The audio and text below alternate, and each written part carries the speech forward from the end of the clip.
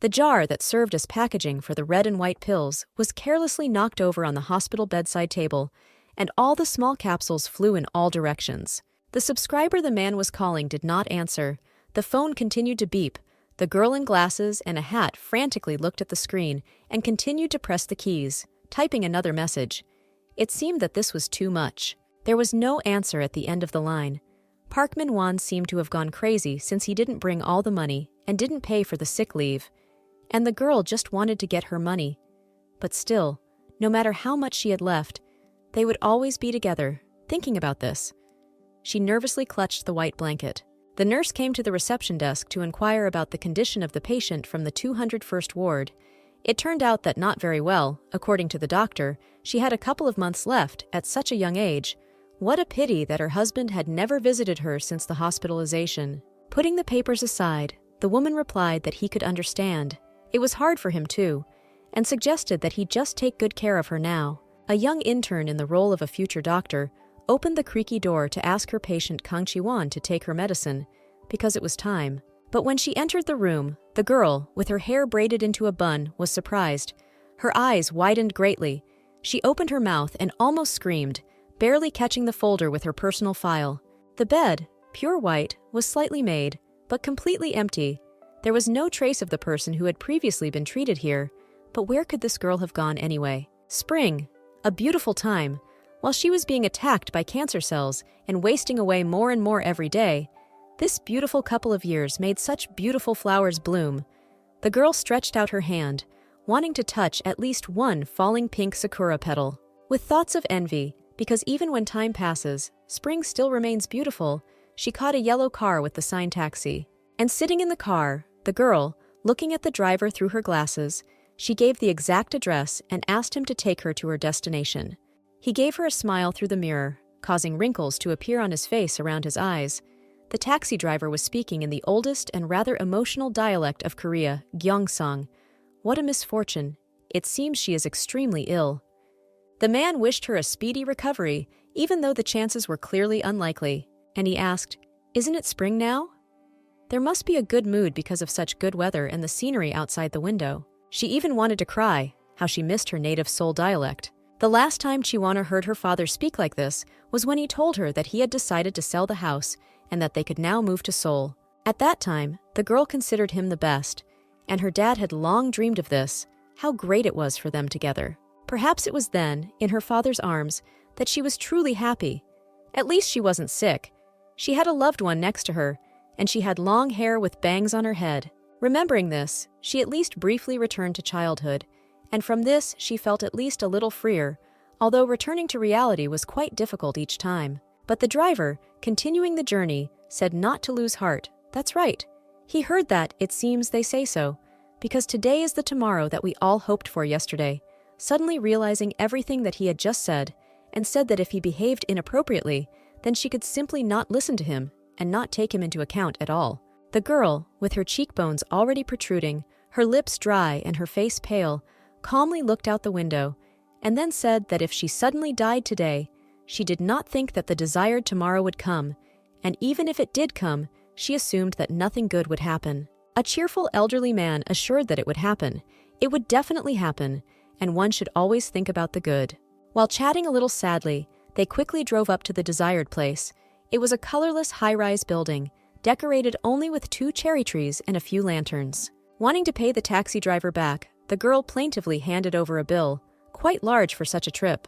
She sincerely asked him to take it, but he flatly refused. He didn't need it. Folding her palm together with the treasured banknote, the old man asked her to imagine that this was pocket money that her father had given her. In any case, everything will be fine. Soon she will be running around like a fighter and earning a lot of money. The man admitted that he feels as if he met a dying child. However, he did this not because today was probably her last day, but because she was his last client. With wishes for a good and beautiful life, he made this promise a payment and removed his hand. Moving her dry lips, she barely confirmed her promise. But somewhere in her soul, she understood that this was not enough to keep her word. The man stepped on the gas, and the taxi took off, leaving a trail of smoke behind it, while the girl continued to stand there, looking after him. Only then, turning her hand, she looked at the bill and discovered a small candy on it, wrapped in a yellow wrapper with white dots. Imagining the man again, holding out a sweet in his hand, she mentally thanked him for trying to lift her spirits. Right under the falling sakura, she realized that perhaps this was the last good memory that had left its mark on this lousy life, and she couldn't believe that she was its owner. Having entered the high-rise building, she went up to the right floor, walked along the corridor, and, having found what seemed to be the right door, froze. Only a thin shadow of her was visible on the wall. It was the house she'd returned to after several months, and now stood for a long time, not daring to enter. Having collected her thoughts, she nevertheless pulled the handle, and the door gave way easily, unlocking all the secrets. Opening the iron thing and going inside, she saw clothes scattered along the way to the bedroom, and someone else's women's heels in the hallway. What could this all mean? These shoes are her gift to Suman, so why are they here? Seeing the light coming from a slightly open door in the distance, she walked straight towards it, involuntarily becoming a witness to a dialogue about a deposit and some kind of move. As she walked further, she discovered a pile of different clothes, from a shirt to a tie, but she continued to shuffle her slippers across the parquet floor towards the room. Unfortunately, the voices sounded quite familiar. Together they were discussing rent deposits and dreams of living in a new home. Opening the door a little wider, creating a gap, and hoping only that it wouldn't creak, the girl found two lovebirds cooing in bed. The guy on the left promised to get insurance and immediately sign a contract with a real estate agent. As soon as she heard the amount, her eyes widened. It was 500 million won. It was truly a huge amount of money for any person. Covering her mouth with her hand and holding her breath, the girl continued to listen. The guy was telling her that her father also died of cancer, and cancer can be hereditary. So before she was admitted to the hospital, she often complained of stomach pain, and he only pretended, saying that nothing terrible could happen. But just in case, he persuaded her to take out insurance. From the obvious anticipation of money, the short-haired girl opened her mouth and burst into laughter, sweetly asking her beloved to buy her just one more handbag with this money, despite the fact that he had already bought her one last month. Since the longest period she was given was 6 months, she didn't have long to wait, and then he would buy her everything she wanted. How their reasoning was sweetly and abruptly interrupted. Both shuddered in horror and began to cover themselves with a blanket. It is quite symbolic that in this bedroom, where they cheated on her, there hung a painting portrait from their happy wedding, consider in a past life. Together, they squealed in fear and began to wrestle and snatch from each other the very blanket under which they had just recently been lying and talking so sweetly. Of course, they started making excuses. What else could they do? Even the guy ran up to her, not having time to get dressed, in an attempt to explain that everything was not at all as she understood it. She couldn't comprehend how hurt she was. She could only call them crazy bastards in a frustrated and angry tone, while tears slowly rolled down her eyes.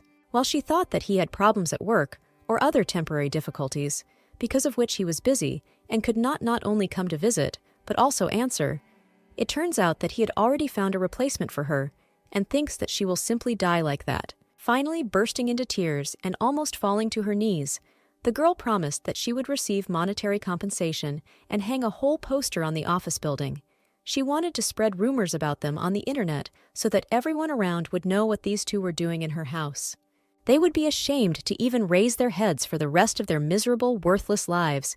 And as for insurance and handbags, even though she didn't dream about them, right now, Shavona wanted only one thing: for them to suffer in multiples of the amount they had made off of her by that moment.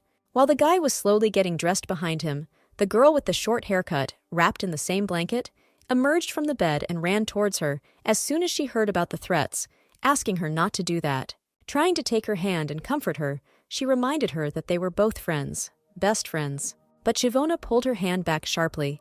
She could only laugh at this brainless, impudent woman. How could she not be ashamed to behave like this, and also humiliate herself? Can a person who waits for his girlfriend to die so he can live with her husband on the insurance money be called a friend? I wonder if she has already calculated on a calculator how much the insurance will be. Throwing herself at her feet on the floor, her friend begged her not to tell anyone about this in the office, because she would be judged and laughed at, and perhaps even fired from her beloved job. She couldn't believe how important her home and job were to this girl in such a situation. Suman burst into tears. What else could she do? Living people must live, and she would die anyway. It was impossible to hear something like that, especially from someone who was previously close to you. So without thinking, she pounced on her former friend, grabbing that stupid hair, trying to pull it out by the roots and clumps. When his beloved screamed, asking for help and salvation, he, of course, rushed to her aid, trying to separate the two clashing friends, or at least to get one of them to let go of the other's hands. Finally, he succeeded, but at what cost? In a fit of defense and aggression, he swung at the sick girl and slapped her, and all this right next to the painting, the photograph in which they were once happy together.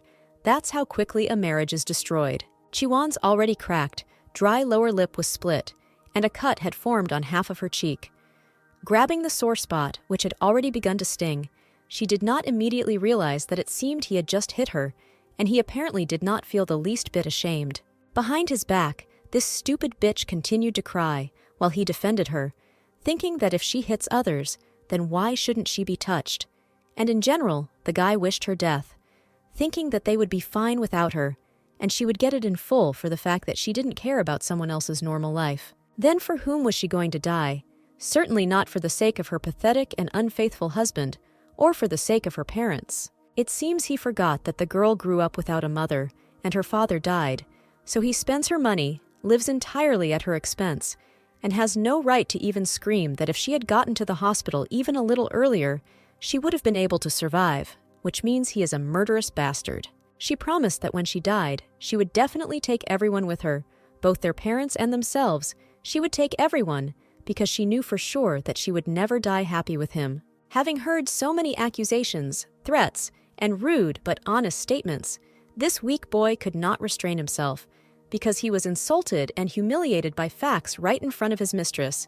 It was necessary to maintain the face of a tough man, which is why he hit the poor woman on the head with all his might. She wouldn't have died from one blow, but from the consequences, in the form of a blow to the head on the corner of the table right in the temple. Yes, the girl immediately, almost immediately, jumped back and hit the floor with a crash, landing on the floor, staining everything in blood. While her eyes were open, she could still see at least a little of the pool of blood coming from her head in front of her, but she could no longer comprehend whether this was really the end. How her head ached, and her body did not obey at all. Sumin continued to whine, asking if her friend had died, and the man seemed to not care, but she would have died anyway someday. They, on the contrary, helped her not to suffer. The silhouettes in her field of vision became blurrier, until the light disappeared from her eyes altogether, and then it became dark and truly scary. Was fate mocking her? They told her that the shortest term was 3 months, the longest was 6, and if a miracle did happen, then maybe a year.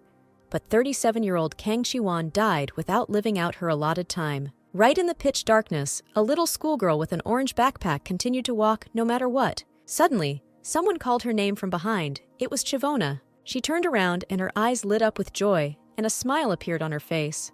She finally met her dad here. But since they had little time, he quickly extended his little finger, asking her to promise him something. They crossed their little fingers, and then he asked her to give him this promise as a gift. It would be more than enough. Smiling from ear to ear, her father wanted her to promise to live happily, regardless of anything. Then the little girl just laughed. It was so easy. Everyone could live happily.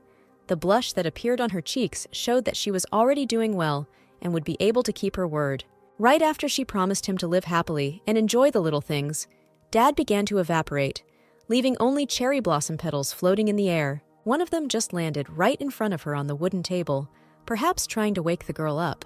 But he didn't succeed, and someone else had to do it, of course. It was a shame to interrupt her sleep, but lunch had long since ended. From the yawns and stretches of the girl with the brown ponytail, it was clear that she had overworked herself yesterday, so much so that she seemed to have gone completely crazy. Where had she heard that voice before, which was now politely asking if she was okay? In front of her stood a lady with a black bob, asking her not to work so hard in the future, since it was affecting her health. It seems to have been about 10 years ago. She was asked to drink a glass of cool water, and only then to come in, clearly worried about her condition.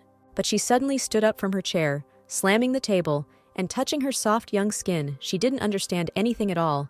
It couldn't be that why she was alive. And she looked so young, with a sleepy, disheveled ponytail with strands of hair sticking out and a blue badge on her neck. Although she was absolutely sure that Park Manhwa had hit her with all his strength, and she had died. Suddenly, a vibration came from a pink, shiny telephone on the table. Having found it and picked it up, Siobhan opened the device. It had been so long since she had used it, she had even forgotten where to press. The date on the screen stated that it was now April 10, 2009. How could it be that her entire life and marriage had been ruined by her husband and best friend, and now she was back in time 10 years ago? Taking the glasses from the table and putting them on, the girl gained clear vision. Maybe at least this will help her understand what the hell is going on. Suddenly she is sleeping now. It can't be otherwise. Sitting back down, she thought, maybe this is a moment in life that can be relived before death, so to speak, for the last time. But then why exactly 10 years ago? Maybe that's when everything changed dramatically, and now she has a chance to try to fix everything. A painfully familiar voice suddenly sounded behind her, and she already guessed who it belonged to. It was Park Manhwa. She didn't even have to turn around to realize who it was. But out of politeness, she looked around. And what the hell was this bastard doing here? Why was everything exactly like this? An overly polite and sweet guy with coffee in his hands, like an angel descended from heaven, noticed that she had not been there before. She had disappeared somewhere. And what was she doing here now? And where had she been? Everyone had looked for her. Her face turned very pale, looking at her own killer. The girl trembled violently, either from fear or from a desire for revenge. This painful look made the young guy wonder what could have happened if everything was okay with her. And shouldn't she be working now? Now she saw a completely different person in front of her, and she could never have imagined that one day he would wish her death, threaten her, cheat on her with a friend. And in the end, she couldn't guess that it was he who would kill her. What a pretending bastard he was. While this walking horror advised her to go to the doctor, she quickly put everything off the table and stood up. Passing by this moral monster, she did not explain or apologize in any way, but simply advised him to leave. Then he grabbed her hand, stopped her, and tried to figure out what was wrong with her. But this time she promised to be braver, so she pulled her hand out of his clutches with all her strength. The guy was taken aback, especially when she started screaming at the whole office for him to let her go, not speak, and not even look in her direction. Then she heard another familiar voice. It was so squeaky and disgusting coming from the person who was heading here. It turned out to be that same friend, only now her red hair was down to her shoulder blades, and she was running plaintively in their direction, as if sadly asking what was going on here. Continuing to pretend that she was genuinely worried about the couple, she noted that they could be heard even outside on the street. Seeing this girl, Chiwon remembered how in her past life she cried loudly, squeezing out every tear, and said that she no longer had a choice, since living people must live, and she was going to die anyway. The whole pair of traitors are assembled. Did these rats really think of getting her after death? Gritting her teeth in hatred, she froze in place, not knowing what to say. She only managed to make a short sound from her mouth. Silly Suman didn't hear him either. She stood in bewilderment with her mouth slightly open, her eyes wide open, and her eyelashes fluttering. She looked truly innocent, which was a miracle. However, now, for the first time, looking at her sweet little face, the girl really wanted to break it. Tears began to flow on their own, and were already rolling down her chin. Or maybe she was dreaming all of this, and now she would wake up in a white room, or she would never wake up. Her eyes were red from crying, and a faint blush appeared on her cheeks. Chivona just stood there and looked through her friend, when a female voice called out to her. From behind the wall against which the red-haired beast was leaning, a woman with a fashionable side-swept haircut and a cup of coffee in her hands emerged, asking to be a little quieter. But seeing the condition of the worker, she could not pass by, and began to ask what was wrong with her and why the girl was crying so much. Miss Young, as if she was the only one who cared, with her interest, she forced the girl to pull herself together and wipe away the tears that were randomly pouring down her cheeks in different directions. It seems the manager is looking for her everywhere and is saying something serious. But what did he want from the poor girl? But orders are orders. So she headed towards his office, and around her there really was an atmosphere of her memories from 2009. What shameless bastards! They don't even let her die in peace. Siobhan walked up to the transparent glass, reading the inscription of the company she worked for. She accidentally saw her reflection again. This man was a manager, and perhaps the most normal and good-natured person in her life. His name was on the tip of her tongue. Who was it? Finally, she remembered. He was tall and always wore one suit, didn't say anything unnecessary, only what was to the point, and his name was Manager Yoo-ji Hyuk. This business person asked not to forget that she was at work and to behave with dignity. Even if something happened, you need to separate work and everything else. According to her recollections, she worked here, in this company, about 10 years ago, and had already forgotten how things were organized here, so all she could do was frantically apologize. Calmly handing her the folder, he informed her that the necessary edits had been made, and she could continue as was. Only now, she had no more work for today, so she could get ready and go home. Taking the blue folder in her hands, she discovered that there was a handkerchief lying right on top of it. The manager had definitely given it to her. There was nowhere else it could have come from. The guy suddenly started saying that containing emotions is a skill that can be learned.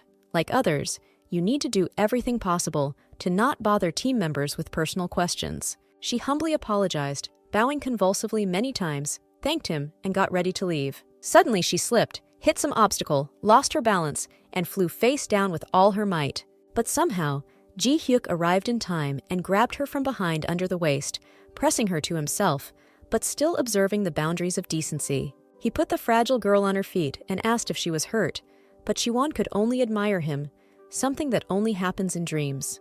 Then the man took matters into his own hands and concluded that she seemed to be dizzy, while she continued to stand, a little shocked by what had happened, since it was the first time she had touched him. Brushing aside all the illnesses attributed to her, the girl decided to quickly leave this office and his presence. Turning around, she simply walked away, and her hair, tightly gathered into a ponytail on her head, only swayed from side to side.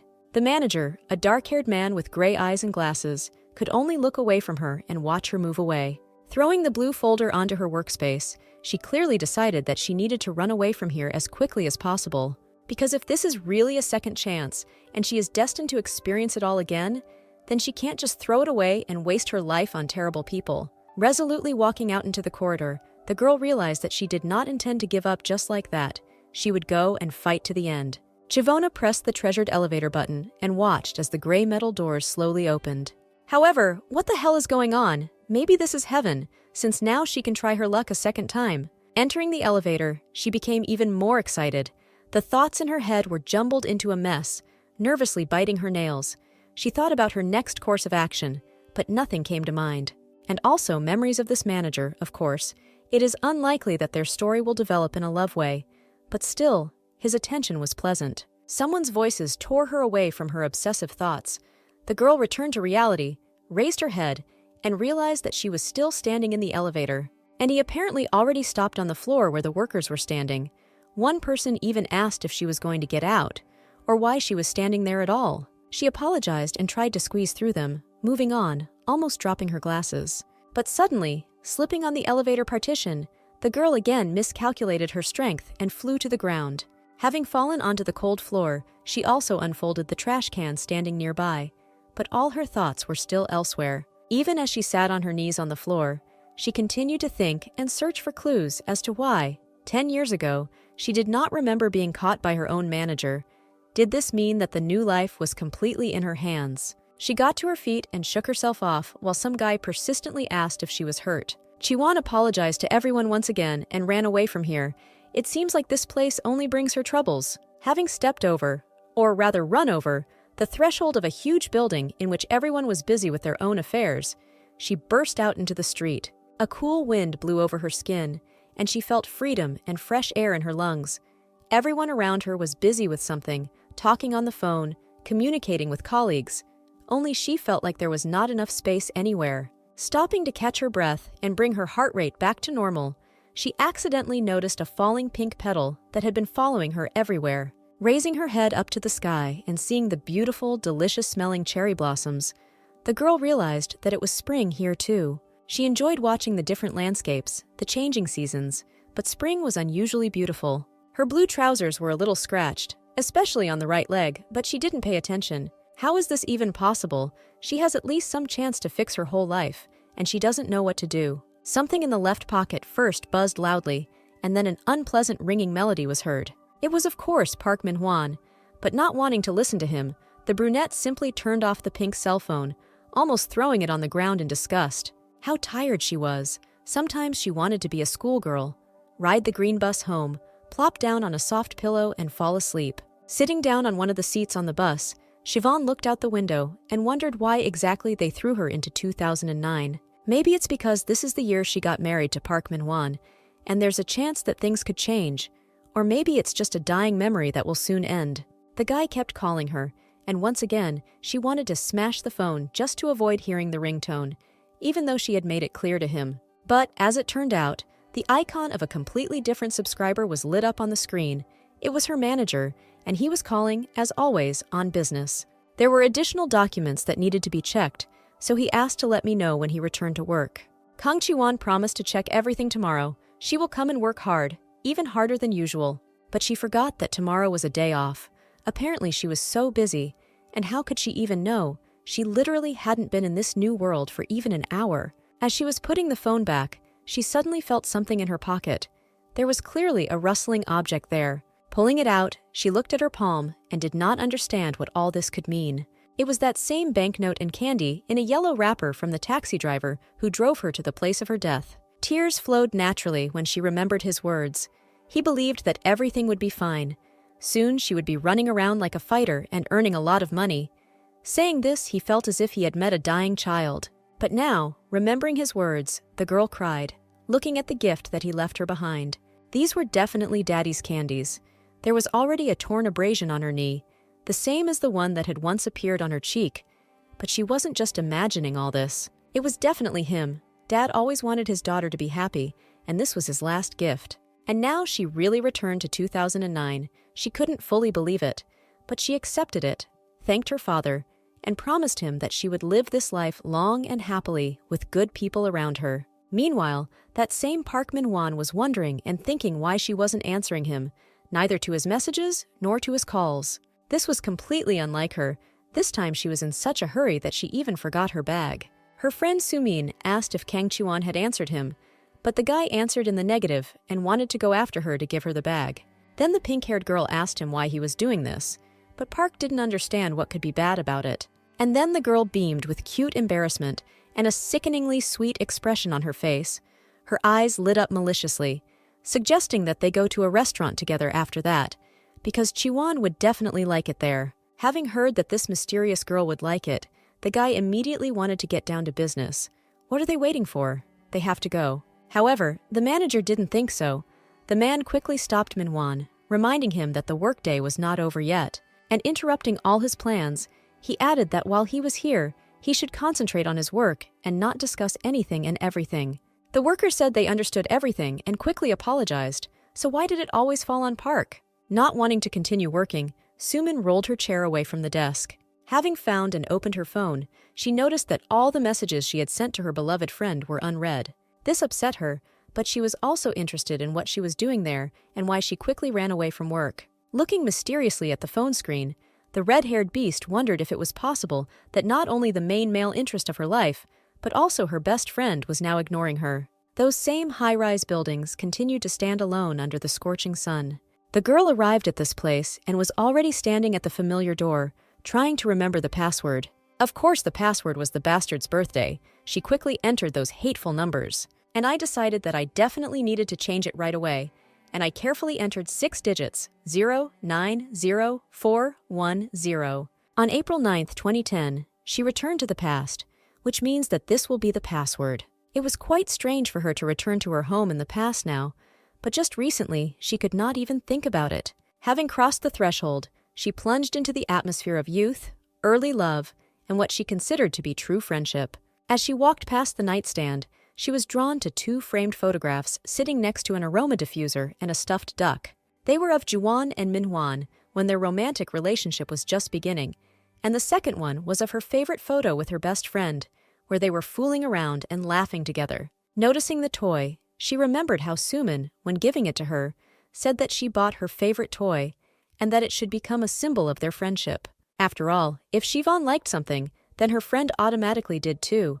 But it's ironic that she liked her husband too. It was even strange. Usually the people she liked confessed their love to Sulin.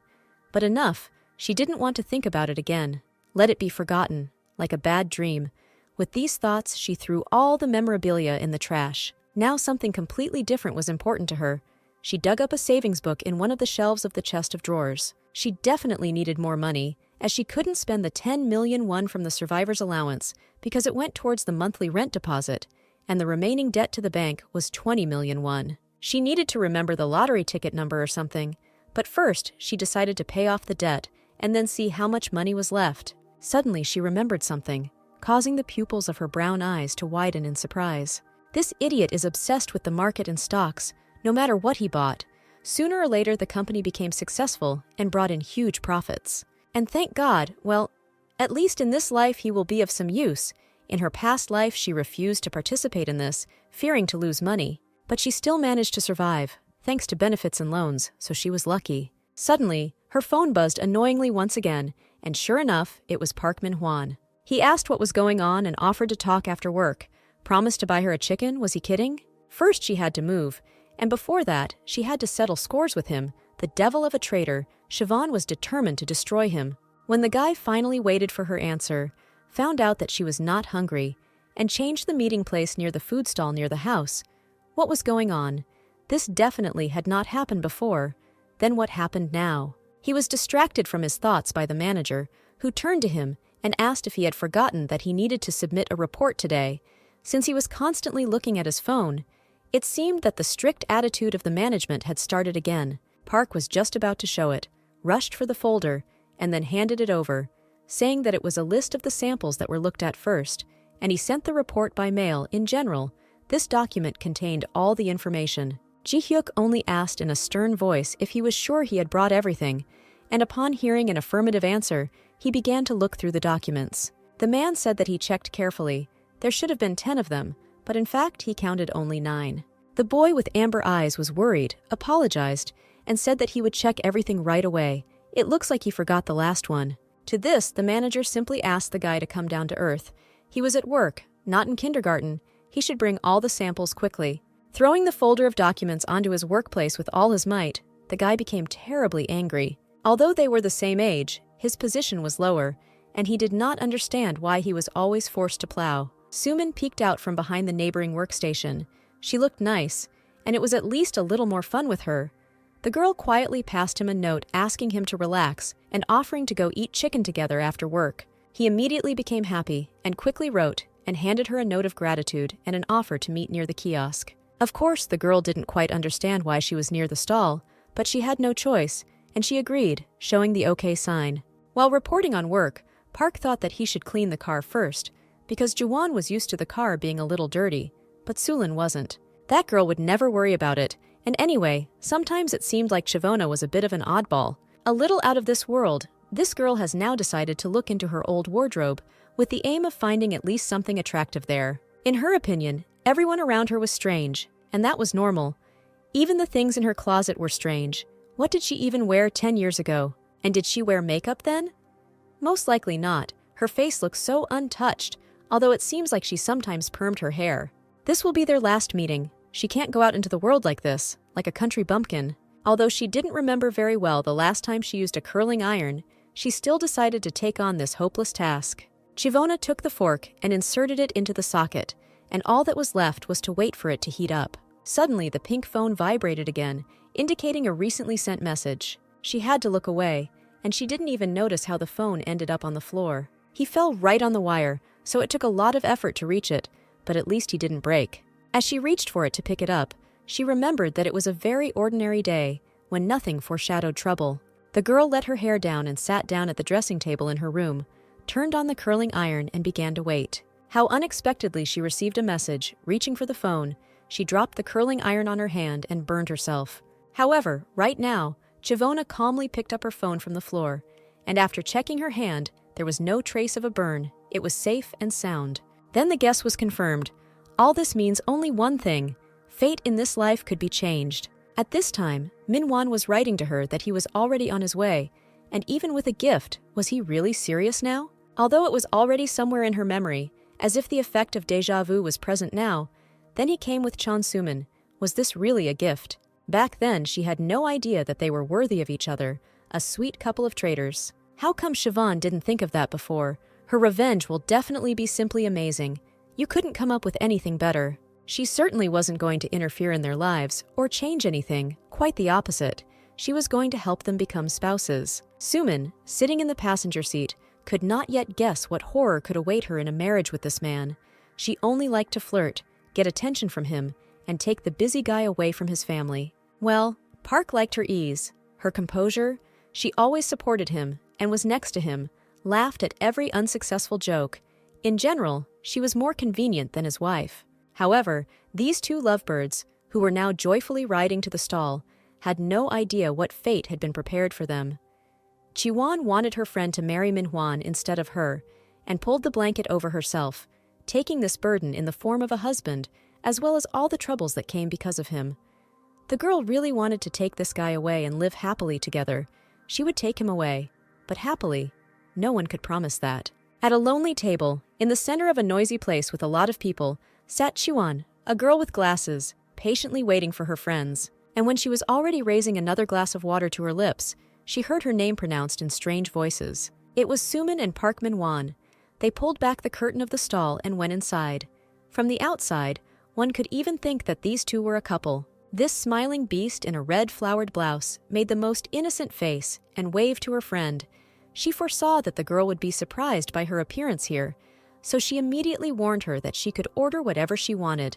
Today, everything was on her account. Sitting down, the guy said that Sumin was already very worried, and apparently that's why she decided to celebrate first. Funny. Dodging questions about leaving work early, the girl decided to turn to the menu and find out what interesting things they had today. She made excuses about digestive problems and ordered chicken feet and grilled fish soup, while she was thinking about how much her friend was annoying her. Park didn't mind the chicken feet at all, but Sumin replied that she liked the same things as Chiwon. Adjusting her pink hair and tucking a strand behind her ear, the girl opened a view of her earrings. She gave them these earrings once, and Chiwon, the fool, wore them with joy, although they didn't even suit her. Park Min-won was very surprised when he heard that they were friends, because they were not at all similar to each other. She immediately began to tell that Shavona had no friends except her since childhood, and what can I say, they were inseparable. Like a cunning fox, the girl continued to lie, saying that Shavona had grown up and become prettier, the spitting image of a model from the cover of a magazine, but she still looked like a fifth grader. Suddenly, out of the blue, she offered Assistant Park to give her his hand to put their palms together. And then, she seemed to be genuinely surprised by his size and began to praise how big and wide his hand was, just like Shavona's. For some reason, Sumin admitted that she really wants to become tall and slim like her friend, but she can't do it. To which the girl in glasses advised to stop eating whatever she wanted and think about healthy food. Then perhaps she would become the same. After all, her friend has never tried any healthy diet. She constantly eats all sorts of nonsense, even though she doesn't want to, but she still agreed with Siobhan's words. And abruptly changing the subject, with a joyful cry, she suggested celebrating all this, bringing a glass of alcohol to clink, a shot for each. Knocking on them was just disgusting, so the brunette decided to just watch their behavior. She was finally going to find out the depth of their deceit, which she had not noticed before and had passed by. These chicken feet looked so delicious, even glistening from the oil and spices they contained. Sumin had said before that she loved them, but now she shuddered with horror at the mere mention of them, not to mention the sight of them. Surely the guy reminded her about the phrase that she likes everything that Chiwon likes, and it's strange that this time everything didn't go quite according to plan, because at that time her friend was eating with pleasure, considering this dish to be delicious. And then Sumin plucked up the courage to ask if she really liked them so much, since she even smiled from joy and taste sensations. But what is she even talking about now? They both ordered chicken feet here so many times, and last time she ate 3 servings at once. Has she really forgotten?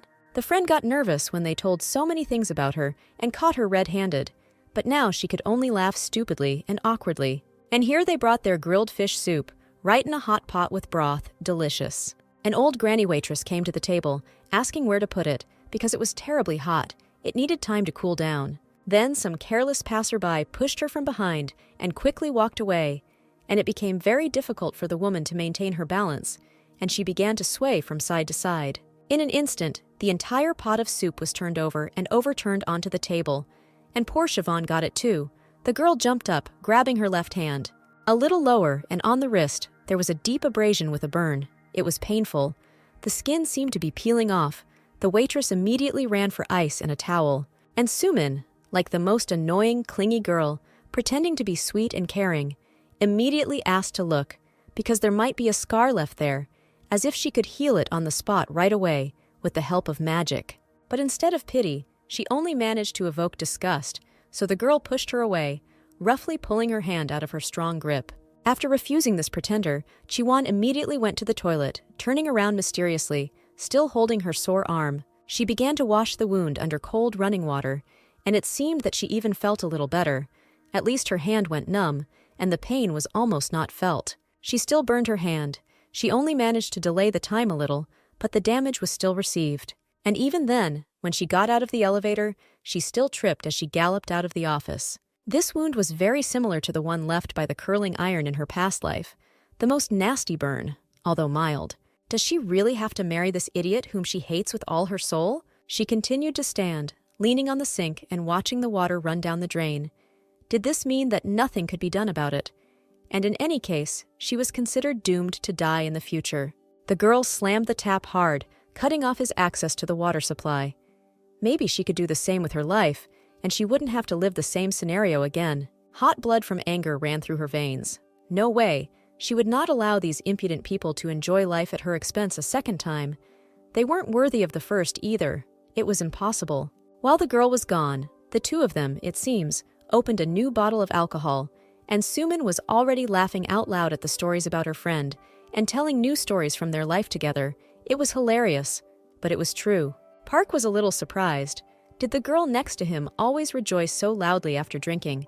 But she claimed that she was not drunk, and if so, then Shavona would definitely carry her home in her arms. That's what girlfriends are for. One glass of alcohol left her face as red as a tomato, which means her limit is 3, maximum 4 glasses. Already barely able to speak, but still holding onto her favorite glass, Sumin asked her assistant what he liked so much about Cheon. At the mere mention of a romantic relationship between them, the bandaged hand twitched, automatically clenching into a fist. The guy started describing what he liked and said that she was smart, very kind and hardworking, and he had never met anyone like her. Was he really telling the truth then? I can't believe it. Of course, yes, she is kind. But his friend decided to change the subject and asked him to aim for the bull's eye while he poured alcohol into the glass. Manhwa asked to always support her no matter what happens, because she is an important and good person in their life. What a horror! These two are clearly worth each other, scoundrels. As soon as the friend noticed Shavona, she happily jumped on the chair, unable to hold back her laughter. With her mouth open and her eyes closed, she happily asked to feed her the fish as quickly as possible. And when the girl shoved a huge piece of fish with chopsticks right into her mouth up to the throat, finally shutting up this annoying girl, apparently she didn't like it very much. The poor little girl started coughing, and then they advised her to eat slowly. It seems she drank too much, since she no longer sees boundaries and cannot feed herself. And as soon as they started offering to call her a taxi, she suddenly sobered up, saying that she was not drunk at all. Even though she was as red as a ripe tomato, when Chiwon stood up and walked towards her, trying to take her arm, she still tried to refuse. How could she leave them alone? However, the girl didn't care. It was dark now, and she was drunk. You never know who was walking the streets now, and the girl was young, and no one would see her off. It would be better to call a taxi. Having loaded the baby into the taxi, the brunette asked to take her to Sinlim Street and thanked her in advance. Even sitting in the back seat of the car, sober as a judge, Sumin tried to stop her friend. But it was too late. She slammed the door with a bang and sent this upstart home. Finally, peace and quiet. Have a nice trip. The guy at the table was slowly finishing his alcohol in proud solitude. It was a pity to even look at him. He was already knocking on the table with his empty glass, thinking about something mysterious. It clearly seemed to him that it was more fun with Sumin, and Shavona almost never laughs and doesn't even joke. She was good for a quiet family life, but not for fun and noisy public companies. The girl returned quite quickly, because the girl is thin, and alcohol has a strong effect on her. Park agreed, so she's a skinny alcoholic and also a very cute little girl. It's a shame she got drunk. His words made her hair stand on end. What a fool he was to think that she was cute. But since tomorrow was a day off, the girl calmly offered to drink a little more. So what if she hadn't even finished her soup yet? And while pouring alcohol, the girl said that she came here to get drunk, not to eat. From somewhere, the guy noticed a wine stain on her glasses. Apparently it appeared after she dragged the girl into the car. The brown-eyed lady took off her glasses to wipe away the dirt, when suddenly she was instantly transformed. Even the young man opposite, Park Min-won, noticed this. She had changed a lot. She didn't look like herself at all. She was a completely different, more beautiful person, so to speak. Why doesn't she go for laser vision correction then, since she looks so good without glasses? Putting her glasses aside, Chivona said that she planned to do this on her next vacation, by which time her salary would probably increase a little, or it would be better to buy shares. Having gulped down the entire glass, just to get his say in as quickly as possible, Park admitted that he was surprised that she was also interested in them. Of course, as he probably already understood, she doesn't understand them at all, so she urgently needs an experienced mentor who will help. Having volunteered to help, he said that he had been in this topic for a long time, so he would have something to tell. And after that, they decided to drink to health, quite symbolically. They spent a huge amount of time talking and didn't even notice how suddenly it got dark. The stupid boy walked her straight home. It was nothing to him. Thank God she got off with just a burn today. Having wished the girl good night and tomorrow's meeting, he leaned over her head and kissed her forehead. Having answered that she would go on foot from here, Chivona turned around and left.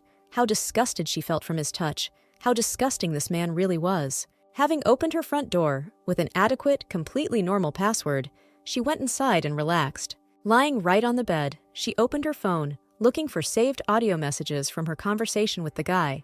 Everything was thought out in advance, and he fell for it. In voice messages recorded on a dictaphone, he advised, since he is still a newbie, to start with companies producing electrical goods. Park, for example, bought a couple of shares of the company Duksan. They produce semiconductors on a huge scale, and also bought a share in the pharmaceutical company G, but they will take a long time. That is, you will have to wait longer for profit. One of the companies is currently under the radar, and no one pays attention to them. Although they are very experienced, promising, he considers it necessary to take them too for the long term. And also, recently, a new game development company appeared on the market. After listening to everything, the girl, calmly lounging on the sofa, mentally thanked Park Min-won, since the compensation would be astronomical, and she would be able to receive a huge fortune, get rich, do whatever she wanted, and of course, take revenge on this couple of traitors. The next day, she wrote to Park Min-won that she was very tired and would hardly go anywhere, so they would meet up sometime later. Having rejected the annoying guy and put her phone aside, Chivona began to reread the annotation of one of the books on the library shelves. She tried her best to understand the contents of the book, but it seemed to be nothing but scribbles, numbers, and graphs. Why write so many incomprehensible words? How can she even learn this if she doesn't even understand what we're talking about? There must be a book about the basics of trading in the market somewhere around here, and why is it placed so high, on the very last shelf from the bottom up? With her hand, no, at least with her index finger, she tried to reach the book she needed, but her height and high position did not allow her to do so. Of course, she had no intention of giving up. But was this a sign of fate? Maybe this was not her chance to get rich this way. Suddenly, a larger hand overtook her small hand and deftly pulled the treasured snow-white book from the shelf. While the man in the suit standing next to him was reading the title of the book, the girl decided to turn around and thank him properly for his help. But it turned out to be the manager, pointing to the title of the book, which simply screamed about the main principles of a successful trader. He asked with interest whether Miss Siobhan was going to quit her job. In this stately, stylish, tall man in a suit, she recognized Yoo Ji-hyuk and was more than shocked to see him there. Giving her the book, he reminded her that he was still waiting for an answer, but the girl panicked and immediately began to frantically deny everything. She admitted that she simply saw Min-won trading stocks in the office, and it kind of piqued her interest. Judging by the stern expression on her face, it looks like she's finished. And why did they even meet here? He doesn't usually go to places like this. Siobhan tried to run away as quickly as possible. She was stopped by the extremely interested voice of her handsome boss, asking if she was in a hurry to meet this Min-won. Having answered negatively, she immediately asked for a favor, not to tell anyone that they met here. Putting her finger to her lips, hinting to him to remain silent, she told him that Park thought she was ill and that she was feeling very bad right now. But now she seems to be here, and completely healthy, calmly choosing a book for the evening. At exactly the same moment he suggested that they go somewhere, the girl said that she wanted to be alone this weekend and have a proper rest. And when she realized that she had not heard what he was going to say, she apologized for interrupting and asked again, but the guy replied, upset, that he had not wanted to say anything. Wishing to see her at the office tomorrow, he turned his back and began choosing a book for himself, as if that was all he had been doing all this time. But he definitely wanted to tell her something. Unable to restrain himself, he finally complimented her earrings. They really suited her, and the previous ones, in his personal opinion, were not pretty at all. Of course it was a gift from Suman, and she knew it from the very beginning. The manager's compliment did not shock her at all, as if it was a usual thing. After bowing respectfully to him several times in farewell, She thanked him and left. They would still see each other in the office. While the girl quickly and nervously left, the guy put the random book aside and preferred to watch his beloved silhouette walking away from here. And why did this idiot interrupt him? What if he wanted to say something important, something about Park, or Suman, or even give her a bonus, scold her, or invite her to rest? And now she will have to feel awkward next to such and such a man. Their company's high-rise building stood motionless, and at 7 in the morning it remained the same. At exactly 7:23, the girl entered the office building, determined to succeed. How nice it is to arrive at work first and see empty seats instead of the usual annoying faces. She had a lot to do today, so she was full of enthusiasm, until I saw another person at the table to the side. It was the manager. How long had he been sitting here? Coming closer, the girl realized that he was sleeping, right at his workplace, and he generally went home, or spent the night here all this time. It was hard to tell from the darkness in his office. Something was very dim here, so Chivona decided to open the blinds. His sleeping face was even more beautiful than when he was conscious. The guy even slept in his sleep with his arms crossed over his chest. Of course, she came even closer to take a good look at him. But the main thing was to wake him up. I didn't even notice how I started admiring him, and he really does look good, has a very good appearance, and looks a bit like a cute baby up close. And without glasses, he looks even more handsome. And in his sleeping form, he didn't look as strict and serious as in everyday life or at work. A few seconds later, the menacing guy finally opened his eyes, instantly squinting from the sunlight falling directly on his iris. He looked sleepy and a little unhappy. Apparently, he didn't really want to be woken up. Opening his eyes, he turned his head and face completely towards her, stared straight into her eyes, and called her by name, Kang Chi-won. Why did she get scared and jerk to the side, laughing nervously, while the man rubbed his eyes, putting on glasses to see better? This girl came today somehow too early. Not understanding what he was talking about, she simply replied that she needed to catch up on work from last Friday. She couldn't afford to miss so much time from work. It was only when she sat down in her seat that she realized that either she had misheard, or he had addressed her not as Miss, but simply as Siobhan. But now it was not so important, because it was time to get down to business on which her future condition depended.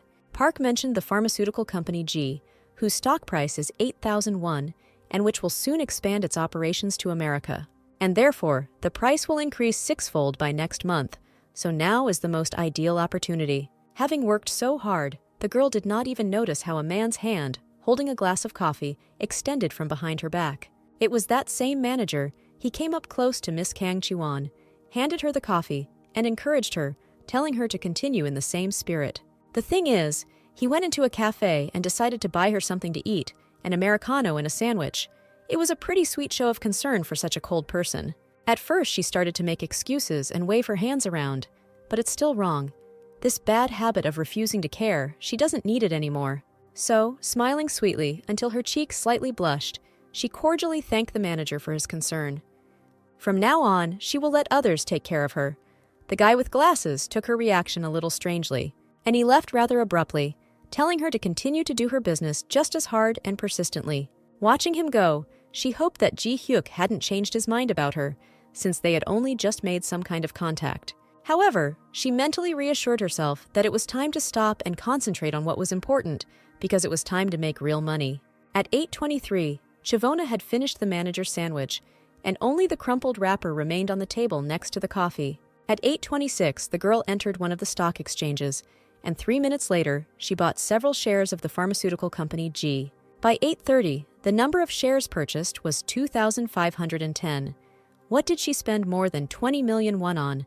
Just on a picture on the screen. At 8:36, Assistant John came to work and greeted all her colleagues in a friendly manner. At about 8:41, the head of the department had already spoken with the manager in his office. Well, at 8:45, the lovebirds came dragging themselves in, telling the story of how they accidentally met at the entrance. Suman immediately asked her friend what she was doing there so early, but Jiwon said that while they were at work, she should address her as Manager Kang's assistant.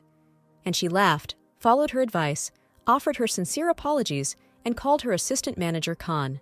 Park, who had just entered the office, took off his coat and asked how the girl was doing. As he himself had already seen, her condition was noticeably better. And the guy seemed to be even happy, until he noticed the Americano on her table.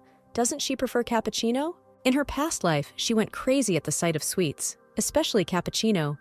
But now she calmly drank Americano because her manager bought it for her. Now everything became clear to him.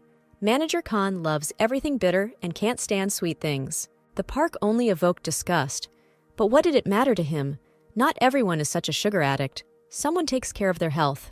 It would be better if this guy worked with such enthusiasm instead of babbling nonsense left and right. Seeing that he was staring at the screen too intently, the girl realized that it seemed to have begun. What was he buying there so diligently?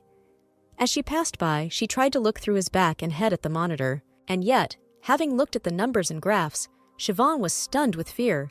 Next to the number 3,500, he pressed the button to sell. But why did he decide to sell everything right now? Did she really record something wrong on the recorder? Or what was her mistake then?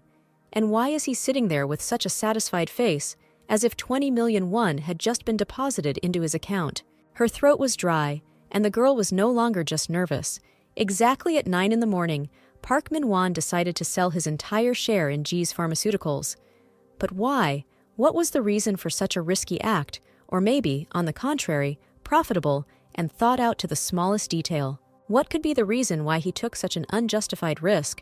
What made him make such a decision, and so unexpectedly? By next month the price should jump almost fivefold. He understands this perfectly well, but for some reason he still sold all the shares. Well, he's not a fool, which means the truth lies in something else. It's time to think. 10 years ago, he invested in this company and increased his capital several times. Now he's only just started making a profit from it. He could have waited and made even more, but he sold everything down to the last share. 3,500 shares with one click. What if he already knows everything? Although no, that's not possible. Damn, Park Min-won made the girl nervous even in her second life. The cheerful guy sitting next to her suddenly asked Chuan why she seemed so serious today, as if something had happened to her and she couldn't get it out of her head. The girl smiled sweetly and said that nothing important had happened. She was just thinking about his advice. He had said something about G's Pharmaceuticals. Immediately understanding what she was talking about, Park said that he sold everything, since he had already received a profit. Then he asked if she watched the news over the weekend. It turns out that a cutting-edge technology company is currently enjoying success. He enthusiastically shared that they will be collaborating with another electronic information company and are also working on a new technology. There is little information yet, but it will be an unreal gun. This is a company whose inventions shook the world, a goldmine for investors, and even those who did not understand stocks knew about them. One day, they released their proprietary mobile software, and their stock went through the roof, only to have it all go back to zero a month later because the CEO went on vacation to Haiti and wasn't monitoring the operations. But then, why would that guy invest in them in the first place? Winking at the girl, Min-won asked her not to tell anyone about this at all. Let it be their little secret that only they know about. After these words, he went off to do some work, and Siobhan remained standing and thinking, looking after him. Well, since this didn't happen in the past, it means that the future can also change. This changed the situation a little.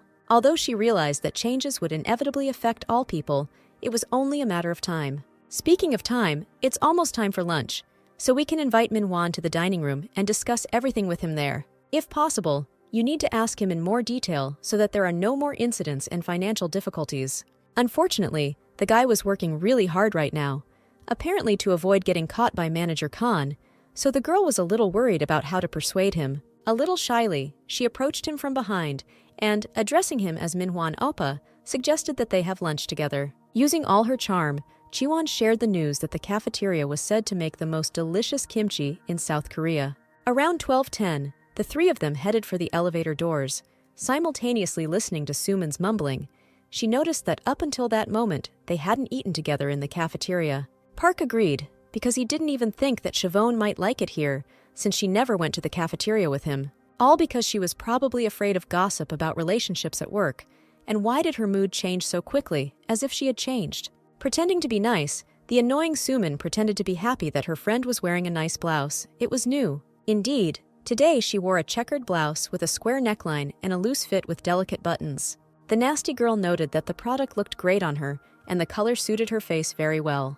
Chivona barely restrained herself from hitting her, but still said the treasured thank you, although she felt notes of envy in her voice. The thing is that in her past life, literally a couple of minutes after the compliment, Suman deliberately spilled the soup from the tray. And he specifically got on this blouse. The clothes did not wash out, and the girl never wore them again. Among the special menu in the canteen today were kimchi soup, vegetable salad, dumplings, and white rice.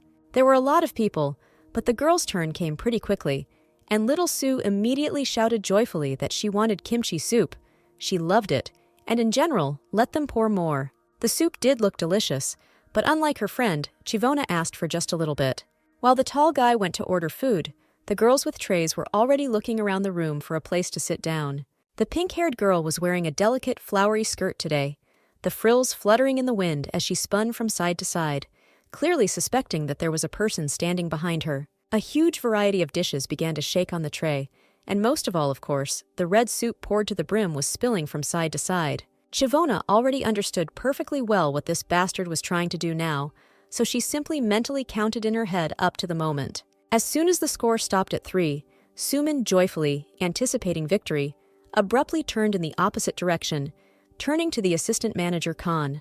However, it was not to be. Instead of his friend, the entire overturned portion of soup was taken by Park Min-won. Such a huge blow, he froze in disgust, still holding his tray. The pathetic little girl immediately started apologizing, not understanding why he was even there when Chivona was supposed to be standing there. The girl tried to act worried, while in her mind she hated her friend for stepping aside, and now this poor boy was taking the rap for her.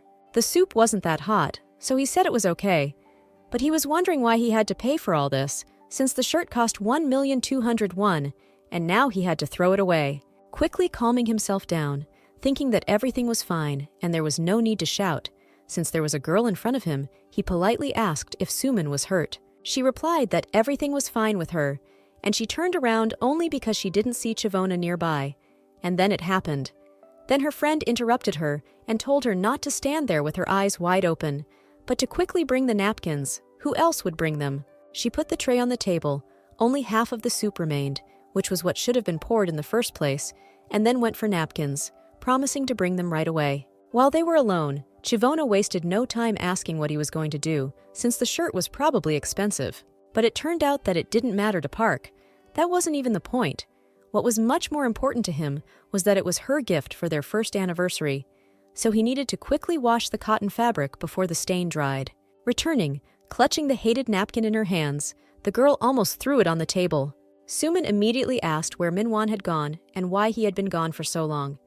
And hearing that he had gone to wash up and had been hanging around in the toilet for several minutes, she just laughed awkwardly. Perhaps, deep down, she was ashamed, but she certainly didn't blame herself. Chivona went to the women's restroom to run some errands and then stood at the sink washing her hands. She was about to turn off the tap and leave the toilet room when she heard a sad voice from the stall. This girl had such a doomed voice that I felt sorry for her and asked what happened. And then the stranger asked if she could borrow a pad from her, if the girl was not busy, of course. Obviously, Siobhan wanted to help her. She couldn't abandon a colleague or any person in trouble. She, listening to the thanks, said to wait a minute while she went and brought it. Having found everything she needed, she handed the things to her through the lower opening of the stall door. And she told me to take as much as I needed, and if I suddenly got wet, then let me take a sweater and cover my pants with it. A sincerely grateful voice was heard from the other side. The girl already thought that she would be stuck here forever. As soon as she came out of the booth, she didn't expect to see the assistant manager Khan. Could it really be her? The brunette with gray eyes was very happy. Miss Hee-yeon immediately began to share how long she had been sitting there, hadn't eaten anything, and had even left her phone at the table, thinking she wouldn't be able to get out of there. That beautiful lady with blushing cheeks, Yoo Hee-yeon, a 25-year-old employee at the company who had joined here a month ago along with Soo-min, was now beaming and insisting that she would be in her debt from now on.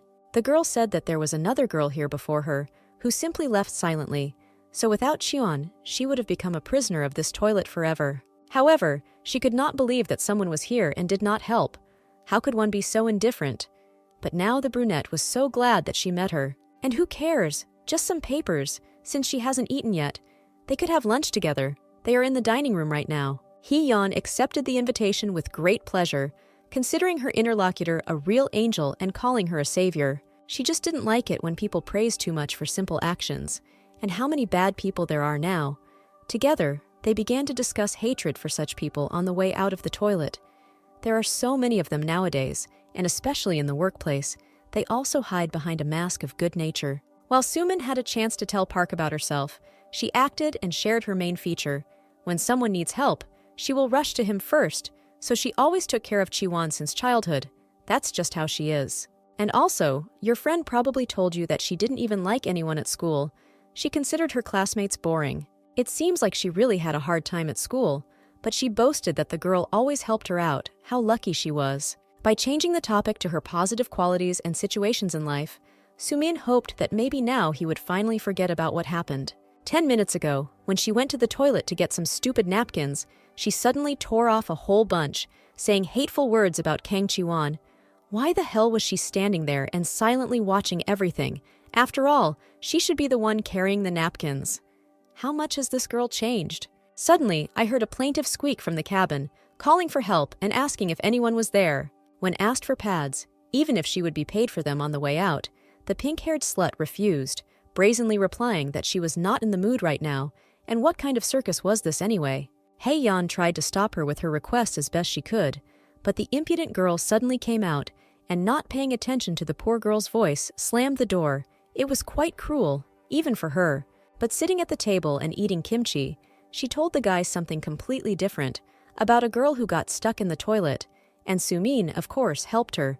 And how could it be otherwise? Because words of gratitude are the most pleasant of all. Suddenly, someone's voice distracted her from her endless story about herself, and their sweet dialogue, or rather, self-loving monologue, was interrupted.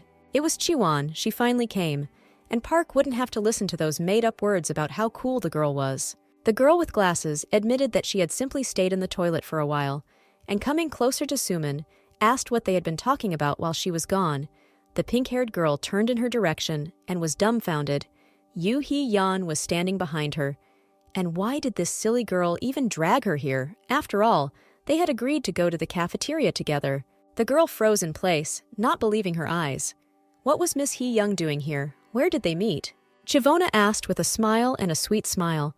No one would mind if another very positive and cool person joined them. Although Sumin didn't really like the addition of another girl to their company, but had to answer positively in order to maintain her reputation as a cutie, her friend in glasses pointed to the seat next to Park, let her sit there.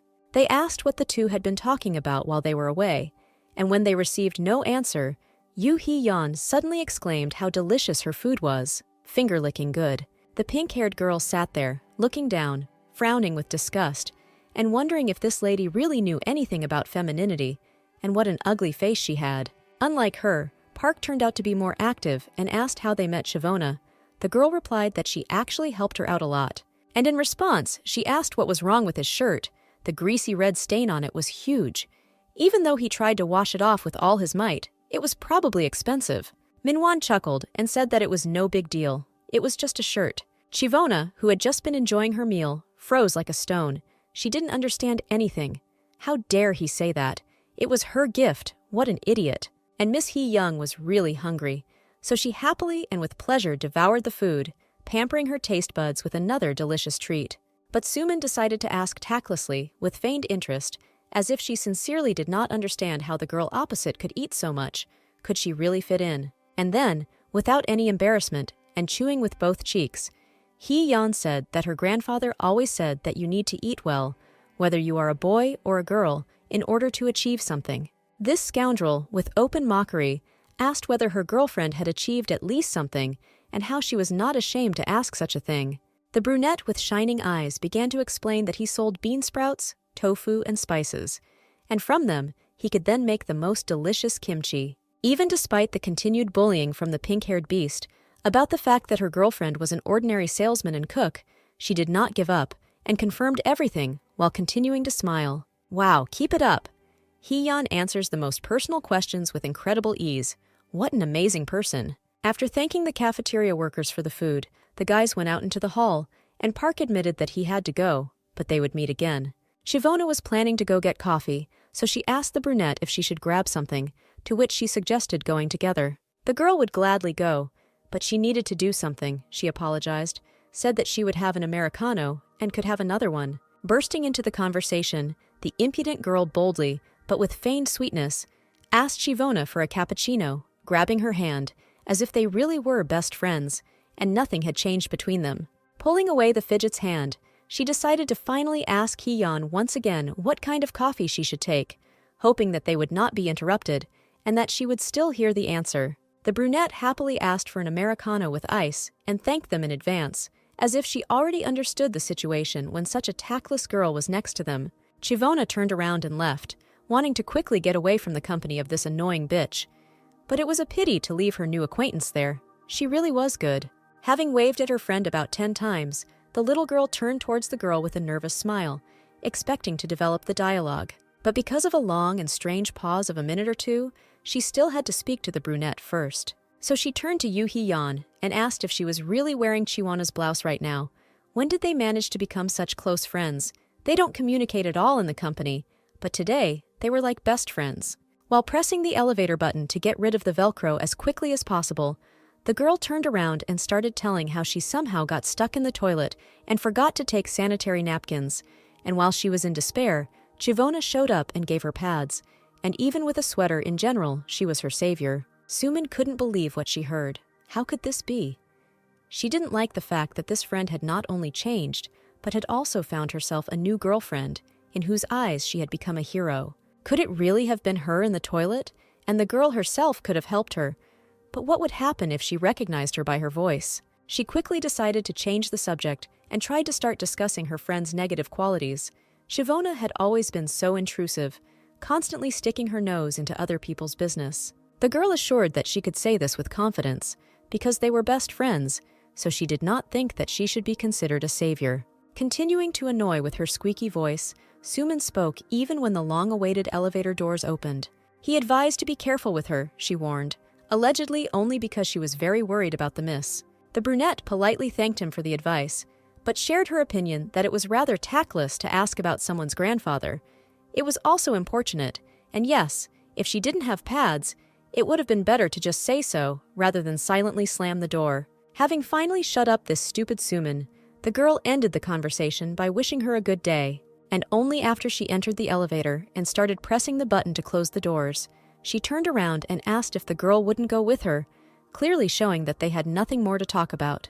The pink-haired beast probably saw for the first time how doors were quickly closed in front of her. No one had ever humiliated her like that. She was furious. And even after the doors slammed shut with a dull thud and the elevator left, she continued to stand there. Looking at the floor, she began to squeeze her light floral dress in anger. It seems this girl knows everything. This shocked her, but what would happen if she spread the rumor? Not only would no one want to talk to her, but they could also fire her, and she would be left without a boyfriend and without a job. She was suddenly brought out of these terrible obsessive thoughts by the head of the department, who found her completely alone, but this was to her advantage. Sumin was about to throw the girl out of the game before she knew it. As soon as the man came closer, she immediately said hello and complimented his tie. It seems he rarely gets compliments, so she really managed to gain his trust. He thanked her and added that the company really appreciates such hard workers. And he began to tell how before that they had 2 women working for them, one an old woman and the other thin as straw. And after them, Sumin appeared, the most beautiful of them. Having thanked him, she began to press on his pity, saying that it was the first time she had heard someone call her beautiful. The girl did not want to seem like a crybaby, but it had been so hard for her lately. But his words immediately inspired her to continue working. Hearing that his poor girl was ill, the man became angry and began asking what had happened and if there was anything he could do to help her. She began to deny it so pitifully, as if it was all really a trifle, mentally hoping that he would continue to insist, and so it happened. And only then, almost crying, sadly looking away, she began to say that she wanted only one thing. Standing on her tiptoes, Sumin reached for his ear, and barely holding back the urge to gag, she said that she just wanted to have a drink with him after work, causing the man to blush even more than ever. Meanwhile, Chivona, at a local cafe, asked for a hot cappuccino and 2 iced Americanos and some cereal. And while I was calmly waiting for my order, I suddenly thought, the manager missed lunch. How does he even live like that? Maybe he only eats cereal. After her thoughts changed to another topic, she suddenly realized that the circumstances had changed. Park sold all the shares before they took off. Sumin spilled the soup, but not on her friend, but on Manhwa. All this meant only one thing, that she too could become rich if she continued to play by the rules of the new life. And just from these thoughts, the girl began to smile. She paid for the order, which was already ready, and abruptly stood up from her seat. On the way back to the office, she couldn't believe that she would be able to tilt everything in her favor, and no one would definitely take anything away from her as they did in her past life. After bringing a few coffee cups into the office, Shavona couldn't understand why the building was half empty and where everyone had gone. The only thing that calmed her down was that in the pile of tables and chairs, she was able to find the manager with her eyes. Coming closer to him for the second time, the girl realized that the guy was sleeping, which was surprising. Having placed the coffee cup on the right side of the table and having informed the sleeping boss about the Americano she had brought, she wondered why she hadn't noticed this before. She works so much. This guy definitely needs to rest more often, or at least sleep in his own bed, not at his workplace. Suddenly, someone approached from behind. She didn't have time to react, and suddenly she was grabbed by the arm and turned around. It was Manhwa, and his face did not inspire any confidence. His amber-brown eyes turned darker as he ordered them to follow him. They needed to talk about something. "Of course," Shavona screamed, and after she didn't wait for an answer to her question about why he was doing this, she began to ask him to let her go quickly. It was becoming really scary. It seems that these screams woke up the peacefully sleeping manager, and it got on his nerves so much that he quietly got up, and instantly snatching the girl's small hand, stood behind her to protect her from this impudent fellow. And this guy clearly didn't expect Yoo Ji-hyuk to show up. Not only did he not like that he defended Chiwon, but he also made him feel humiliated, because from the outside, it really looked like he was going to attack the girl. And she, who barely escaped thanks to her manager, poor thing, immediately grabbed the sore spot on her wrist. Roughly stopping the guy, the man looked at him menacingly and said in the harshest, most languid and serious voice what Park Min-won was going to do. The manager's desire to squeeze his hand until the bones in his hands broke continued to sit in the subcortex of the brain, but he had to restrain himself. After all, Chiwona was nearby. Ji-hyuk continued to hold him by the right hand, not retreating. He asked, waiting for an answer. The guy clearly didn't like the fact that at the most inopportune moment he had to report to the boss, because he just wanted to talk to Chiwon. However, the manager insisted that one must not forget that he was at work and had his own responsibilities, and personal issues should be resolved outside of working hours. The girl continued to stand in a stupor, her huge round brown eyes bulging. The manager was finally convinced that this impudent fellow had understood everything because he explained everything very clearly.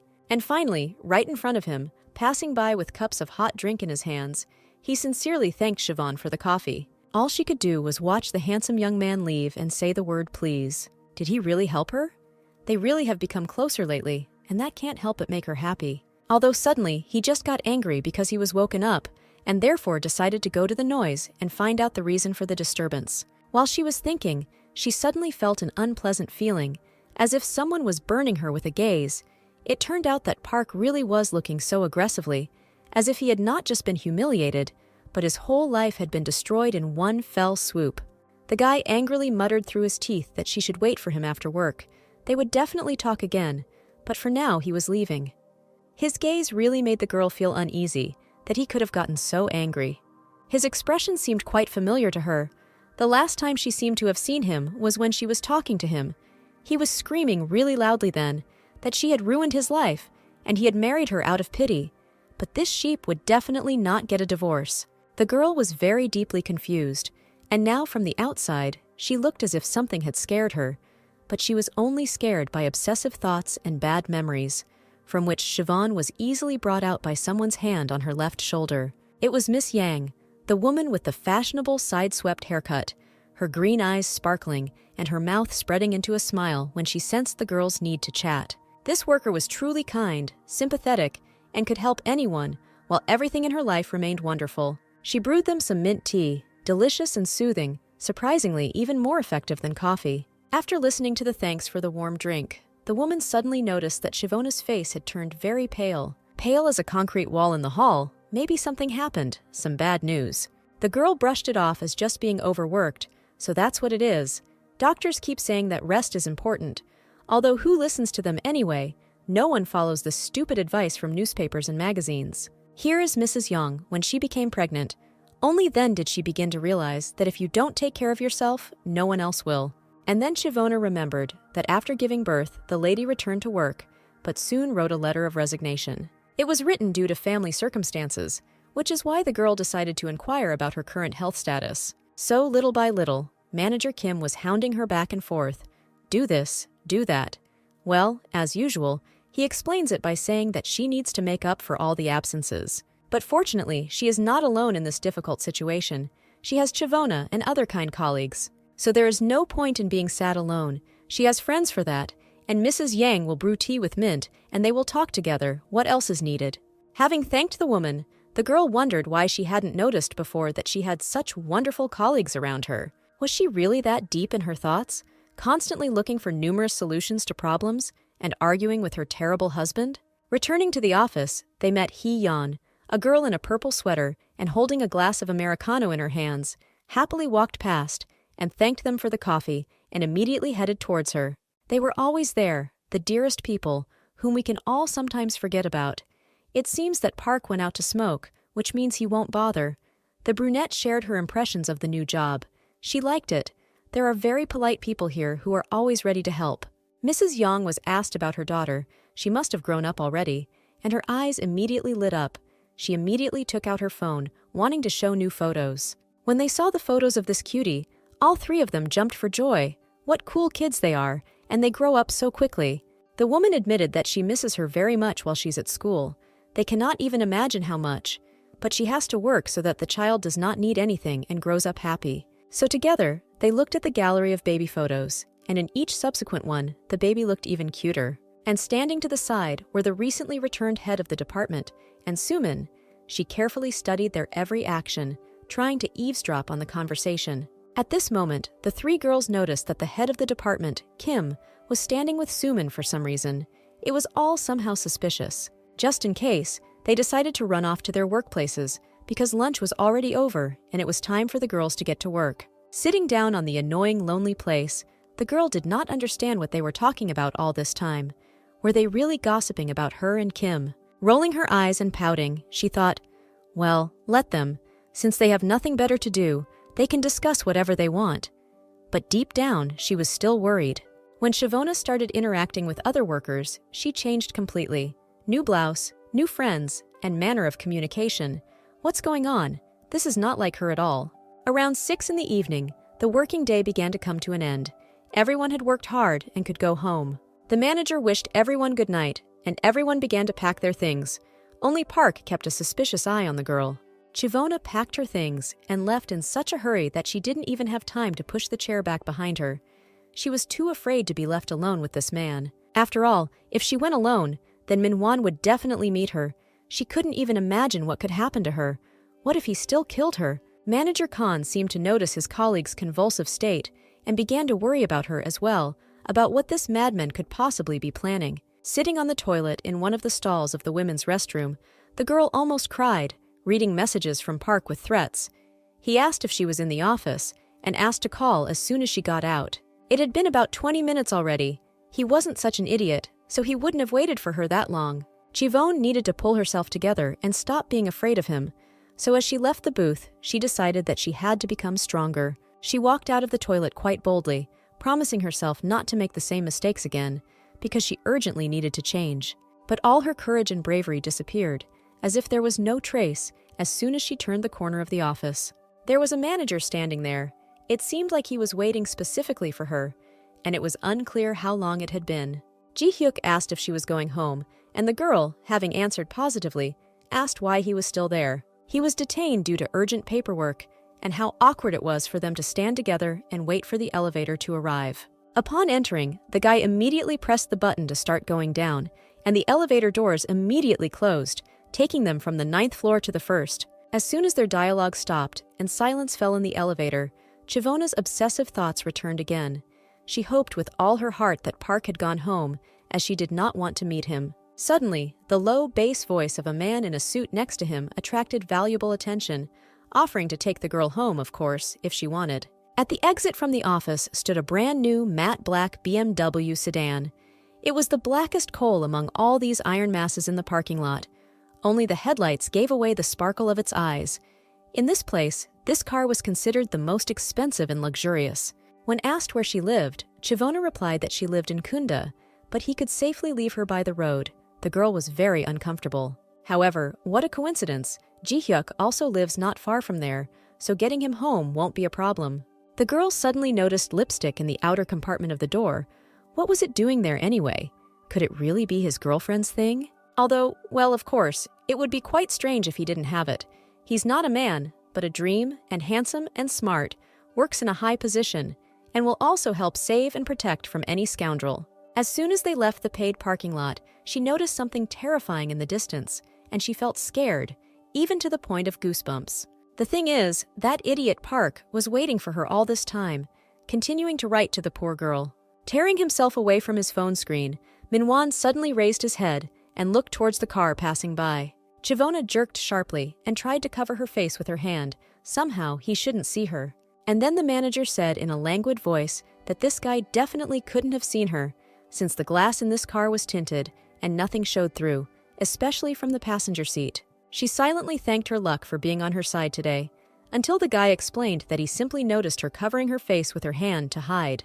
Of course, he drove her right to the entrance. There was no other option. She was a young girl. You never know what could happen. Listening to her kind thanks, which were not even worth saying, the guy opened the car door and helped her out of the front seat. They said goodbye to each other, and he watched her go, right up until the moment she entered her building. At least there she would be safe. Seeing that a light came on in one of the windows, namely her apartment, Ji-hyuk decided that his mission to take the girl home for today, unfortunately, was over, because she definitely doesn't like pestering people, and he respects her personal space.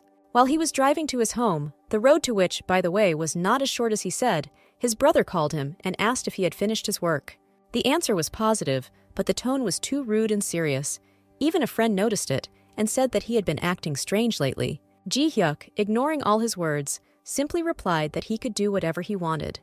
But today, without him, he was out, and without even listening to what they would answer on the other side of the line, he hung up. Meanwhile, in one of the noisy cafes, no one was planning to go home or go to bed. Suman, who had asked for this meeting with the head of the department, sat there pouting.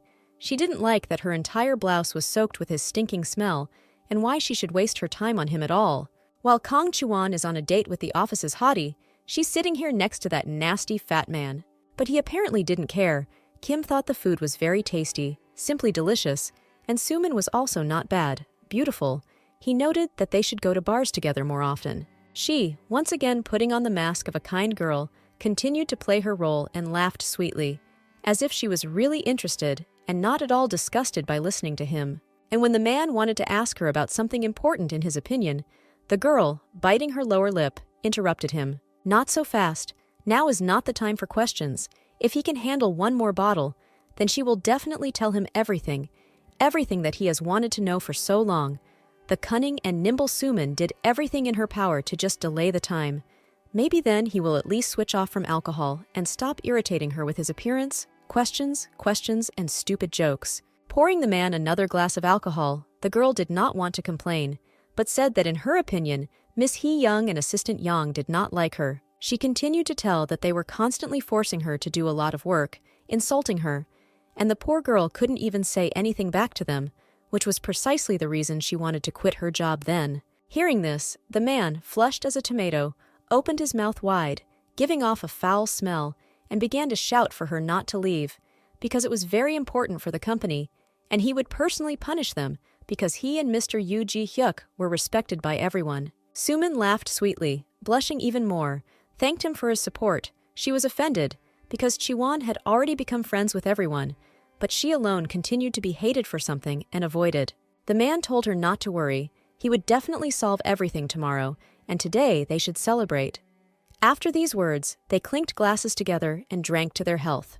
The girl only pretended to drink, but in reality she poured him more, started talking, and changed topics, causing only pity on his part. How frivolous this old man was. All that remains is to watch everything and enjoy, like a viewer or the main director of this film. Meanwhile, Chivona had already taken a shower, washed her hair, and changed into a white home and cozy sweatshirt. Her hair was shiny and was so smooth and soft to the touch. How cool it is to read messages from a friend about how she worries and loves her because they are best friends, knowing full well in advance that this is an empty lie. Park also did not lag behind, kept calling. Hasn't he calmed down yet? Changing the number definitely wouldn't hurt. Still, having finished her business, she decided to answer this blockhead. He was interested in where the girl had disappeared to. And when he heard that she was at home, he immediately got ready to go to her, asked her to go out, and wanted to talk. But since she was very tired, she suggested that he tell her everything over the phone. And then the jealous fool started asking why she bought coffee for Yoo Ji-hyuk. She had never done that before. But firstly, it was cereal. And secondly, he was the first one to buy her coffee in the morning. So she decided to thank him properly. Then he wondered why he bought it only for her. Probably because there were only the two of them in the office. And he had never bought her anything before, even though he was her boyfriend for now. She couldn't be angry with him anymore. She had to restrain herself, clutching the blanket next to her. This was already crossing all possible boundaries, and was more like an interrogation. Why her phone was turned off? Well, probably because this girl did not want to quarrel with him once again. She did not want to offend him in any way. She already wanted to sleep, and fortunately, Park understood everything, wished her good night, and threw her a declaration of love at the end. God, this was another insincere declaration of love, already the 1,000th time during this time. What do they know about love? Will they really never tell her the truth? I'm tired of waiting. About 10 years ago, Chivona had good and honest friends. There were enough of them, but she never complained to them, did not share problems, but rather, on the contrary, often avoided them. Although she knew for sure that there were those who were worried about her, for example, Mrs. Yang, who always invited her to talk over mint tea. This woman is truly a sweetheart, even after the birth of a child, which in itself is a heavy burden and a big, simply enormous responsibility. She continued to go to work. It seems that Chivona remembered everything again. How good it is that the memories from her past life were preserved, and now they can be used as a chance to fix not only her own life, but also someone else's. In the past, Mrs. Yang was scolded very often, and the girl ignored it. She did care, after all, she had a conscience. It's just that all her thoughts were occupied with her boyfriend and her friend, and there was no time for anything else. This woman was truly responsible. She continued to put on a happy mask at work when her boss scolded her, and even at home with her child she tried to be cheerful. The child really did instill in her love and faith in miracles, because how warm it became in her soul when you returned home and a little son came running towards you, or rather, was already running. But it seems like every good thing had its downside. Her roommate scolded her every time for the slightest delay. You see, he was hungry. Apparently there was nothing left in the refrigerator. Then she suggested doing this. He would bathe Yona, and she would make dinner at that time. This guy had the nerve to tell her that her shift was starting soon and offer to bathe her himself. And all this despite the fact that the poor mother was tired. He was sick and tired of sitting on his ass all day and sending his resume to every damn company. He put on his worn-out sneakers and was about to leave. It seemed like he didn't care at all, and he wasn't joking. His daughter was dirty, and he hadn't even changed her diapers since the morning. Not to mention any development of the child. He just stared at the TV, and now he asked her to stop nagging, because it was all her fault. Without saying where, or even in what direction he was going, the man left their house. She tried to stop him, but he still left her poor, with a child in her arms. But when she got pregnant, the guy said that he had money, and they could look after and raise their daughter at home, peacefully without work. But for some reason he left, although he is not the only one who is suffering now. He can't even imagine what it's like for her when old man Kim constantly insults her and makes her redo the same normal work several times. Well, that's good. She can cope without him. All that was left was to be patient a little and get the baby on her feet. Perhaps everything wasn't so bad. They had each other, and they didn't need anyone else together. And when the little girl started to be capricious, her mother immediately told her a fairy tale about a prince and a princess who possessed magic. She could not stop, and without noticing, she turned into a possessed witch.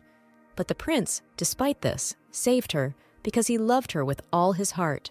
Well, after that, they swore eternal love to each other, got married, and lived happily ever after, like in all romantic stories with a happy ending. Of course, as a child, my mother also dreamed that her life would be like a fairy tale, but the reality turned out to be more than harsh.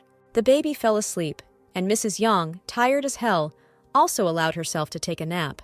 At least for a short time, while sleeping next to her beloved child, she could forget and get away from all her problems and financial difficulties. The woman devoted herself entirely to the child because she was left alone, although that guy, who could not be called a man, was of no particular use either, and in the end, her health began to fail. And every morning, at work, she would get the whole stack of papers thrown in her face. Old man Kim would snap at her, as if she had done something terrible to him. He couldn't call these documents a normal plan, because any intern would have done better. Maybe it's time to admit, at least to yourself, that it's impossible to devote time to work when you're raising a child. Well, she can't do both at the same time, and the whole company suffers from this. Listening to the head of the department and his terrible screams, she still did not understand what exactly she did wrong. But hearing about it, the old man became even more angry. Did he really need to teach her? She studied for years, and now she can't even make a normal plan. Having picked up all the already dirty papers from the floor, she apologized and said that she would immediately redo everything from the beginning, or write a new one. He didn't give a damn. The man gave her only 1 day. Jiwon suddenly noticed that he only scolded her when Yoo Ji-hyuk was not there. Was he afraid of his boss? Then she suddenly turned her attention to her still friend, Sumin, and this girl smiled sarcastically, as if she knew something, while everyone else could not work indifferently, pitying the lady and feeling sorry for her. Having bowed and said goodbye, poor Mrs. Yang went to redo everything, and once again, my heart simply broke, looking at how she, with her head down and a pile of dusty documents pressed to her chest, walked back. She probably hardly left the office. I need to visit her. After all, they are friends. When one is in trouble, the other will always come to the rescue, and vice versa. Entering the office, the girl found Assistant Young completely alone. Her back was turned. It seemed as if she was crying. But turning around with a bloody cotton wool in her nose, the woman put her happy mask on again and offered to make coffee. It looks like she really does have a nosebleed. That's not normal. She doesn't feel sorry for herself at all. This time, Chivona decided to please her colleague and offered to make her some coffee, receiving sad gratitude in response. Watching the lady quickly drink her coffee and continue to stare down with glassy eyes at the stack of papers, the girl wondered whether she should interfere in the fates of other people. Although, okay, she's already dead, and nothing worse can definitely happen, because in fact, she's living a second life, so she can do whatever she wants if it works. That's why the friend turned to Yang's assistant, bringing her out of the terribly obsessive, annoying thoughts, and advised her not to change this stupid plan. After all, now she knew exactly what rules this world works by and obeys. If you change something in the past, then the future will change, which means that now she herself is the creator of her own history, only with a small hint and one of the plot options in her head. She tried to persuade the woman to trust her and assured her that she would not let her down. She absolutely did not need to change this plan for that old man Kim. He was stupid, did not even understand what he was saying, and never explained why the plan was not suitable, which meant there was no need to listen to him, take everything to heart. And she also could not waste her nerves, because she still had a baby to raise, in love and affection. Poor Mrs. Yang couldn't understand what she meant at all, and why she shouldn't change this plan.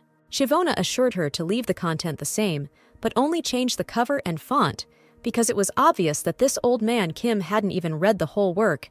He just needed to scold her for something. Although it was very risky, and she might even be threatened with dismissal from work, the woman would be left completely alone with a child, and also without work. But the girl asked to trust. Well, if this idiot doesn't like what she does again, she promised to rewrite the whole plan for her. Yan replied that she agreed and thanked her in advance. If anything, she could also help if something happened, and she herself wondered if Chivona had always been so kind. She extended her hand and thrust something into the lady's palm, asking her to take it immediately. Chivona handed her a tape recorder and told her to record every insult he made. The woman was a little confused, but took the thing in her hands. And then she shared that she even felt a little sorry for this man, because while she was gone, he was probably working overtime, and it was all because of her. She caused him so much inconvenience, which is why he is suffering now. However, in reality, everything was completely different. Kim gave all his assignments to the other workers. What can I say? He even dumps his work on employees and members of other departments. In general, he himself does nothing. And when it comes to humiliating employees, he is the first in line and screams louder than the roar of any engine. She looked at the small black thing in her hand, as the girl in the background told them to pretend that everything was as it should be, and just write everything down. They would probably need these notes later. After she managed to calm her friend down, the two of them returned to the office, and before they had time to open the door all the way and go in, they were already faced with a terrible picture. This time the man was screaming and smearing poor Hee-yeon on the wall. What's wrong with this brainless man? Why does he demand that the same well-done work be redone? This brunette never let herself be offended, and she definitely did not like to endure humiliation, especially from such a man. So after some time, she would have gone to another department. Because of her hatred for the manager, she would not have been able to continue working. This idiot only acts like this when Yoo Ji-hyuk is not around, but when he is around, he becomes an innocent lamb. Chivon didn't like it at all that her newly acquired friends were being bullied so much for no reason, and she didn't want to continue to see them so depressed. So let Kim Kyung-wook just wait, and he will face inevitable defeat. Instead of Miss Young, he will definitely be fired from his job. It is only a matter of time, since the girl was already preparing a plan for revenge. The next day, everything happened again, and the woman continued to endure, pretending that she was hurt by the manager's words and that she was very offended. He kept shouting and shouting, demanding that everything be redone from scratch once again. This happened again a day later. He thought that he needed to redo this plan too, and he didn't understand whether she would ever write anything normal. After 3-4 days, and then a week, everything continued like this. He asked to redo each plan without a single mistake, despite the fact that they were written the same. Only the next week he said that this was a completely different matter, and she could bring the documents to the conference room and give him the original. And he threatened that next time he wasn't going to coddle her, because if she wanted a promotion, she had to earn it. Gritting her teeth, realizing that this was all just a game, Mrs. Young kindly agreed with the stupid manager. He didn't really read the plan, didn't even look at it. He just pretended to check everything. All she had changed during this time was the cover, and he accepted it calmly, which meant Chivona was right. Suddenly, a message from Kang's assistant came to the computer. The girl asked to give copies to everyone, and she would give the original to Yoo Ji-hyuk. Whatever her friend had in mind, the woman decided to trust her completely, hoping that they would not go wrong. Soon, she brought the plan for today's meeting to the manager, which was approved by Manager Kim. Ji-hyuk calmly told her to prepare for the conference, and warned her that if anything happened, Hee-yeon had gone to get coffee, and the girl didn't have to worry about her. There was a pile of Americanos on the table, and the workers hoped that their stomachs would not rebel after drinking so much coffee. All the employees thanked the girl for the coffee, because she clearly has taste, but she said that it was all the boss's doing, that he bought everything for them. Suddenly, their sweet, friendly conversation was interrupted by a terrible, disgusting scream. He asked who bought the coffee, and what kind of kindergarten this was anyway. Hee-yeon said that she bought and brought everyone an Americano and offered Manager Kim some, which made him even more furious. And the old man started shouting that there was an important meeting soon, and she, you see, got it into her head to get drunk on tasteless and expensive coffee. And here it was for several football teams. Did she use a corporate card? Behind him appeared the tall and stately Ji-hyuk, who asked Mr. Kim Kyung-wook to calm down and not to be angry, since he himself gave her the go-ahead to use the card. And when the nasty guy became interested and asked for the card too, to buy instant coffee, the guy proudly said that it was his personal card, and he wasn't a fan of that kind of coffee. Chiwona was just shocked.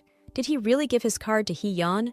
Although he never gave it to anyone, what happened between them? Sumin got furious and even more angry, because this meant that most likely she had completely in vain tolerated that nasty man and drank with him in a cafe, and also wasted her time. At the conference, they got straight to the point and looked at Assistant Yang's plan. Here was a detailed plan for marketing operations and distribution of the product.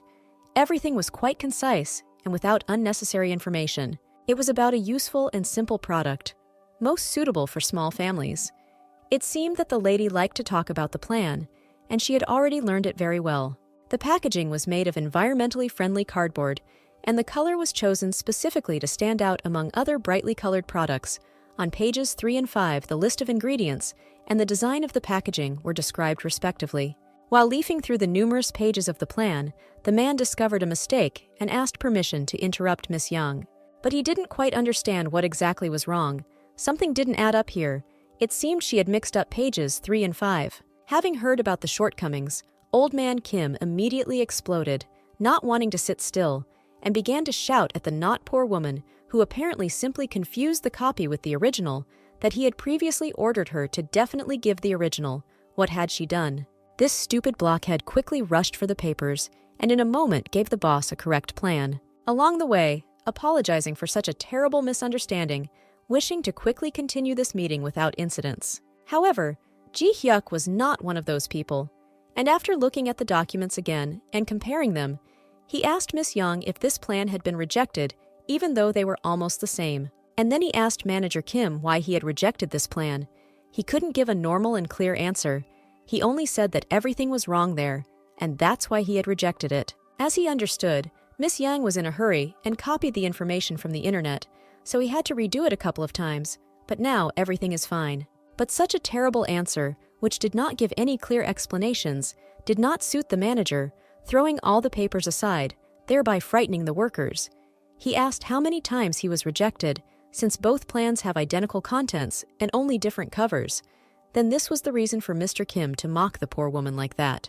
This coward was afraid for his warm place in the company and began to shout even louder, trying to justify himself and put all the blame on Mrs. Young, saying that she had changed the plans. All she could do was explain that she was not a cunning girl and was just doing her job more than she was supposed to. The old man wanted to say something else, anything, just to defend himself and not take responsibility for the mistake. But fortunately, there were still normal people in the office. Siobhan stood up abruptly, slamming her hands on the table, and told everyone that Miss Young had prepared the original version of the plan, but she had changed it. Ji-hyuk asked to explain in more detail what Miss Kang meant, because for now it was somehow unclear why other people were making the plan. Assistant Yang had been feeling very unwell lately, at least that's what she thought, and when her version was rejected, Chivona offered to help.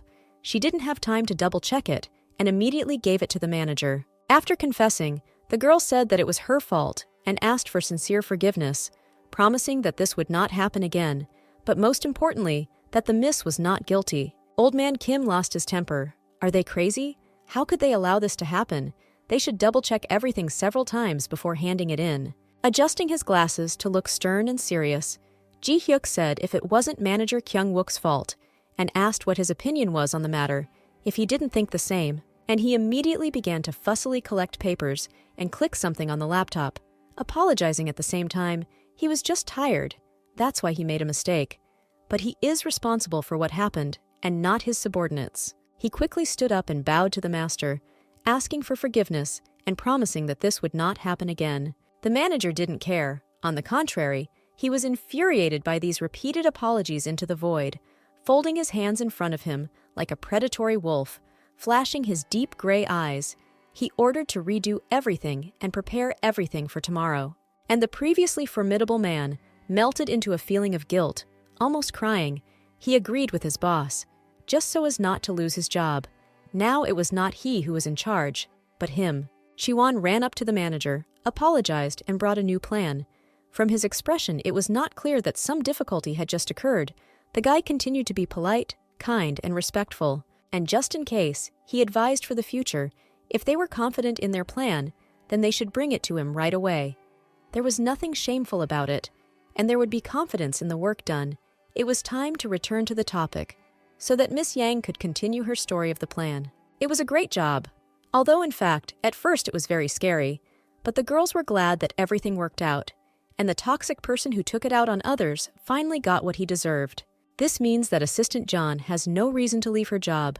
The satisfied woman has already written with gratitude, promising that she will definitely help her someday too. Chivon suddenly received a notification, and she moved the mouse to the window and clicked on it, seeing a message from Sumin. She wrote to remind about the meeting on the weekend. What kind of event is this? The girl is unlikely to be free these days. But then she finally remembered. A silent horror seized her, and a shudder of fear ran through her whole body.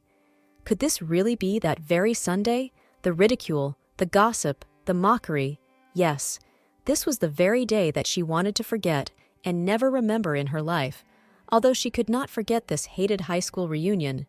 This evening was already approaching, so it seemed that soon she would have to experience it all again. That day, Sumin invited her to a new restaurant. The girl tried to dress up as best she could, but it seemed her efforts were not enough, because all the guests clearly did not understand what she was doing there. Everyone was laughing that she couldn't leave her friend alone. She had to come here. How pathetic! Why did she even show up if no one was happy to see her here? And she even put on the same earrings. Is she copying her friends in everything? It would be nice if she would leave. Everyone around her hated her. Only Sumin was having fun, and supposedly was kind to everyone. She quickly introduced her friend, and decided to start the holiday as soon as possible. Swallowing the lump in her throat and grabbing the handle of her bag, Chiwon announced that she urgently needed to go to the restroom, but would be back soon. Sitting on the toilet in one of the stalls, the girl listened to poisonous words about how her friend was too kind, always helping out at school. Although she herself had a lot of work to do, they assumed that she dragged her around everywhere at work too.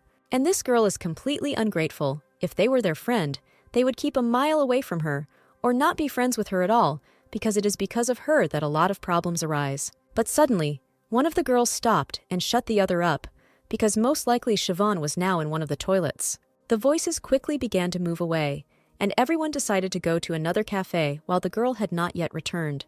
Then she locked herself in the toilet and cried there for half an hour.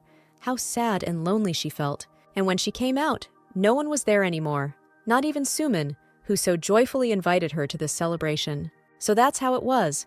They simply dumped her.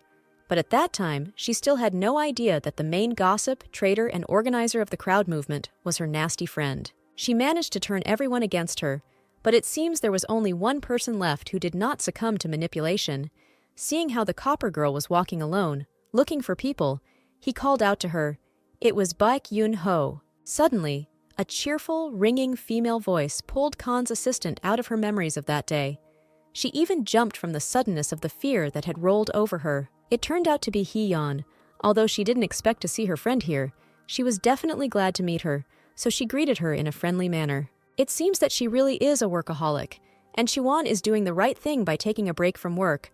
Otherwise, you can go crazy if you work and work all the time. Placing her makeup bag on the sink, Hee-young asked the girl if she had any plans for Sunday, and how about going for a walk around the city so they could go shopping together. Disappointing her friend to tears, she replied that she would be glad to, but she had a meeting that evening, which, of course, she didn't want to go to, but had to. Although the meeting would start in the evening, which meant she would be free in the morning and afternoon, Chivona suggested taking a walk in the morning. And immediately agreeing, the girl in the gray jacket and lapis lazuli earrings jumped up, adding that it would be even better this way, as she had more strength at the beginning of the day. Taking a lipstick out of the bag, she stood closer to the mirror and declared that she already knew where they would go. Watching her apply pink lipstick and hum a barely audible melody to the song, her friend realized that she was exactly the same as the one in the manager's car back then. So that's it dawned on the girl. Hee-yeon and Ji-hyuk are a couple. They had been dating all this time, but they just hid it, or didn't advertise it. If you remember, he allowed her to use his card to buy a huge amount of Americano, is that true? However, these two, by character, like fire and water, are completely incompatible. The most stony, serious, and indifferent person in the world, and a girl firecracker, easygoing, walking fun. She will always come to the rescue and make you laugh. Perhaps it was these differences that brought them so close together that the brunette can't wait for Sunday, when they will go for a walk and have a great time together. They walked out of the restroom while Hee-yeon was talking about Gasul, a real paradise for shopaholics. And even though Ji-won had never been there, she still shouldn't worry because her friend knows it like the back of her hand and will be her official guide. On the way out, they met the manager, who asked with a mysterious look if they were already leaving work. But without giving an answer other than asking why he cared, the brunette took her friend and quickly led her away from him, leaving behind only a cool wind. Was that even possible? Siwon turned around, not understanding what had just happened and what the guy's reaction would be. Ji-hyuk continued to stand calmly, as if this happened every day, and this meant only one thing. Hee-yeon was his girlfriend, and only she could be so rude and leave without an answer. On Sunday morning, the very contact lenses that Miss Kang Chi-won ordered had already arrived. Since she wasn't going to go to the meeting looking like that, she needed to change her image urgently. The girl hoped that wearing transparent circles on her eyes wouldn't be painful. The friends agreed to meet in the city center, where the coolest salons and shops were located, and every corner was lined with trees. Seeing Chi-won, she was speechless, and just froze like that, her mouth still open and her eyes wide in surprise. The girl waved her hand warmly to her friend as a sign of greeting, hoping that she had not been waiting for her. But Hee-yeon didn't care at all. She was more interested in the fact that she was completely unrecognizable with the lenses on. She knew that glasses didn't suit her, and that was undoubtedly interesting, and Kim Tae-hai would look more beautiful without glasses for sure. Most guys look better without them. The manager without glasses also looked pretty good. Hearing the name Ji-hyuk, the brunette jumped back in horror and disgust. Does she really not like compliments about her boyfriend? Gathering her strength and calling her friend her savior, she said that great things awaited them today. Brown eyes lit up with interest. What other great things awaited them? What kind of things they would be doing today? After some time, they found themselves in a luxurious salon, and Hye-yeon introduced the girl as her boss and the best colleague in the world.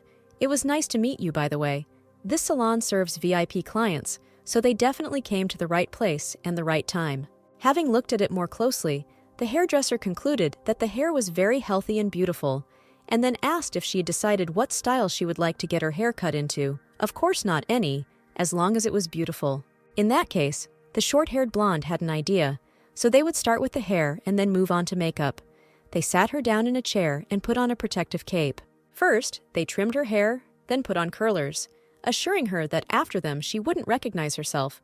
While the hair magic was happening, the girl would start applying makeup, choosing the most natural and pleasant colors.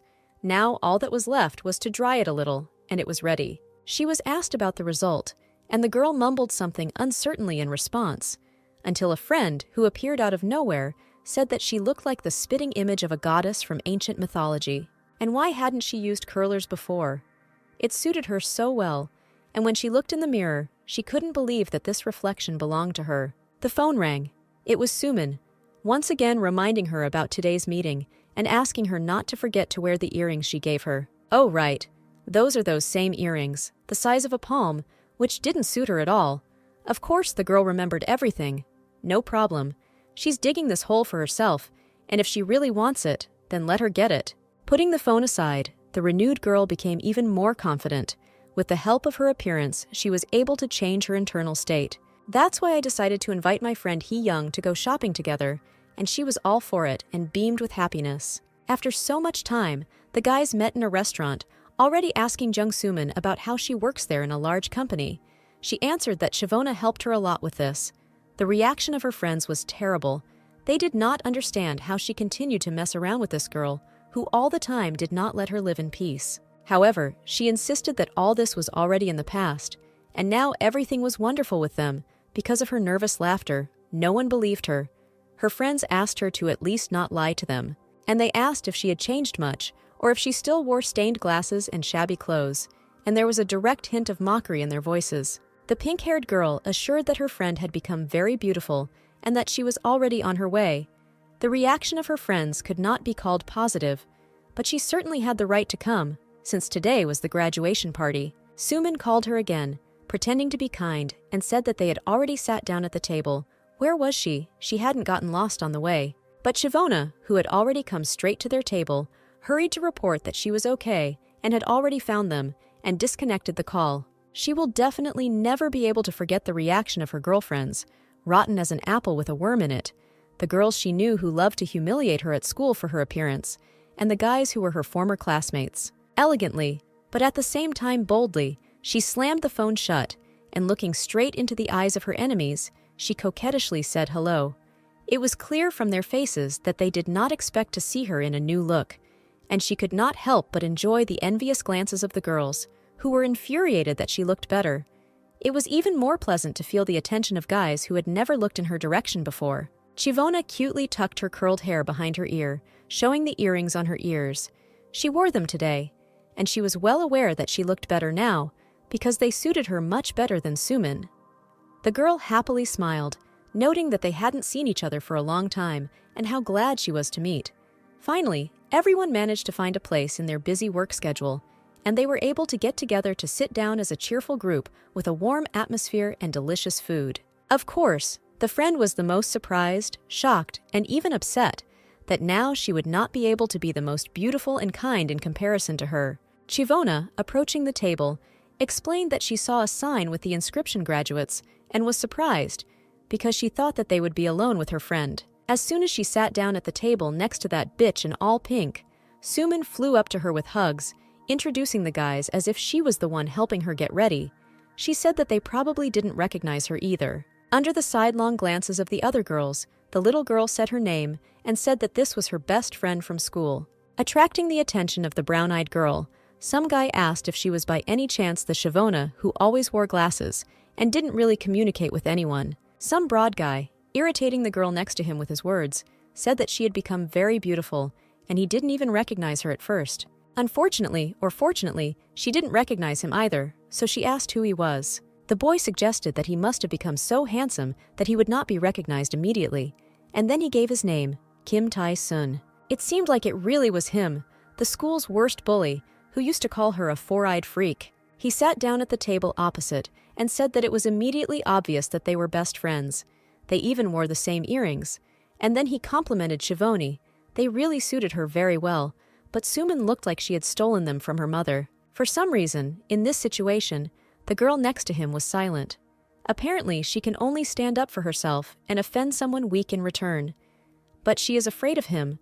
This guy immediately moved from talking to business and began asking if she had a boyfriend, or maybe she could give him her number and they could chat sometime.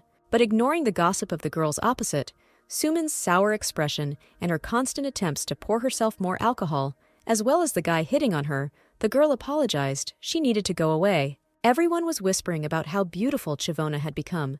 She was that same nerd that people always made fun of, and now she looked like a model, while Suman was still such an upstart in comparison. Suman, pouting from the guy's empty gossip, continued to drink alcohol, not understanding what had just happened. New clothes, a handbag, heels, when she had time to do that. Entering the women's restroom and striding a few steps to the third stall on the left, Chivona went inside and locked the door. Although about 10 years had passed, the girl remembered every single detail, where and how she sat, and at what moment the annoying gossips arrived. She was still very interested in what Suman had said about her to her classmates behind her back. And why did they all suddenly hate the poor girl, throwing her out of the friendly class? They left her then completely alone. Two girls were talking, and one suddenly shut the other up when she said that in high school, Chiwona betrayed Sumin. It's just possible that she's in the toilet now, and it would be bad if she heard. Her legs were shaking, her heels tapping lightly on the tiles, but she needed to find out everything while she had the chance. Otherwise, she would never forget this. Suddenly, a melodic sound of an incoming notification came from her pocket. It seemed she had forgotten to put her phone on silent. It turned out that a message had come from the manager, but today was a day off. Did it mean something urgent? He had never asked so late before if she was busy. The girl replied that she was currently at a class reunion, but if needed, she could help him with anything. When suddenly she heard more gossip, one of the girls said that she almost swallowed her tongue when she saw Chiwon.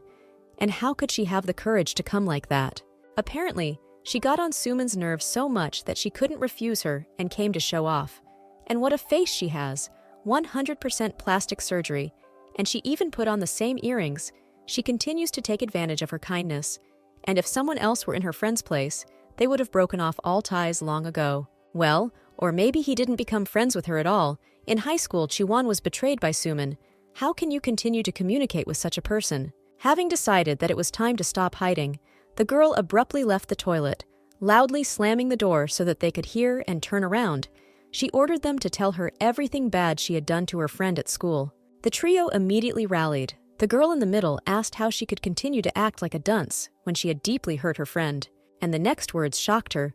The girls asked if she herself didn't remember that guy, Baek Yun-ho. Did she really hope to get away with it? She knew that Suman was in love with him, but she asked her not to confess to him because she herself was head over heels in love with him. Memories came flooding back, but these three were accusing her of things that never happened. It was all not true. She couldn't just trade her friend. She still remembers their teenage school days, and everything was definitely not like that. Yes, there was a cute guy, yes, his name was Yun-ho, and Chiwon often glanced at him, but was embarrassed to be in the same class with him. However, he didn't love her, and that's for sure. Then they themselves, the two of them, would have started dating separately, but that didn't happen. One day, she came up to Chiwona, apologizing in advance, and told her that Yun-ho confessed his feelings to her, but she allegedly didn't want him to be her boyfriend because it was wrong. The point was that this guy confessed not to her, but to his friend, and Suman wanted to hide it as quickly as possible and change the situation in her favor. Chivona was really in love with him, but her friend herself said that she didn't like him at all, so she didn't ask her to do anything, because she would never betray her only friend at that time. But that girl continued to blame her. Didn't she remember how her friend always stood up for her and complained? But because of this, she developed chronic fatigue and failed her exams, and Chiwona entered a prestigious university in Seoul. Since these two work in the same company together, there is no way to save her friend. Suman is doomed to suffer. The girl got angry and took out a card from her new red bag, handed it to her, and asked her to look at it. It was her business card, and she had recommended her friend at work as a contract employee because she had asked. So her first lie was revealed, and nothing can be done about this indisputable fact because there is physical evidence and not just empty chatter. The girls immediately snatched the business card and started looking at it. Assistant Kong Chiwon, First Marketing Department. Come on, seriously, they were very surprised, since Sumin said that she herself had completed an internship. How easily this girl lied to everyone around her. And yes, by the way, besides everything else, the girl opposite had a fake bag. She immediately began to defend herself, foaming at the mouth, proving that she bought it in a shopping center. And how could she say such a thing? Let her apologize right now. Chiwona easily replied that now they were the only ones who should beg for forgiveness in front of her.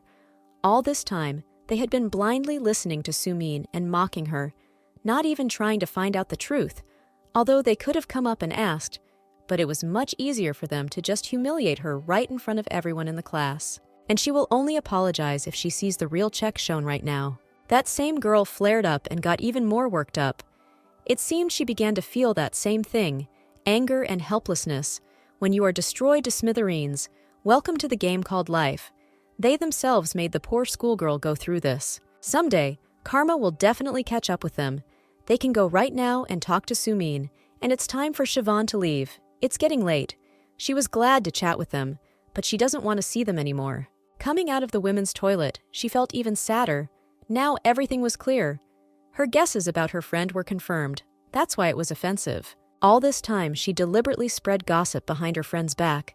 She had to endure various humiliations, sit alone, listen to nasty jokes, receive crumpled pieces of paper with unpleasant words in her back, and she didn't even have the strength to respond to all this. Why, the only question that arose in Siobhana's head, what did she do to deserve such an attitude towards herself? A knife in the back from the person closest to her at that time.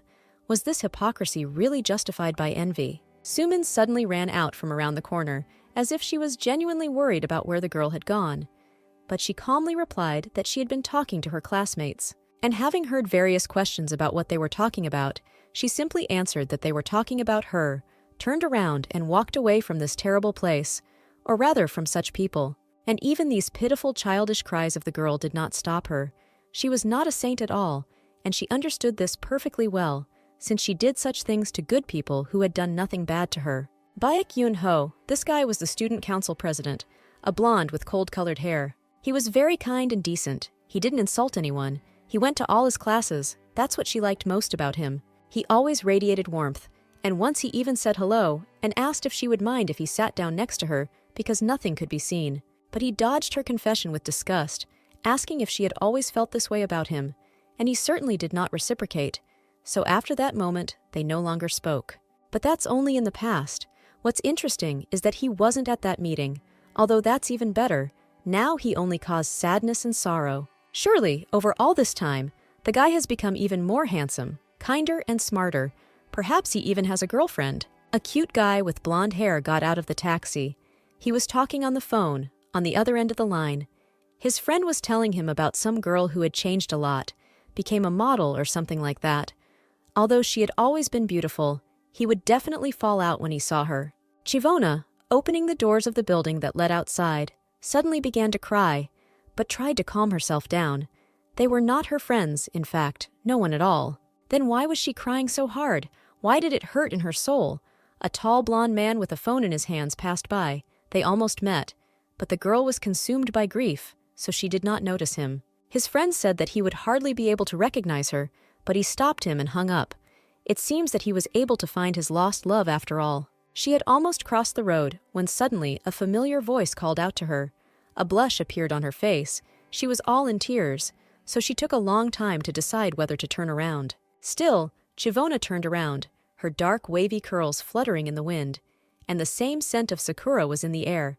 For the first time in so long she finally saw him. He was almost unchanged. The same hair of cold sea sand, the same style, and the same eyes. It was he, and no one else, who was her first school love, Baek Yoon-ho, the guy who sat next to her in almost every lesson. The kind and smiling guy said that he recognized her immediately. He admitted that he had been looking for her for almost an eternity after graduation, and in general, he came here only for her alone. With her eyes still wet with tears, Chivona continued to stand silently with her plump pink lips parted. She couldn't believe her eyes or ears. What is this man even talking about? He himself rejected her back then, accusing her of hiding her feelings, and now, when everything was slowly starting to improve for her, he appeared here out of nowhere. She didn't want to remember all this at all, neither the old feelings nor this sick love. She turned around, and bursting into tears even more than before, ran away in tears. How suddenly her heart was pierced by a loud, heartbreaking scream. She couldn't just leave. He didn't let her just do it. The past was catching up with her even in this life, when she took a second chance to start all over again. The guy shouted with all his might that he came here only for her. He kept asking and asking her to stop. They can't just break up without even talking. So much time has passed. She is glad in her heart, and what's more, the mental wound of her first love has managed to heal. And now it's as if someone is trying to tear it apart again, first slowly picking at it with a knife, showing all the hypocritical traitors, and now completely pouring salt on the open wound, providing a meeting with that same guy from school, the guy who tormented her in her dreams for so long. She wasn't the only one in trouble. Jung Soo-min herself, the liar of all ages, had just been caught red-handed and pinned against the wall in one of the toilets. Did she really think that she could just fool everyone and run away like she had managed to fool everyone before? But just when it was time to put an end to it, those same 3 school friends crowded around the poor girl in the pink dress, asking if she wanted to tell them anything. Bak Yoon-ho kept asking for just 1 minute. That would be enough for them to talk face to face. He didn't even feel ashamed to ask for some trivial conversation like this. It had been a long time already, and he still wouldn't let her go. The girl was confused, not understanding what to do. The tears had already dried up, tightening the skin around her eyes. Her eyes had grown dim, and it was getting cooler outside. A cool breeze had already begun to blow. Suddenly, out of nowhere, a black-tinted BMW appeared, braked sharply right next to the road, almost driving over the curb. Ji-hyuk got out of it. He immediately recognized Miss Kang Chi-won and hurried to say that he had come specifically for her. Of course, she didn't expect to see the manager here at such a late hour. And why did he even come here? Didn't he have his own business? She no longer even looked in the direction of her former love, while he continued to shout her name in frustration. Out of wild resentment and misunderstood feelings, the girl closed her eyes with all her might, wanting to disappear once and for all. Not knowing what to even say to him, Chivona turned around, mentally saying goodbye, and quickly walked straight to her boss's car. She definitely wasn't going to repeat the same mistakes this time. The man in the suit politely opened the front door for her, letting her into the passenger seat. The last thing this guy managed to shout was a request to get on the form. He shouted so loudly, as if he was tearing his vocal cords and releasing all the oxygen in his lungs. She hadn't been on the school forum for a long time. It was almost the most useless thing after finishing school and graduating. But there was no time to think about it. She needed to buckle up at the request of the boss. Why did Baek Yoon-ho even decide to remind about him? What could be so special about him? They flew through the night city in that same, already familiar, but still just as beautiful dark graphite, like a starry canvas, BMW. The car was made with taste, in the style of Ji-hyuk. Speaking of which, how this man was able to find out where and when the girl would be that evening, too few people knew about it. The guy calmly replied that he noticed her on the way back and saw what a terrible situation she was in. This guy really was annoying. Most likely, Hee-yeon won't like it very much. Chivona decided to change the subject, asking why he wrote to her in the messenger today, whether he wanted to find out something about work or maybe something else happened. But he, with a serious look, continued to drive the car and replied that everything was decided, although she did not understand how and what could have changed so quickly. The girl admitted that he really helped her out because she didn't even know what to do. She just stood there like a stone in a stupor. And sitting awkwardly, flushed, she looked down. She felt awkward communicating with her boss in such a casual setting, and she was also embarrassed by his intent gaze. Was he really allowing himself to look at another while being in a wonderful relationship with Hee-yeon? Meanwhile, Sumin tried to wriggle out of it as best she could, pretending that she didn't understand at all what all these girls were talking about. But they kindly explained and repeated their question about how exactly the girl got a job at the company. Was it really thanks to Shivoni?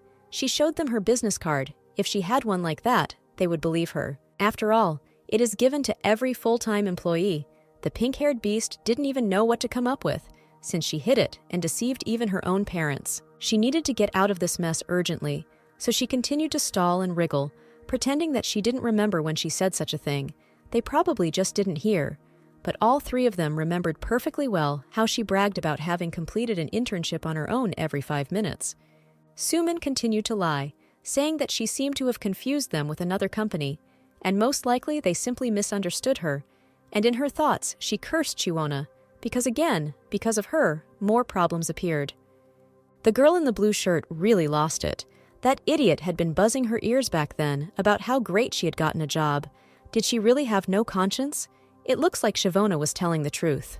And then the fact that she persuaded Sumin not to confess to Beck because she herself was in love with him was also a lie. What a liar this girl is. And she still wasn't ashamed. She continued to reproach these three. Why they remembered it at all? Because it was all so long ago that she had already forgotten. And Chiwona was generally crazy. She made up such nonsense. However, he never wanted to believe her again. The girl, on the contrary, was so disappointed that she realized that she had always been like that.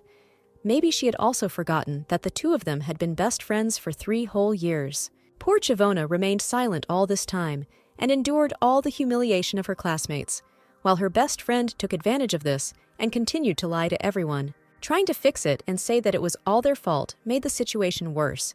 Yes, she hid the story with the company, but they were also to blame for always humiliating her. But it looks like this brat got it wrong. After all, it was all her fault, and her vile lies that the girl had been feeding them for several years. Unexpectedly, Sumin couldn't hold back and started shouting. They were constantly contradicting her and insulting her, even though she asked them not to do this, so they wouldn't dare to blame her alone for everything. It seemed that this bitch had completely gone crazy. The girl had no more words for her. She was simply stunned by such impudence. Having warned that this impudent woman might not write to them again, and not even look or breathe in their direction, she took the girls with her, and they left the toilet together. The loud slamming of the door made Sumin's legs give way and her knees tremble. She fell abruptly onto the tiled floor in the toilet cage, shaking with fear. This was simply impossible. The girl could not believe what had just happened.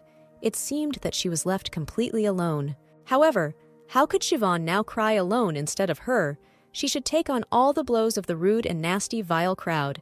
At least all the conditions were created for this. And Sumin, as her sweet and kind friend, would always be there for her, to be there in difficult times, and to continue to maintain the appearance of a kind and obedient girl for everyone. After all, without this, she is nothing. This girl, due to her low self-esteem, only knew how to assert herself at the expense of others. The image of a life preserver that everyone liked had already been created, and there was no turning back.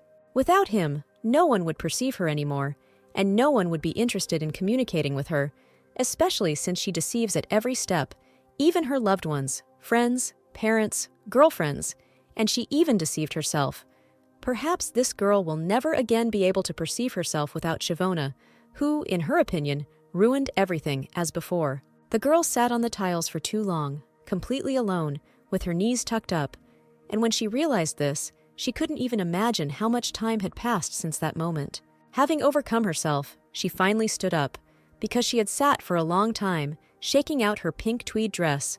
Sumin noticed that her legs had become like cotton wool, did not obey at all, and were shaking convulsively. As she left the bathroom, she decided to say outright that this was all gossip spread by liars.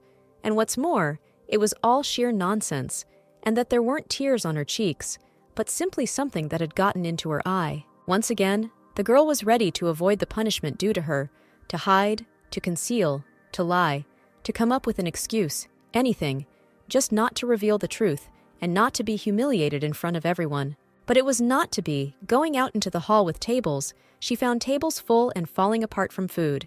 But with empty seats, where did everyone go? They couldn't just leave her alone. This is unacceptable. Between the seats of the dark car, a pink telephone suddenly began to buzz and vibrate, displaying the current call. Ji-hyuk was driving, but out of the corner of his eye, he managed to notice a sleeping girl in the passenger seat. Apparently, she wouldn't be able to take this call. Moreover, it seemed like Siobhan was dreaming something amazing. Her plump, pink, shiny lips were slightly open, her eyes were closed in confusion, and a cute blush appeared on her cheeks. It turns out that she had a dream that she had seen several times before. It was something like a memory, about the humiliation from her classmates. She had to endure it day after day. There were stupid classmates nearby, throwing crumpled paper and then pretending to apologize, saying that they just missed and it was just an accident. Well, when Sumin ran up again and tried to defend her friend's honor, to look good, and began asking Kim Tae-sun what he was doing, the brunette in glasses abruptly stopped her. Finding another excuse, Chivona said that there was a trash can nearby, so she would throw it out herself, and there was no point in her getting involved or getting involved at all.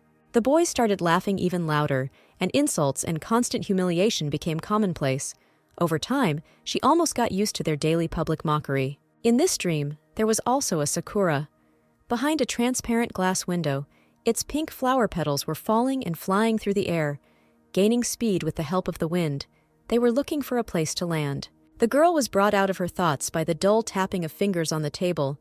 It was a classmate, nothing could be seen from behind, and he decided to sit down next to her, on the desk closer. So, smiling sincerely and warmly, he asked Chivona for permission, whether she would mind if this guy sat next to her, at least for a couple of classes. When he received her consent, he could not even guess that she had lost all meaning in life, until he smiled at her, looking straight into her eyes, and so they began to sit together, desk to desk. And now, when once again a wad of draft paper flew towards their desks, there was someone to protect her. The boy tore himself away from his written assignments for class, leaned out the window facing the corridor, threw the paper back, and started shouting at the top of his lungs that this was not a dump or a place for trash. Well, if these daredevils throw anything here at least once more, he will shove it in their mouths. Hoping that they understood his threat, the guy returned to his place and found his classmate with her hand barely holding back her laughter, and then no one dared to throw trash at her anymore. She was even more pleased when he turned around and happily stated that she seemed pretty cute when she smiled, so Juan should do it more often. They both continued their lessons, but she couldn't think about him. Her face constantly turned red just from the sight of him, and when she was next to him, her heart began to pound harder than ever. Little Sumin suggested writing a confession in a letter and putting it in his locker when he wasn't looking, already imagining how surprised he would be when he found it.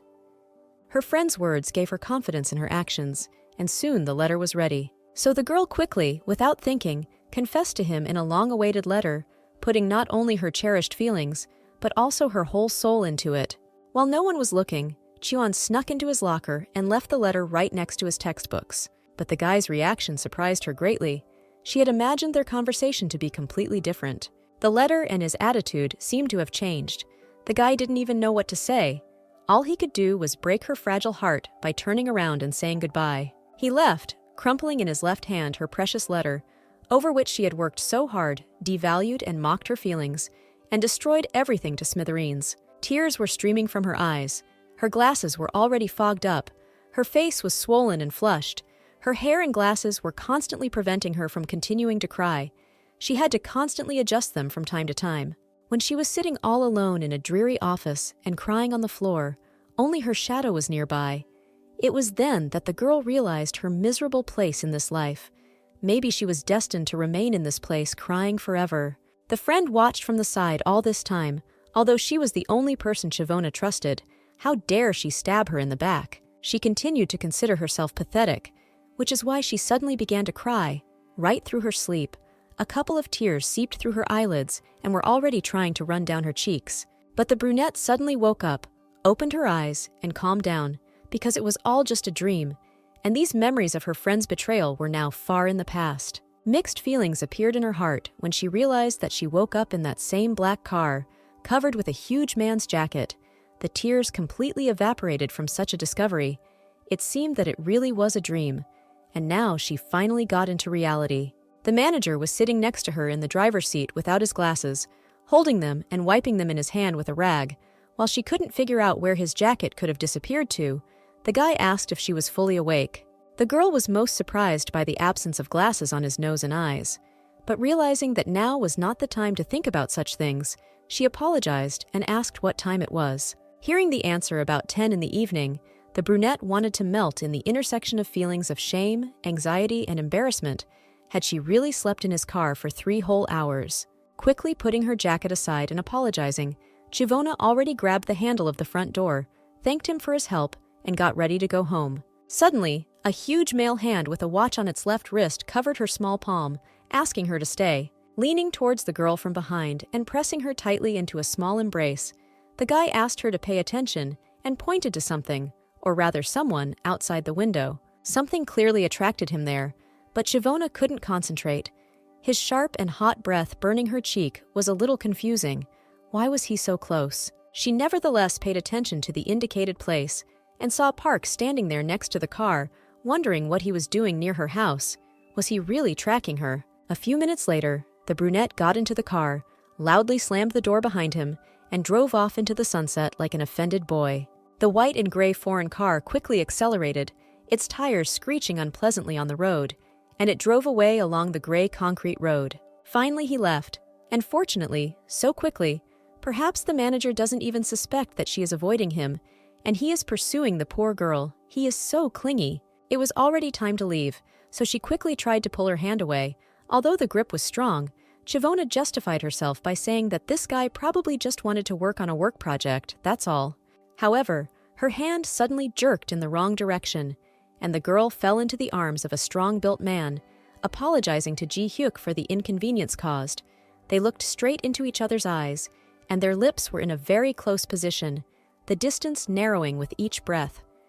Having finally pinned Siwon to the seat of his car, the guy looked at her, directing his gray, cloudy eyes straight into her soul, and asked if she really loved this Park Min-hwan, since the two of them were always somewhere together, talking, meeting. If there really was something between them, it would be a shame to give such a beautiful employee to such an idiot. The girl quite proudly, and as if honestly declared that she really loved this guy. The answer was positive, and made the manager disappointed, and perhaps her too. Moreover, they are dating, and in general it is somehow awkward to answer such questions after work. At night in the car, with sadness and embarrassment in her eyes, she turned away to the side window, trying to focus her vision and thoughts, but she wasn't really doing it. Her hands became cold as ice, probably because they were so close, and their lips were almost touching. Frowning, Ji-hyuk became completely serious and turned away resentfully, apologized, and said that he understood everything.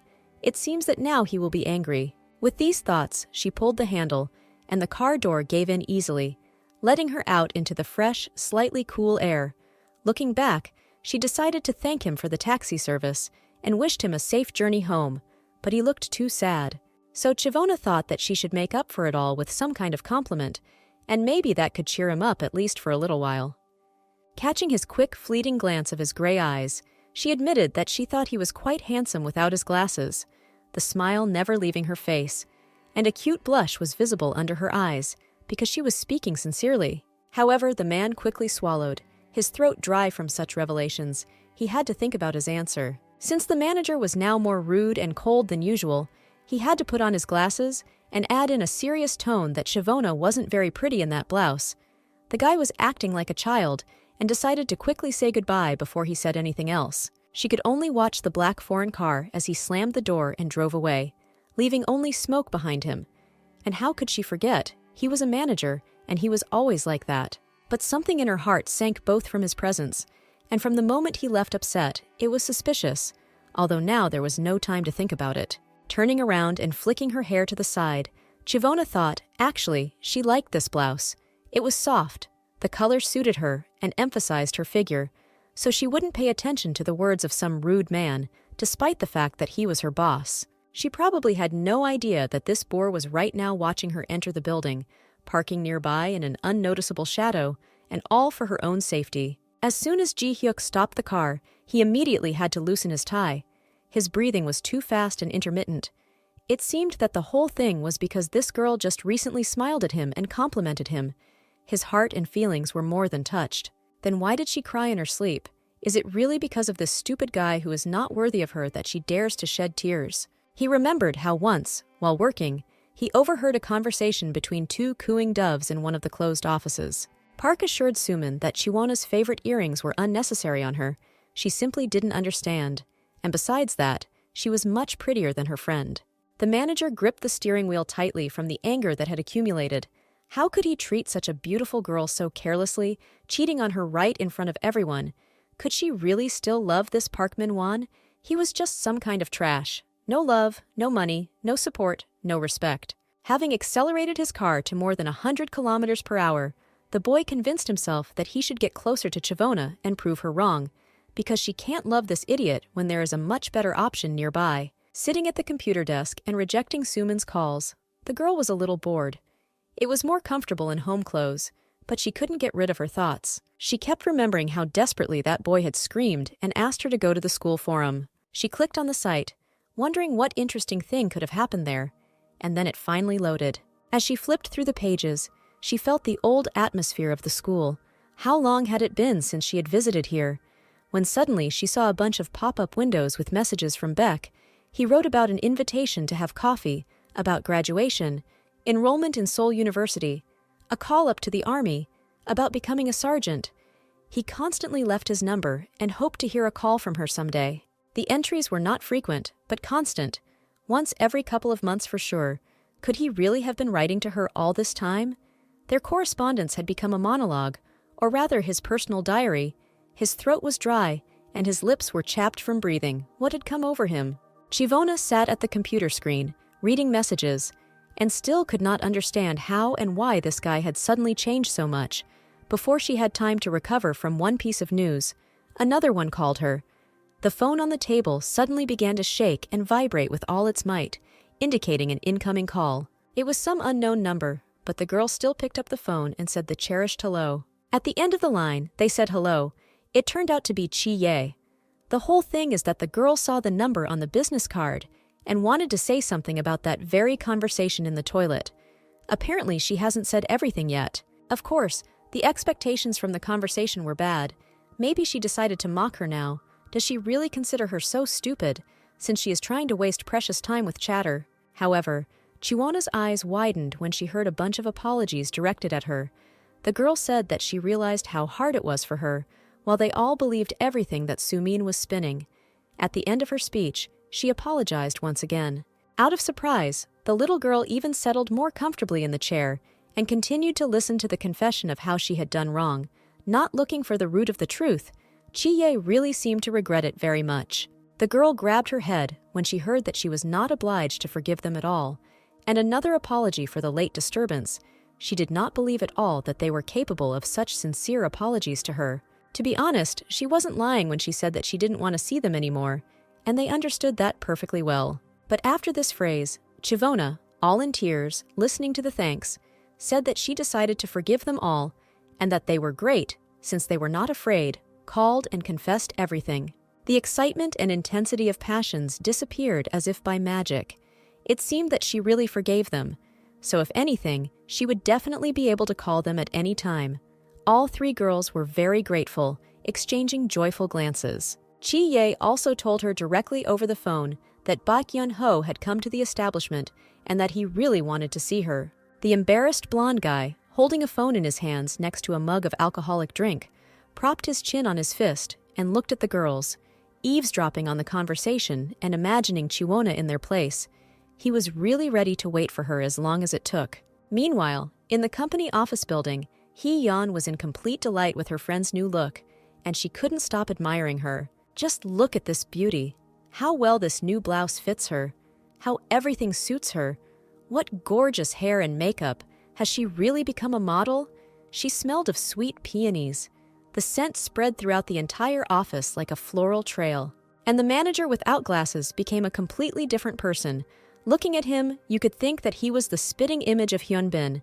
They would probably play the perfect couple in some romantic drama. Chiwon felt too awkward, and Ji-hyuk looked too embarrassed, so she asked her friend to slow down and get to work already. Out of the corner of her eye, she saw the nasty couple approaching, giggling happily and discussing some awkward news, as expected for them. But what was unusual was how Park's face changed when they entered the office.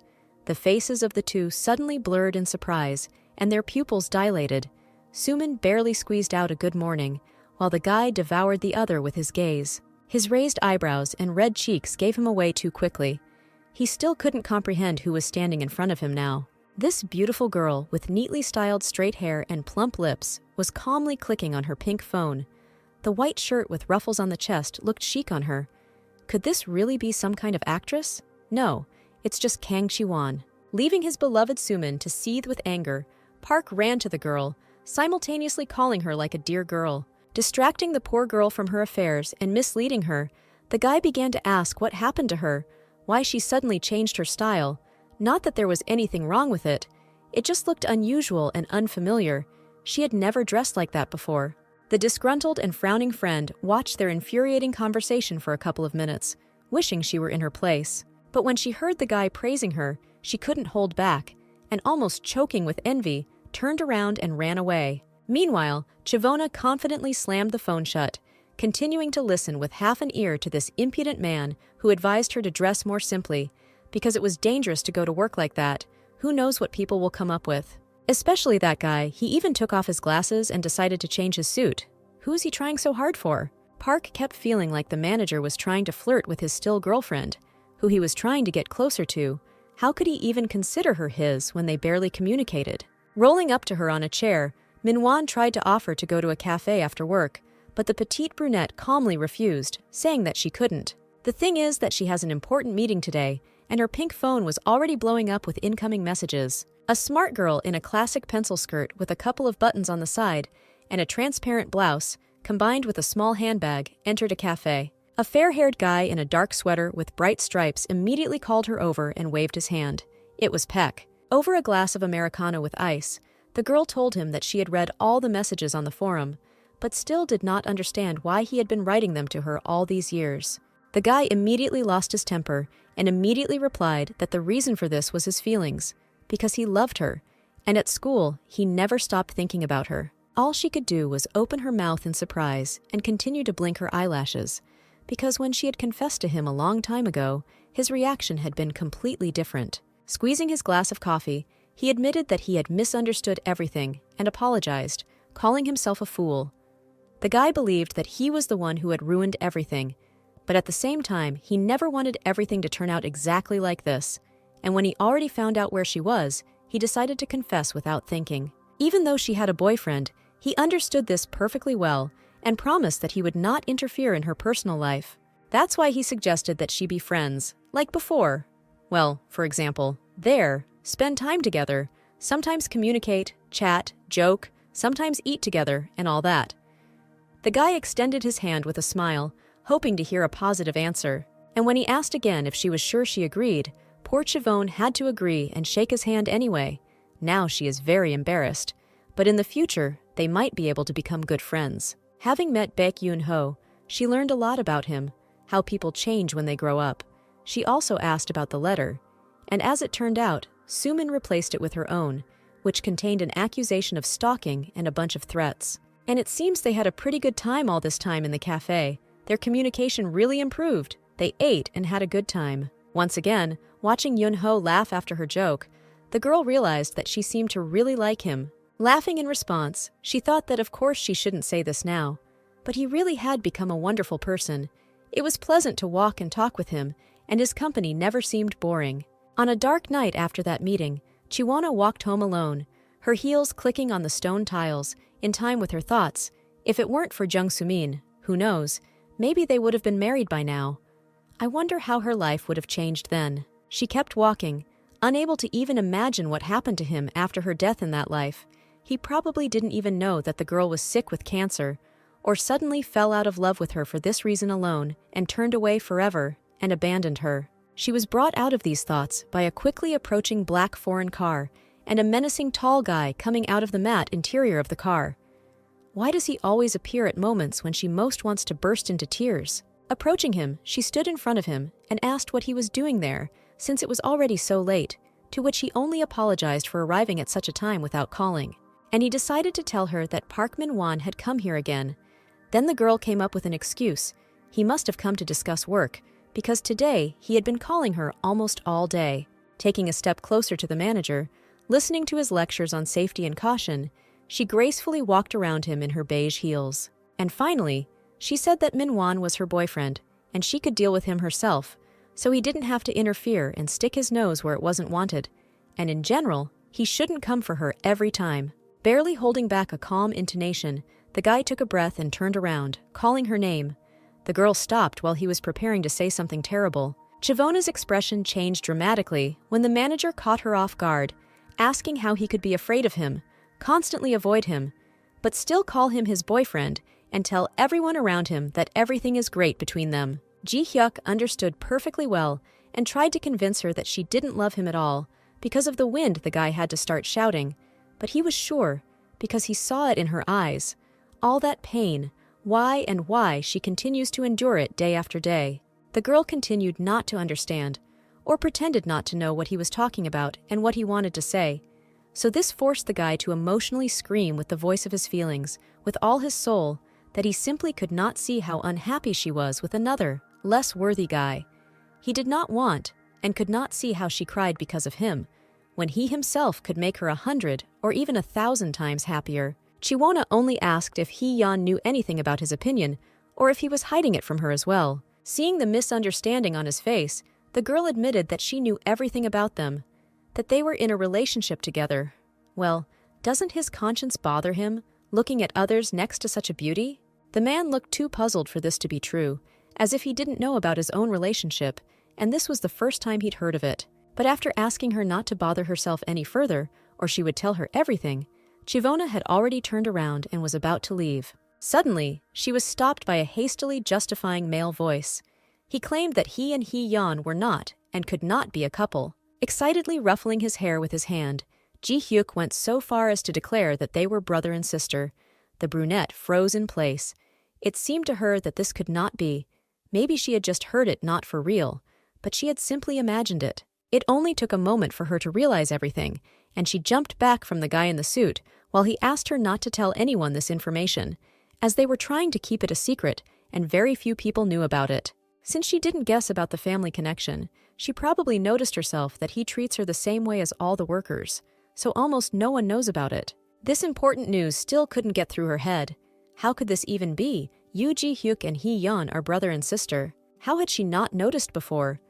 They were both brunettes with gray eyes, and their eyebrows were quite similar in shape, although her little sister seemed a little more cheerful and not so gloomy. The guy lowered his eyes and began to rub his neck with embarrassment, as if he was about to tell something, and then, through a barely visible blush on his cheeks, he admitted that he didn't have a girlfriend, although he liked one person right now. As soon as they went home, the guy got into the car and immediately dialed his sister's number.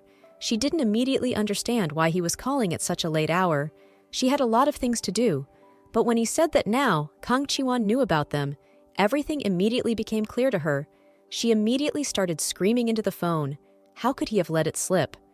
He asked her not to show it at work, since that was how it had happened. But the girl could not be stopped. His poor ears. They had to listen to the stream of thoughts. Could he really have met her on such a night? He probably even managed to go home. He even gripped the steering wheel of the car out of anger when he heard his sister's latest lectures about not rushing, and that it was best to attack slowly.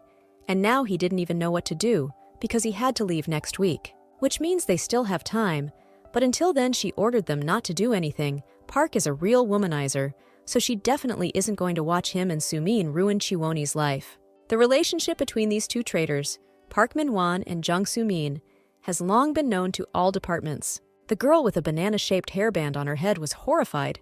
How could best friends be sluts? But just because Chiwona was still friends with her, the girl was not going to take any action yet and would not touch her in the near future. As soon as the girl entered her apartment, she immediately took off her shoes and bag. They were uncomfortable, and walking around with all of this at the end of the day was simply unbearable. She went to bed barefoot. She plopped down and settled down more comfortably. As soon as her body felt the softness of the bed linen, it immediately began to relax. She just lay there quietly in silence, when suddenly she remembered all the dialogues of the day, how the manager himself said that he could not see her tears. This made her want to cry even more. Chiwona didn't understand why in the past there weren't such good people around her, but now everything is completely different. Perhaps if she had been a little braver, everything would have been different. Still not getting out of bed, she tried to pull herself together, because it was enough to dream. Life had already given her a second chance, so she needed to use it to the fullest. She should, on the contrary, be grateful that she had met people who were truly dear to her. Well, all those traitors will definitely get what they deserve, because she promised herself to take revenge and live happily. Getting up from her bed and wiping away the endlessly flowing tears with her hand, Chiwona declared that she would never again, under any circumstances, make the same mistakes of the past. It was simply not permissible. The very next morning, she woke up, got ready for work, and surprised Park Min-won. The guy actually seemed puzzled as soon as he saw some folded bag of food. Chivona smiled very coquettishly as she handed it to him. He hadn't had breakfast, so she got him something to eat, an egg sandwich. She hoped he would like it. Then he immediately jumped up from his seat, saying that he loved egg sandwiches and asking why she had come back so late yesterday. The thing was that the girl had come and immediately passed out because it had been a hard day. This girl ignored Park all this time, and now she pretends that everything is fine. Well, although she can be forgiven, she is so beautiful and fine. With these thoughts, he offered his help. If she needs a ride, then let her call him right away. Suman suddenly butted into their already short dialogue, wishing them good morning, and began asking if she really had a date today. It seemed like this restless pink beast was at it again. Yesterday, because of her makeup, little Sue thought that her friend had a date with Park, but he was free, which is why they still managed to meet, and they decided to go for a walk. But then who was she dating at that time? She answered honestly that yesterday she was at a meeting with old friends from school. It seems there were guys there, and she also listened to his advice about glasses, and now decided to wear lenses. The girl asked his opinion. Not only did he start to find her more attractive and compliment her, but he also suggested going to a cafe after work. Of course he was happy as soon as he heard her consent. Well, why did the two of them suddenly become so charming? Did Kang Chi-won really hope to beat her? No way. Suman bit her lip and declared in her head that she was going to always be one step ahead of her. And this was only to the brunette's advantage. That's what. Her desire to take possession of the park most likely increased many times over, didn't it? And she, biting her nail polish, was thinking about another plan of what to do to get it. After all, stealing her friend's boyfriend seemed to be her main goal, and Chivona was going to use this to her advantage, which you can't do for the sake of profit when the benefit itself is running under your nose. Sweet Suman didn't even suspect that she herself was running into the beast's lair, and in the future, she would run around mindlessly in a cage, like some pathetic little gray rat. Hee-yeon ran into the office in a hurry, apologizing for being late, all because there were huge traffic jams on the roads, so much so that you could faint. The brunette quickly ran across the floor, stopping near her friend's workplace. She greeted Kan's assistant and wished her a great day. After exchanging pleasantries, Chivona turned her attention towards the chief's office. Right now, he was talking about something with Mrs. Yang, menacingly towering over her like a majestic statue, although if you look closely, they were similar in appearance in some way. As if he felt someone's gaze on him, Ji-hyuk suddenly turned towards her with an interested face, which made Chivon turn away abruptly. It seemed like he would now think that she had really been staring at him for a long time and looking in his direction, or he might even think that she had been admiring him. Does his response mean anything? Maybe everything he said then about not having a girlfriend and liking someone is true. After asking for a minute of attention, the manager decided to make a statement and suggested that everyone congratulate Miss Yang on the successful completion of the project. After receiving approval from higher-ups, the product release was scheduled for the summer, and the product production plan and its promotion on the market remain the same. While all her colleagues were congratulating the woman on her success, Manager Kim sat hunched over with his arms folded across his chest and glared at her. Meanwhile, the woman herself considered this a wonderful career advancement, and all this was wonderful, but if she were to earn money and immerse herself in work, then who would look after Yona? Ji-hyuk said that he would be going on a business trip next week and would not be able to monitor the quality of the work done, and therefore, he was temporarily transferring his powers to Miss Yang and advised her not to let her down, since she had promised to try and help everyone. Now she had a chance to get a promotion, a raise, and she was definitely not going to let this opportunity pass by. There was certainly a lot of work to do, but the photo of her daughter on the table became motivation, and she was not going to give up as long as this little girl was waiting for her at home. This woman decided to try her best to ensure that her child would have everything she needed, when suddenly she was distracted from her work by a notification. Khan's assistant was writing to her asking for help. Over a cup of coffee, Mrs. Young shared that of course she was glad that Chiwana was on her team, but Jung Soo-min was a pretty nasty girl. She knew that they were good friends, but this project was very important to her. The woman understood that the girl wanted to help her close friend get a promotion, but she was completely incompetent, absolutely incompetent. But it seems like Miss Yang got it wrong. Chiwana had an assumption that Manager Kim was going to ruin her project because he had already tried many times, and he would not miss this chance. So how does this relate to anything? How is Soo-min involved at all? As it turns out, he, one might say, has tender feelings for her. It was hard to believe. This old man for a 20-year-old girl, what is on his mind anyway? Apparently a lot of things. Maybe that's why he went bald and started looking like an evil octopus. Then it turns out that if Sumina is on my team, he won't be able to ruin her project, since he has sympathy for its participant. Everything was exactly like that. So if a woman wants to succeed, she must enlist her support, and then half the job will be done. Just a few days later, in the conference room, she calmly said hello, introduced herself as Yan Jiran, and said that from that day on, she would be temporarily heading the marketing department. As they already know, they are all working together on a project that is important to the company. Thanks to the backbreaking work of several departments, the product is scheduled to be released this summer, so they are great guys. They have done a great job, but there is still more to come. Kang Chi-won greeted everyone first and said that she would be helping with marketing operations, so she hoped for their support. Today, she was wearing a pink blouse, and her hair was tied in a cute, tight ponytail. So there was Lee Jun-seok, an unremarkable guy with glasses. His role was to monitor production. Their team was able to recreate a quality beta version of this product within the allotted time frame, and also developed 3 sample mock-ups, all of which were in the box. Miss Young thanked the guy for meeting the deadline and asked if they had managed to conduct the necessary tests and experiments. Luckily, the mock-ups actually came out really well, which meant that the problem now was only with Sumin, who was so happy that she and Park were on the same team, but she didn't know that she was only allowed in so that Kim wouldn't screw up the project. So she definitely couldn't be allowed to ruin Miss Yang's reputation, and Chuana already had a plan. As soon as Sumin heard about this job, she allegedly trembled with fear. Did they really want her to interview visitors at the entrance? Maybe she could do something else.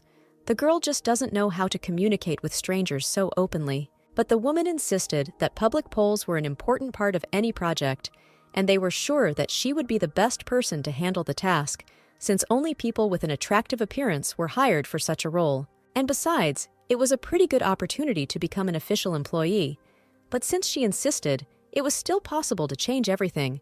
But Sumin waved her hands as soon as she heard about official employment. For her, this was a perfect opportunity that she couldn't miss at any cost. She wouldn't let them down. And besides, she didn't really want to go back to the team with this old fart, after all. She wanted to be near Park all the time. However, she didn't like the costume and the sign with a cool cat evaluating the product. So they dressed the girl in a special red costume, a hat, gave her a sign, and put her next to a stand with the company's name, forcing her to shout about the opportunity to try the product first and get a prize. Little Sumin clutched the wooden sign in anger. How dare they make her humiliate herself like that? And in public, in that horrible cat costume, they definitely won't get away with it that easily. She promised herself to take revenge on these people at any cost. Instead of working hard, the girl just played games on her phone all this time and collected some combos of fish, getting coins. Well, when interested people approached, who liked the appetizing appearance of the dishes, and asked whether these were salads or what, Sumin simply, boringly, staring at her phone, answered with a request to stick a sticker on the dish she liked. And that was it. It seemed like she even liked the situation. She could do nothing, and people would come up and try the food, so it was a pretty good way to kill time, and you could just do your own thing. And when one of these customers came up and asked if there were any nuts in the dish, the girl, completely ignoring it, shook her head as a sign of denial. Without even paying attention to the label about allergens inside the salad, someone decided to try the company's new product. While this girl sat and hummed a song from her phone, a couple of spouses ate a dish with a delicious smell, and the woman fed her husband with a fork, simultaneously asking how he tasted it. But a moment later, the expression on his face changed to one of horror, and he only just pulled the fork out of his mouth, as if he wanted to turn the entire contents of those cheeks, tightly stuffed with food, out. Dropping a plate of salad on the floor and scattering food everywhere, the man screamed that he could not feel the oxygen coming in and could no longer breathe. Within moments, his face, neck, and hands began to become covered in red blisters. Meanwhile, an unsuspecting Sumin was angry at their shouts and complaints. While rejoicing at the game she had just finished with a new record, her happiness was interrupted by a woman in glasses screaming at full volume. The poor woman screamed, almost sobbing, continuing to hold her weakened husband. They told her that there were no nuts here, and now how to explain this? Was it really an attempted murder? People had already run around, looking with interest at the unexpected skirmish. Rolling her eyes in disgust, the impudent girl indifferently stated that she was not prepared for nuts and similar reactions. And anyway, What kind of things were they talking about? The upset couple said that it was the first time they had encountered such a rude woman, and she responded that they should think before shoving everything that was free into their mouths. Well, since they are so sick, it's time to start treatment. What's the problem anyway? Why blame everyone around you for your misfortune and irresponsibility? They immediately demanded that the manager be called here immediately. What kind of monsters work here? And Park Min-won, who was nearby, ran to the scene and immediately began asking his friend what happened. The woman immediately began to explain the situation.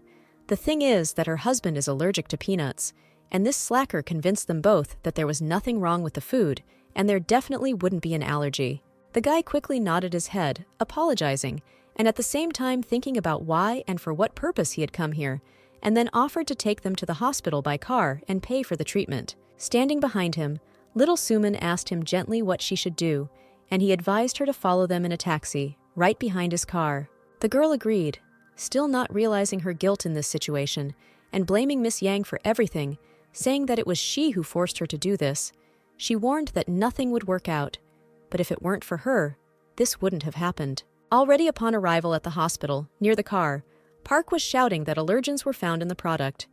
Well, did Shavona not tell her anything about this and did not warn her? She probably explained it, and stupid Suman simply ignored it, which is why now she had to frantically apologize while biting her pink lips. After all, if they find out that Shavona has something to do with this, then she could be punished, even to the point of having her salary cut, and this definitely cannot be allowed. She is innocent. In the worst case, they will receive compensation and ask for the dismissal of the stupid and impudent girl. Then they should have done this. Now Suman shouldn't have told anyone about this. But if they don't write a complaint, then everything will settle down in an instant. But they should definitely apologize. Hearing the word we, the girl immediately understood that he was on her side, which meant everything would be fine. She barely managed to squeeze out tears of pity, after which she pounced on Park Min-won with hugs. Knocking him off course, she called him Appa, which left the guy himself in a state of shock. But apparently, Suman didn't care if she got fired. She was just pretending that she didn't want Shavona to suffer because of her, and she wasn't going to let her best friend down. Hugging her back to comfort her even more, he called the little girl a good friend and convinced her that together they would definitely cope with everything. Now Park was much taller than her, so she had to raise her pitiful, sad gaze with pouting lips to him, and when the guy removed the emerging tear from her violet eyes, she understood for sure that Manager Kim was not even standing next to him, so Min-won definitely had to go to her, and no one else. Meanwhile, Chivona, still sitting at work at the computer, doing her own things, wondered how things were going with Suman, and hoped that Park was at least helping her. Before she had time to think about this sweet couple, Min-won himself deigned to dial her number and disturb her. As it turned out, he called to ask if she had told Suman that the third sample contained allergens. It looks like they almost killed some old man, but it's so good that everything worked out. Although how could she possibly forget about it? The girl had told about it several times. That the third sample contains peanut powder, so it has the corresponding allergen symbol on it, and you need to be careful when giving it to people. Although, well, of course, she didn't listen to her, but sat on the phone the whole time, constantly playing some kind of toy. Clutching her head, a frustrated Shavona asked if they had complained about them, but no. The two of them were going to apologize to the couple. They needed to hush it all up before it was too late. Great. Suman didn't have to worry. Leaning back in his chair, the girl asked him to take good care of her. This silly girl Chan Sumin never ceased to amaze, and this only made me happy. She herself jumps into the clutches of the monster. Late at night, Mrs. Yang returned from work and immediately heard her daughter's joyful cry from the door, so she immediately asked her on the spot if she had listened to her grandparents today. Their day, according to the woman, had gone well, and they were just waiting for her. The baby was already reaching out to her mother with her hands. Her dad and husband were peeking out from behind the kitchen, calling her a princess. The man asked if she was hungry, because they were just preparing dinner and would be finished very soon. Together, they prepared her favorite stew. The woman even became embarrassed. A blush appeared on her cheeks from gratitude for the care. She praised her father, saying that she could not wait to try it.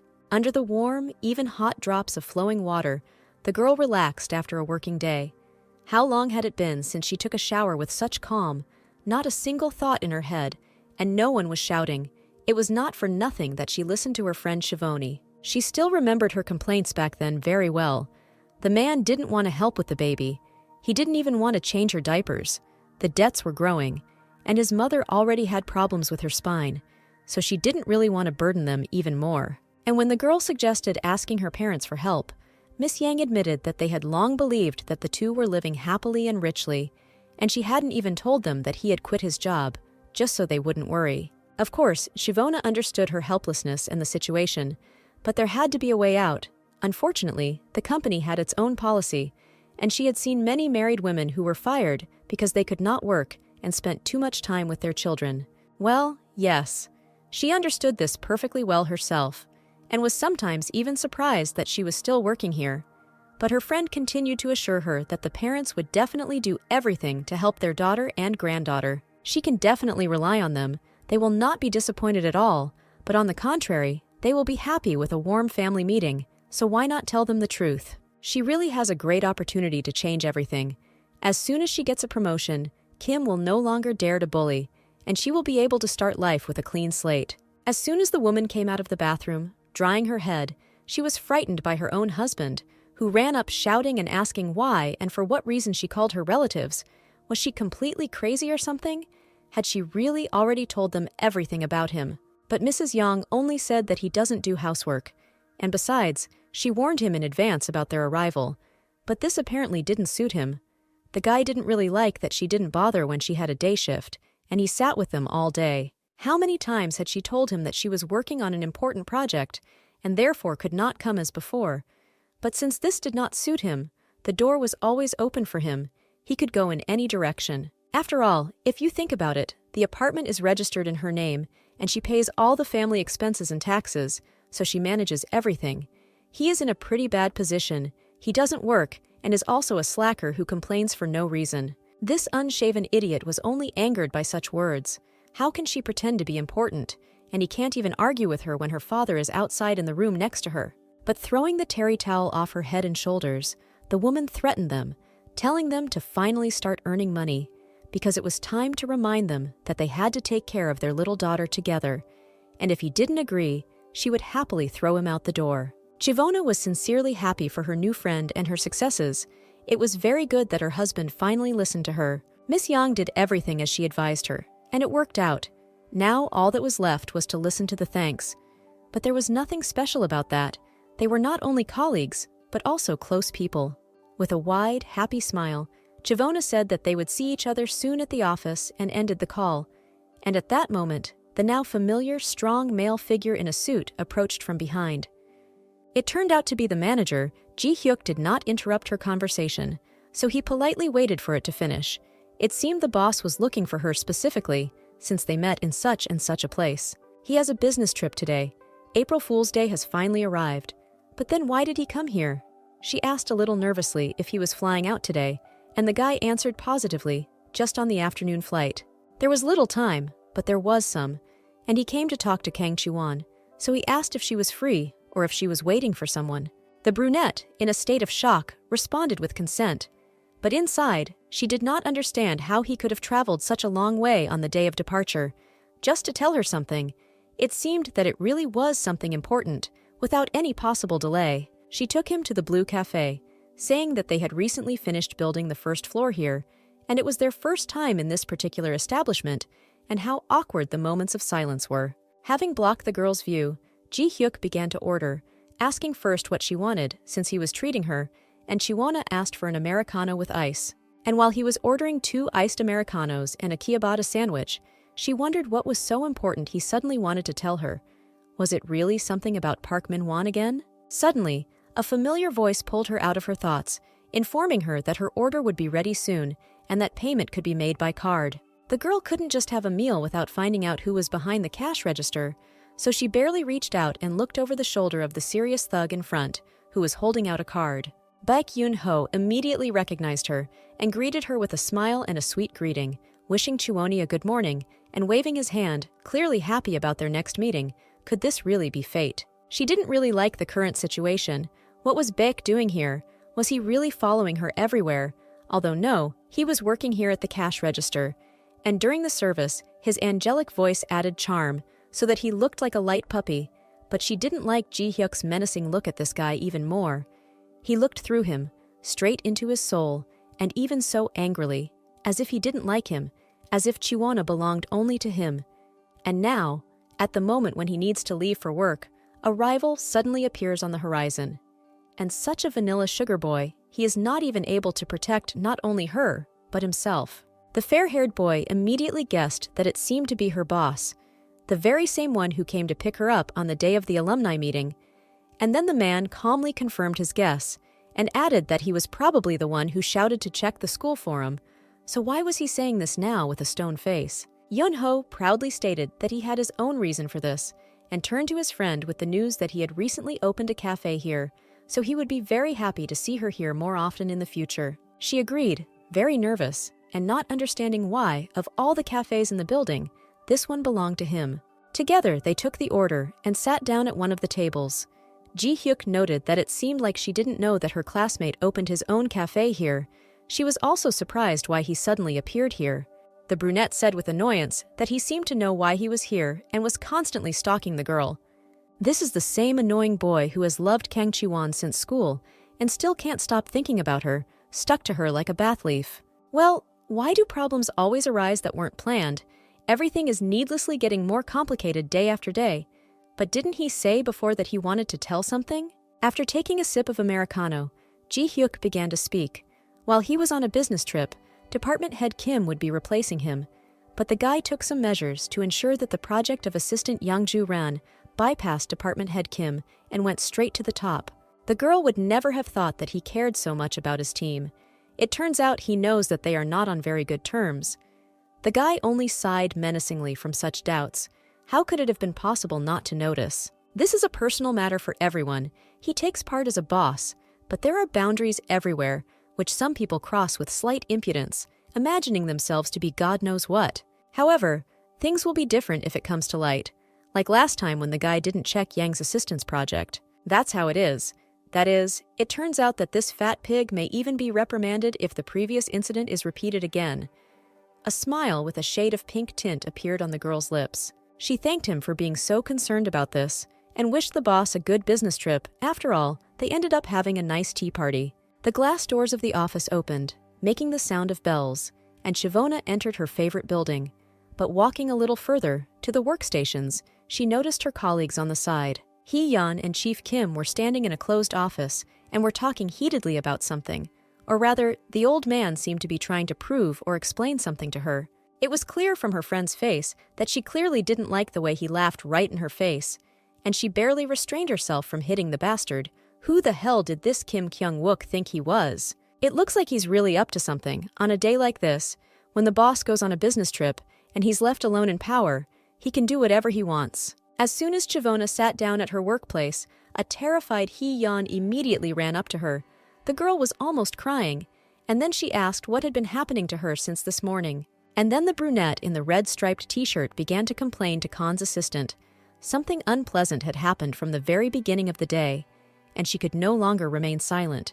Together, they decided to make coffee and discuss the situation. Oh yes, it would be absolutely right to get away from here for now, because this old man was so annoying, a mile away. Now he was already calling someone and laughing with all his might with his disgusting face. I wonder what could have happened. Maybe Kim's boss said something without thinking. But after stirring her coffee with a wooden stick, Hee-yeon said that this idiot asked her to give him the project she had been working on for a long time, said that he wanted to post it under his name, and then he would make her a full-time employee, placing her on the team. Chivona was simply in shock. She couldn't believe such impudence, and he was crazy to think that anyone could agree to such a thing. And what was he planning anyway? The girl was very surprised that she was called so suddenly.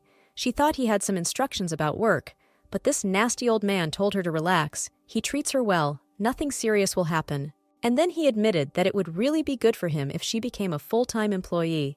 So he remembered that project of hers that the girl handed in when she started working. It seems he had in mind a project about fast food aimed at Muslim believers, but as she herself remembers, Kim rejected it, saying that it was all dog shit, well, as usual, in his repertoire. After which the nasty guy started asking questions, hinting that it would not be easy to conduct foreign business, and how could an ordinary contractor who had just started working rise to the top with just one project, since it was obvious that no, he had already managed to figure it out within the limits of his competence. The man simply beamed with joy, saying that for her sake, to give her a chance, he made a new plan so that they would put up the project under his name, and under it they would put Hee-yeon's name. He would gladly lend her his name. The girl was stunned. Did he really want to steal her idea now too? She thanked him for his concern, turned around, and decided that it would be better to pretend that this conversation had never happened. But this fool tried to stop her, and he asked if she really thought that with such behavior it would be possible to get a full-time position, hinting at her impudence. He added that she was also going to conduct the work evaluation with her own efforts. In general, only threats poured out of his dirty mouth. And the brunette understood this instantly, so she immediately turned around and asked if he was threatening with these words right now. Her gaze looked more than aggressive, so he was probably scared. However, his shameless, fat, wide face expressed completely different emotions. He noted that he was simply advising her to think it over carefully if she did not want the office routine to end after a year of work. Having already lived through these malicious emotions, Hee-yeon said that she had told him then that she would try to become a full-time employee to the end on her own. If he fired her, then let him fire her. She couldn't just sit and watch how the old man became successful by stealing her idea. Chivona appreciated her friend's proud and correct grip. She's great. That's how it should be. It looks like this idiot liked her project so much. Looking at how he first deliberately disapproves of it and then tries to steal it, it becomes funny. Surely that's true. So her friend suddenly asked her if she knew what religion was the second most popular in the world. The girl suggested that it was Buddhism. Then Hee-yeon screamed in fascination. The answer was wrong. After all, it was Islam, because the number of believers in Islam exceeds 1 and 3 billion. Then why isn't there a fast food specially for them? By taking the initiative now, little by little they can achieve the goal, starting with the Muslims who are currently in the country. Sounds pretty good. But the girl suddenly took her friend by the hand and asked her to leave this plan to Chief Kim, because in any case she would not be able to carry out her goal to the end. He would definitely interfere somehow, harm, if the plan was not under his idea and leadership and did not bring him any benefit. The brunette blinked her black eyelashes, not understanding why she was so sure of this, where the risk could come from. It wasn't that harmful. Hee-yeon's idea should definitely come to fruition anyway, and first she needs to do as Chief Kim suggests. Chiwona promised her that one way or another, together, they can win back and return this idea to themselves. It's just not the time yet. After just a few days, at the main office, someone appreciated the man's bold and outstanding idea, and the research of the place was also good. This is a fresh project, which no one has seen for a long time, so if they start moving forward, will the personnel who will be sent on a business trip be ready? Kim thought that their manager would find out everything. They have personnel in the company who know the Arab side well. This is even better. He was ordered to start working on the project immediately and then make an interim report. It looks like the unlucky newcomer, Hee-yeon, will go to the Arabs. The man decided to share that there is a main project that the team is working on. It is the domestic market. So even if they hesitate, it does not matter. But as he remembers, it was like a salad. But the guy in the suit didn't seem to be interested in the salad at all. Couldn't they just do Chief Kim's project first? Once his idea was approved, the fat old man nodded his head, mentally wishing good luck to young Jiran with her stupid little project. This was his only chance. While Yoo Ji-hyuk was on a business trip, no one told him what to do. There was time, so he had to try to take over this team before he returned. Then Sumin will be even happier, will start to admire him. They will relax more together, spend time, and then maybe even get married. She will be wearing a gorgeous white dress with a veil. They will live happily ever after. This idiot had such vanilla and disgusting dreams about a young girl at the same time. Did he really consider himself a worthy, handsome man, the first in the city, since he thought with his mouth full of saliva that love with this girl was already close, on the threshold of his home, and straight to a happy wedding? The beige stilettos, already familiar to everyone, clicked down the steps of the staircase straight to the top. That same girl, in a pencil skirt and blouse, was holding an important folder tightly in her right hand. Chivona's hair was pulled back into a tight ponytail, with a few strands of hair sticking out, and her brown eyes were fixed forward with a predatory gaze, her attitude more than determined. Ultimately, Assistant Yang's project was temporarily put on hold due to Chief Kim's project, and she was too upset and stayed late at work because she had high hopes for her project. However, in China, there has long been a beautiful saying, "Sit on the bank of the river," and soon you will see the corpse of your enemy floating past you. And would this have happened if they had just sat idly by? Of course not. In order to see the corpse of your enemy in the river, you have to be the one who throws it there. The girl creaked open the door leading to the roof and found an old man with a receding hairline standing there in a beige striped shirt, calmly looking down, smoking a cigar. He looked menacing, but Shavona, with or without heels, looked taller than him. He was like a grown-up toddler with a tummy.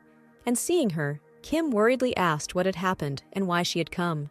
But the girl just calmly, with an angelic smile and a blush on her cheeks, handed him a pastel green folder, saying that she brought him her report, and she believes that it can definitely help him in the future project, which is gaining momentum so quickly, it seems that the plan to drown the old man at the bottom of the ocean has just set sail. He opened the folder with interest and began to read it carefully.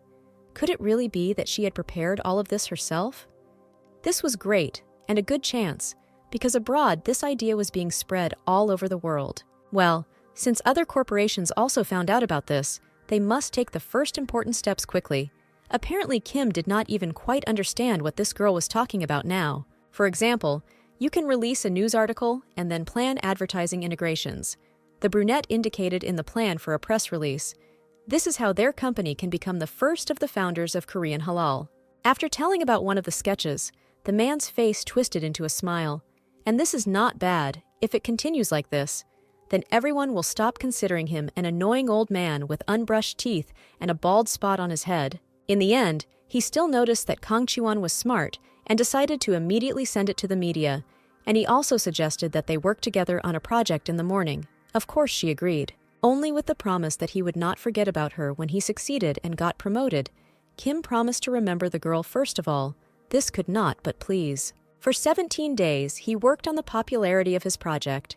At first, he called to find out about some journalist, and soon an article about halal food appeared in the news, and that the price of its shares was growing every day. People began to be proud of Kim Kyung-wook. He was invited to various business lunches. Many directors shook his hand and promised a good future. He kept drinking tea from a white flower set with the bosses. And not only tea, if this business ends well, he will have a promotion in his pocket. After some time, the opening of the Arab branch was confirmed. The stock price reached its maximum again. The UK company prospered every day, and the building seemed to glow from within, reflecting the light in its windows. Employee Pak also blossomed, happily walked around singing his boring songs, but he was shining from the inside, giving all the employees compliments about how great they looked. What was wrong with him? Apparently, he had become arrogant, not having completed the project. On the way to work, Appa, as the girl called him, was talking to Suman. She overslept again. Apparently, he was in such a hurry to get to work that he didn't even have breakfast. How could that be? You can't torture yourself like that. He immediately offered to buy her something. She awkwardly asked for strawberry milk and thanked the man. How sweet. She loves pink so much that she even chooses strawberry out of all the flavors. Oh well, he will buy her everything. She just has to be patient a little longer. Suddenly his boss, Secretary Han, called him. His voice was wary and picky, but Kim did not attach much importance to this and promised to come right away.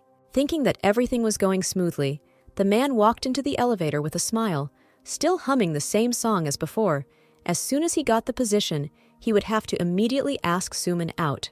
With a happy smile showing all 32 rotten teeth, he looked into the office, barely opening the door, and greeted the boss, asking what business he had been called in for. How suddenly, unexpectedly, he received a sharp blow with that same green folder on his wide, bald head. How beautiful and precise the blow was, right on the bull's eye. He even screamed in pain. However, the morning of the man in the suit, apparently his boss, was not like that. How was this idiot going to answer for what he did? Did he even bother to read the comments of people on the forum? And what else was his empty head filled with? The news has already spread everywhere. A group of Korean volunteers are captured by radical Islamist forces. Muslims are kidnapping and killing Korean migrants, and the stock price has instantly dropped. What a stupid, bald-headed brute he is. He couldn't believe what he heard at all. This simply couldn't be happening. Kim immediately asked for forgiveness, simultaneously offering to close this project. But it was useless, because the press had already blown everything out of proportion. Didn't he realize how much of the entire budget had been flushed down the drain? All he could do was bury his nose and face in the floor in confusion, the idiot had to immediately figure out what to do with this. Otherwise, he would be in trouble. Although this same project was originally developed by Hee-yeon, he might try to blame it all on her. Grasping the bald spot next to the bruise on his head, the man replied that it wasn't really his idea, as the project had been begged for approval by a new member of their team. Well, he just gave her a chance. Was it really necessary to put out such a big product under the name of a newbie who hadn't even worked there for a couple of months? So he put this new employee in the foreground. While the boss was lighting a long cigarette, the man suggested that they could make amends if she made a public statement asking everyone for forgiveness. Perhaps people would take pity on the sweet girl. Suddenly, Han stopped him, still not lighting a cigarette, and asked what the girl's name was. Her name was Hee-yeon, and in modern society, everything works exactly like that. They will post an article called Halal Girl, and everyone will pounce on her like a piece of meat at the market. Then they should be able to avoid the accusations pouring on their company by sacrificing just one employee. He promised to settle everything by just Yoo Hee-yeon. The boss suddenly froze in fear with a cigarette in his mouth and asked whether he had told this employee that Mr. Han had given permission for this project with great joy. The dumb pig immediately confirmed his terrible suspicions. Well, of course, he said that their wonderful boss immediately approved the project, without even hearing the idea to the end. Kim almost flew away from the loudest scream in her life. The boss ordered her to run straight to her and fix everything right there. After all, he was the one who started it all. Now let him clean up the mess himself. People near the chief's office were running around in fear. Screams about the halal girl were heard everywhere, and in the end, the damned idiot was sent to immediately solve this problem. Well, if he doesn't fix anything, the empire will collapse. And if the Arabs raise the alarm, Khan will personally sign off on his dismissal at his own request. The fat boar could barely bear the humiliation of riding with his head down among many people in an elevator. Surely everyone around already knew about his dismissal. As soon as the elevator arrived at the floor, all the people hurried out of it, clicking their heels and shoes. They left, leaving him alone with himself. Of course, Kim felt more than depressed. A gloomy anxiety appeared in his thoughts. Gray clouds hung over his success in life. How to get out of here now? However, feeling a cold heaviness in his hand, he looked and saw in it a jar of strawberry milk, the same one that Suman had asked for in the morning via correspondence. Throwing aside all his depressive thoughts, he continued to look at the jar and think that all adversity would pass as long as this girl was next to him. Together, they would go through any obstacles. But the reality turned out to be more than harsh. When he approached her workplace, the man found the little girl somehow more angry and nervous than usual. She continued to frown in her yellow dress and even refused a strawberry milk drink, despite the fact that she had written the exact opposite in the morning. The girl simply rejected him, turned around and walked away, leaving the already frustrated Kim in dejected solitude. He sadly put down the glass bottle, not understanding why she didn't want to accept his gift. After all, he brought it, chose it especially for her. He was brought out of his thoughts by the heated whispers of his colleagues. Of course, he didn't really like being judged, although he tried to be kind to almost everyone. Gritting his teeth until it hurt badly, Kyung-wook understood everything. It was because of Assistant Ji-won. She knew everything from the very beginning, brought the documents to him, was kind like a cunning snake. It seemed like this was her plan. After all, it was she who insisted that the plan had to be released first, so as not to fall behind, and even prepared and presented the press release on a platter. Seeing how calmly she continued to work, Kim could not stand aside and simply restrain himself when everything in his life went according to plan.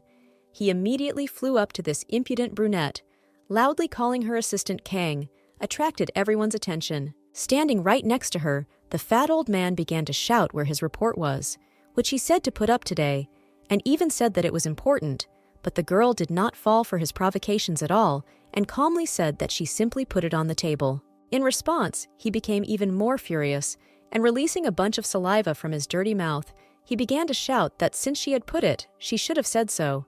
This was not some kind of joke, but an official order. And after her answer, that she warned him, sent a message in a messenger, the man got even more angry and louder, shouting that, "You see, she has an excuse for every word. Does she really consider herself the most outstanding and intelligent here? That she is even pretending to be like that?" Then he even asked her if she really felt uncomfortable. Why didn't she lower her eyes when adults talked to her? Who the hell did she pick up this bad habit from? Maybe her lousy parents didn't teach her anything at all. Having heard just one phrase, one small hint of an insult to her parents, the girl's face changed dramatically. She certainly wasn't going to tolerate such humiliation from him any longer. Clenching her fist on the table and gritting her teeth until they gnashed, she asked again if this bastard had really just dared to call her parents' names or condemn them in any way. It seemed he only confirmed her guess, opening his mouth wider and started shouting that, of course, you can't do without parents when they have such a daughter, seemingly an innocent lamb. But behind her back, she pours out all sorts of nastiness, hell and in general. Where is she climbing? Having swung at the poor girl, this fatso wanted to teach her a lesson and show her the place of small fry. However, shocking everyone around, including the girl herself, someone grabbed this idiot by the collar, not giving the scoundrel a chance to finish what he started. It was Ji-hyuk. He must have just arrived. And all these changes in his absence, especially this scene, caused wild horror and aggression in him. He looked very frightening, and he became even more aggressive when he gave the order to apologize to Kang Ji-won immediately. The old man turned around and began to change the subject, asking the boss when he had managed to return. But the man did not let him do this, shouting even harder and squeezing him, forcing him to apologize pitifully. And what came over him? The brunette was menacingly holding the lifeless body of this impudent fellow in one left hand, while he was begging for forgiveness from Khan's assistant in syllables. Apparently the girl didn't really like it, so she asked the boss to stop quickly. The guy threw the ball to the ground with disgust, and the old man fell with a crash. How dare he raise his hand against a girl, especially against Cheon? She is fragile and defenseless. In his thoughts, he hoped that Kim would break bones.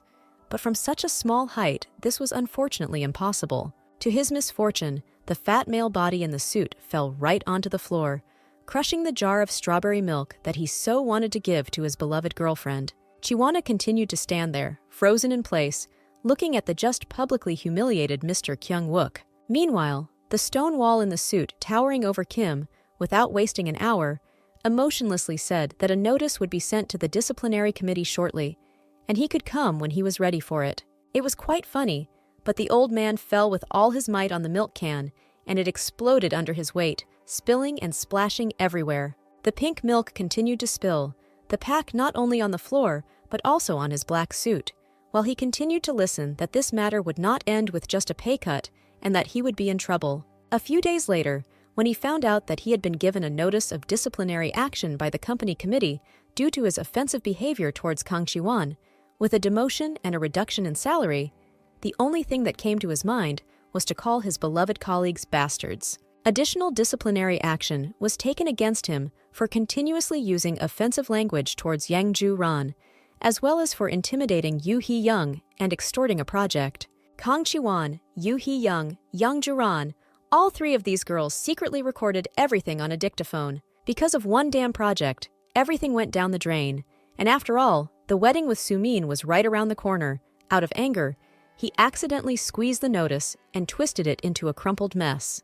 While he was suffering, some angelic voice on the right was telling him that it looked like she would have to move to another department. And why should she have to move to another department because of such bastards? Looking closely, he noticed Sumin and Park Min-won in the distance. The two of them were heading somewhere together, while the girl was telling him that it was all because there were always some strange rumors going around, even though the two of them had nothing in common. The guy, of course, agreed. Why would such a nice girl date a bald fat guy? And opening the door, he offered her to drink something and relax together. While the girl was wondering what would happen to Chief Kim, this same old man stood behind the door, hiding, and tried to eavesdrop on what they were talking about. The two of them stood at the machine when Park told him that, as he had heard, he had gotten into a real fight with his superiors. But it could have been much worse, and he was lucky. This old man hasn't been of any use to anyone for a long time. Now Sumin can finally take a break from him. Otherwise, he was constantly hanging around her, and she was a young girl.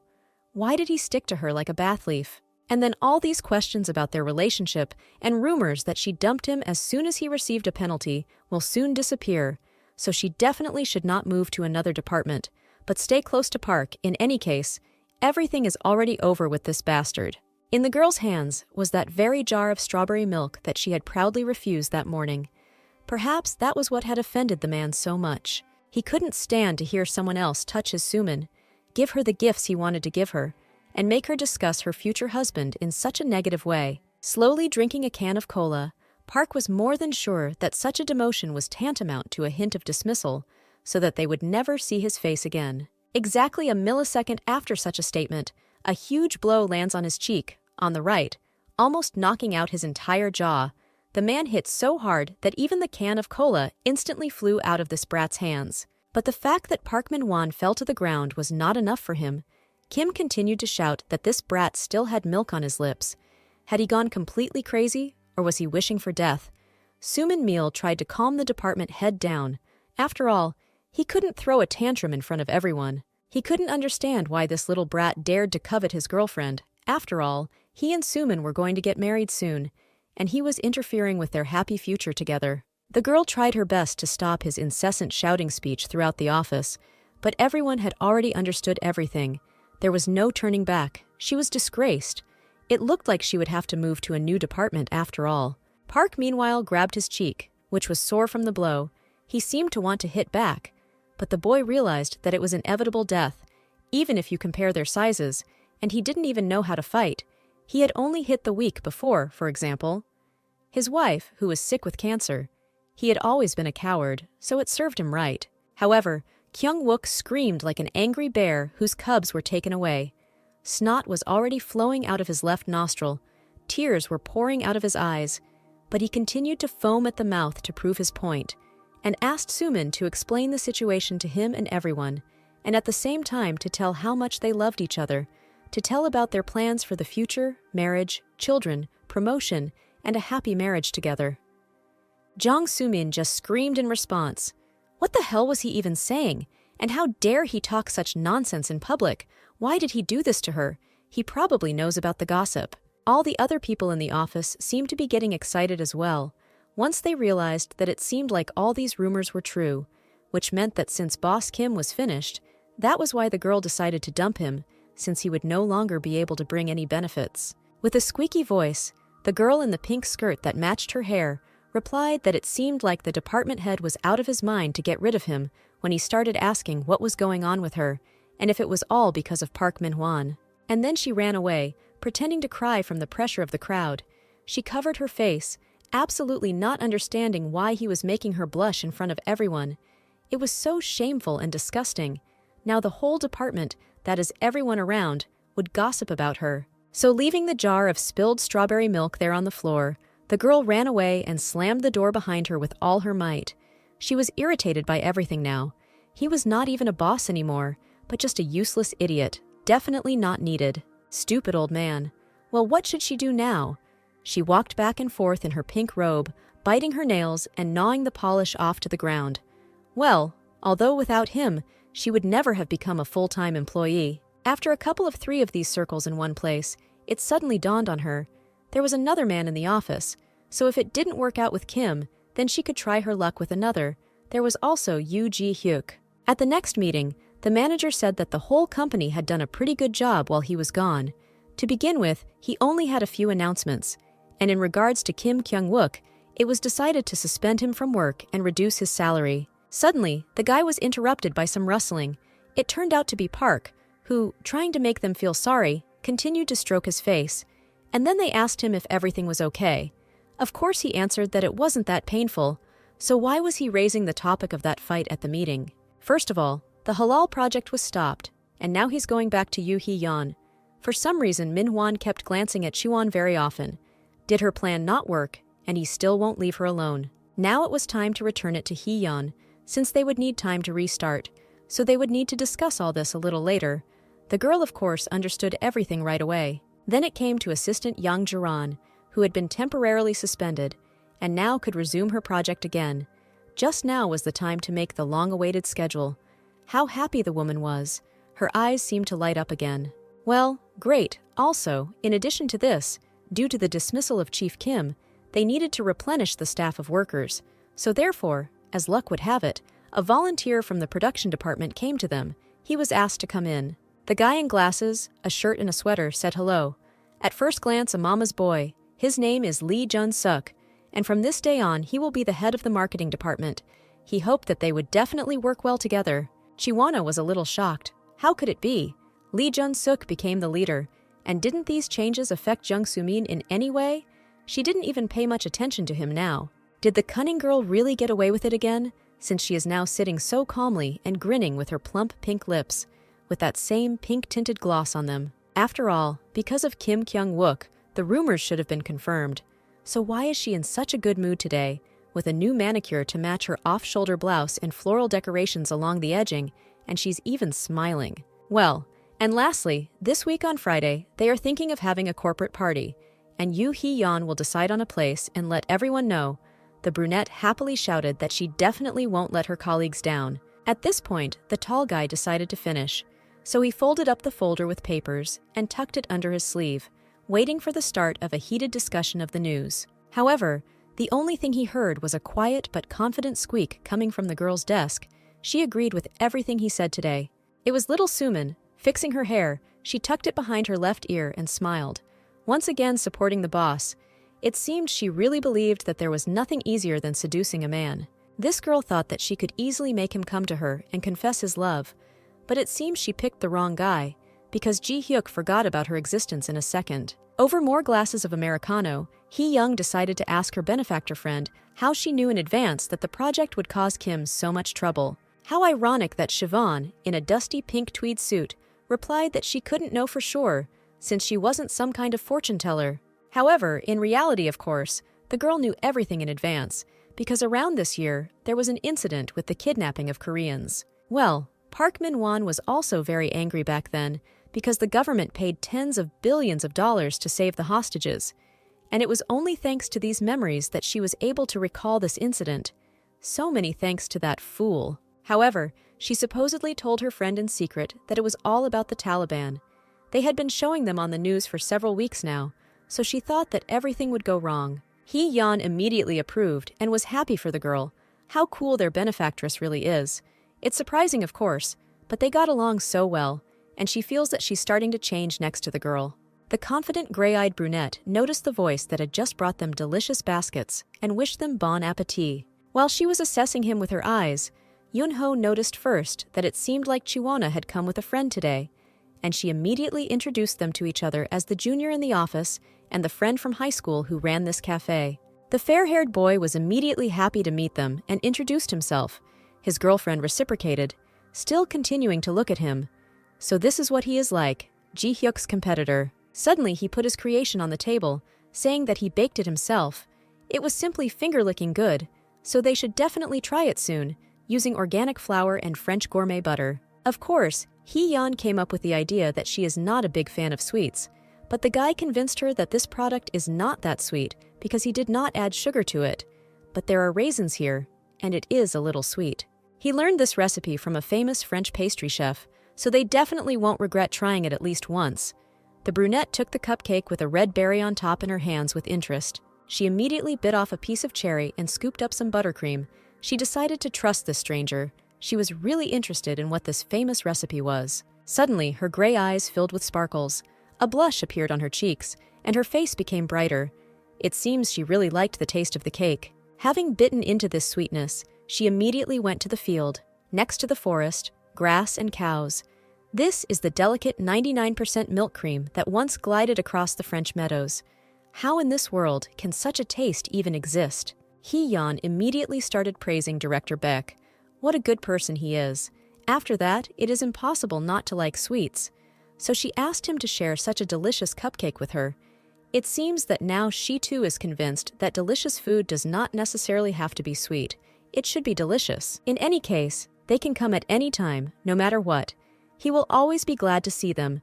A cheerful company in his cafe, which is only just gaining popularity, will only come in handy. And of course, he would be especially glad to have the company of Siobhan, who was peacefully drinking water, as if not even paying attention to their arguments and admiration. Meanwhile, Sumin, sitting at her workplace, was not doing her job, but was trying to figure out what Kang Chuan's motive was, and where she and Yoo Hee-yeon had gone in the middle of the workday. Suddenly, the pink sly one noticed some dark movement towards the office. It was Chef Ji-hyuk, which meant that it was the perfect opportunity for her. A tall, stately figure of a brunette in a suit rushed straight into the kitchen. The guy took some drink out of the refrigerator and looked for a container to pour it into, drink it in splendid solitude and cool down. As soon as he wanted to open the bottle, Sumin ran up to him and asked if he seemed to want to drink coffee, and since she was just free and was also getting ready, maybe he could join in, but the manager calmly refused because he just wanted to drink juice. Then the impudent girl snatched the orange bottle from his hands, not so much offering it as eliminating the possibility of refusing to help pour the juice. While she was pouring the liquid into the glass, as if talking to herself, she also liked the juice more than the coffee, and she laughed coquettishly. Having done the job, she was already about to hand the glass of orange juice to the boss. As if on purpose, she held him not as tightly and firmly as normal people do. It was probably for this reason that it slipped out of her hands and fell straight to the floor and shattered into pieces. The little girl squatted down and immediately panicked, pretending to be pathetically afraid of what to do. But the most important thing was that the boss was not hurt, and he, calmly, without batting an eyelid, straightened his tie, replied that it had hardly affected him, and wiped his hands after coming into contact with this vile thing. It seemed that blood was coming out of her index finger right now, and she, sitting with her knees pulled up and looking up at him, whined pitifully that she had cut herself, apparently hoping that the naive boss, like all the previous males, would caress and pity the poor thing. But it was not so. He simply calmly asked if she was okay, because it seemed to be very painful, since she cut herself on the glass. Having humiliated this idiot and shattered her pride into pieces like a glass of juice, the guy turned around, said that there was a Band-Aid in the shelf, and that she should also remember to wipe the floor so that it wouldn't stick, and left. Sumin herself could not understand at all what was wrong with him and why he was behaving so rudely towards her. She had tried to be nice. It had worked before. Apparently it would be hard. Park, who just arrived, also drew conclusions, because only insensitive psychos and bastards act like that. He immediately flew up to her, asking if everything was okay, as he heard something break, and upon seeing Park's assistant, the baby immediately began to whine. And squeezing out tears, she showed where exactly she was hurt. He noticed that the blood was gushing out and asked her to give him her hand, which is exactly what she needed. But he had to be careful. He hoped that the girl wasn't hurt anywhere else. Otherwise, the scratch would remain big. The guy asked me to wait while he went. There should be a Band-Aid somewhere around here. But she stopped him, creating a more romantic atmosphere in the room. The girl asked him to just blow on the wound. It should become at least a little easier, because for now, it hurts a lot. A blush appeared on his cheeks. It seemed he was ashamed or shy. Just look at her. The guy agreed and asked to show where exactly to blow. With such a smug face, she made him blow on her injured finger and looked down on him, as if humiliating him, as if he was doing something very special. She immediately felt better. And Manhwa noticed that her hands were so tiny and delicate, not at all like Chiona's rough hands. Well, why did she have such small and tiny hands? And her skin was so soft and light. He embarrassed her, not even realizing that Ji-hyuk was watching them. The guy could barely contain all his anger in his fist until his veins bulged. This couldn't go on any longer. They all remained the same scum. He can't let Ji-won date such a bastard without knowing anything. But if he tells the whole truth, he will most likely only hurt the girl to the depths of her soul. What should he do? Suddenly, from afar, two painfully familiar female voices were heard, talking about the most delicious cupcakes in life and the golden hands of a friend. It was his sister along with Siobhan. The girls laughed, and the friend was surprised if he was really that tasty. Then the brunette said that yes, and she would even give her life for him. Suddenly they saw the boss, and both became embarrassed. Young, on the contrary, even became scared, fearing condemnation. As he had already noticed, they seemed to like the new cafe.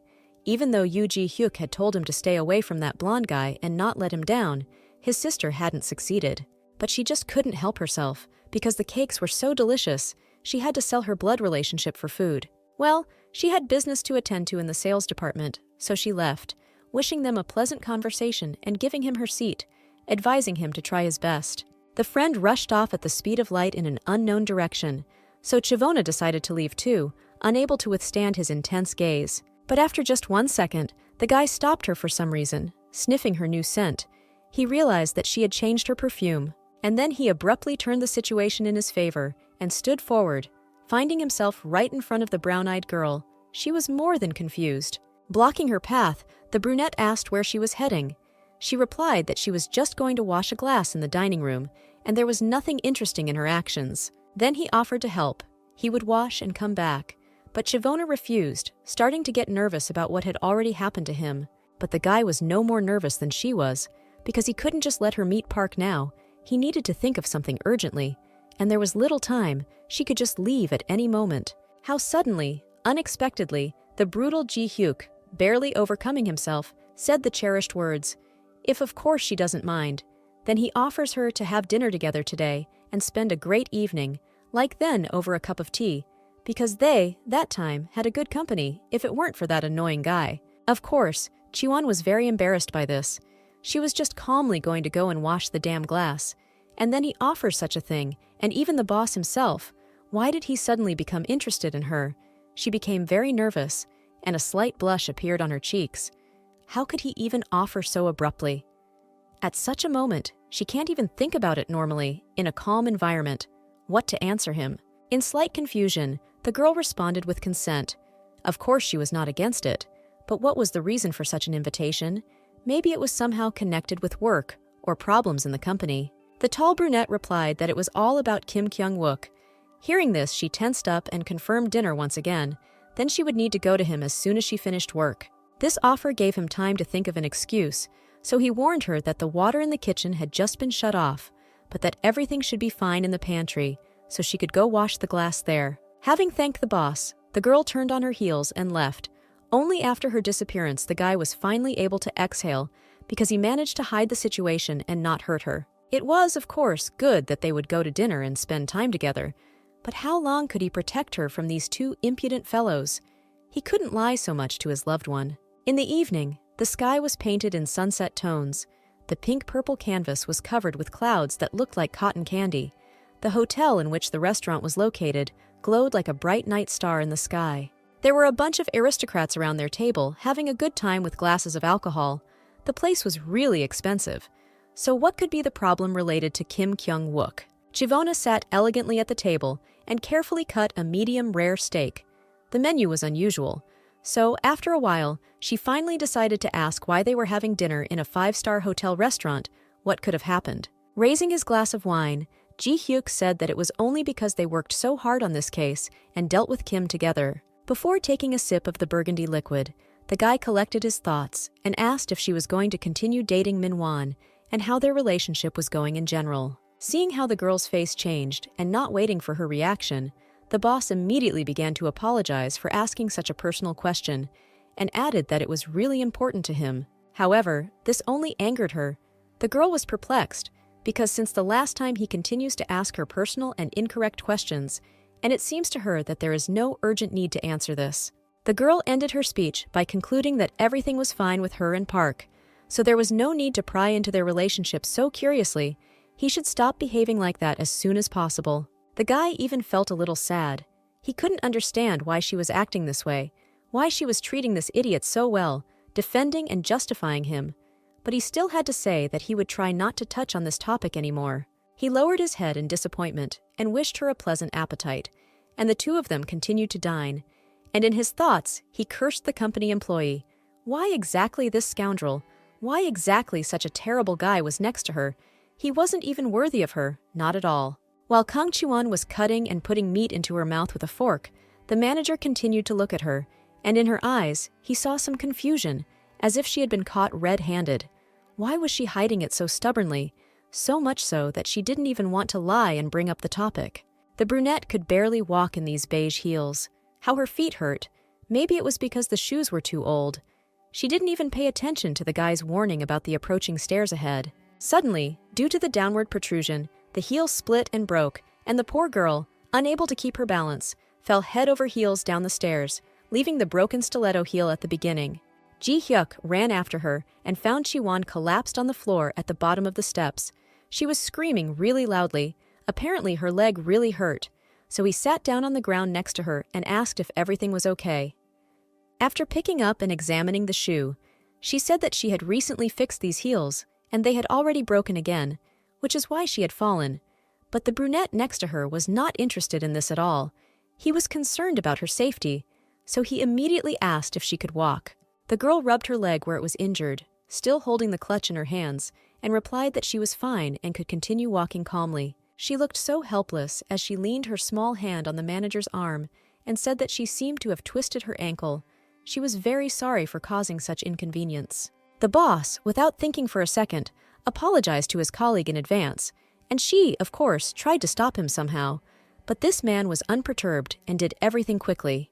Having picked up this fluff in his arms, he flatly refused to put her down on the ground, because she would hurt herself again if she walked on her own, and in that case, she should hold on to his shoulders very tightly if she wanted him to help her. Of course, she followed the instructions, because she was afraid of falling, but at the same time, she did not understand at all what he was doing, how her boss had changed so much. Before they did not communicate at all, only crossed paths at work, and now first personal questions began.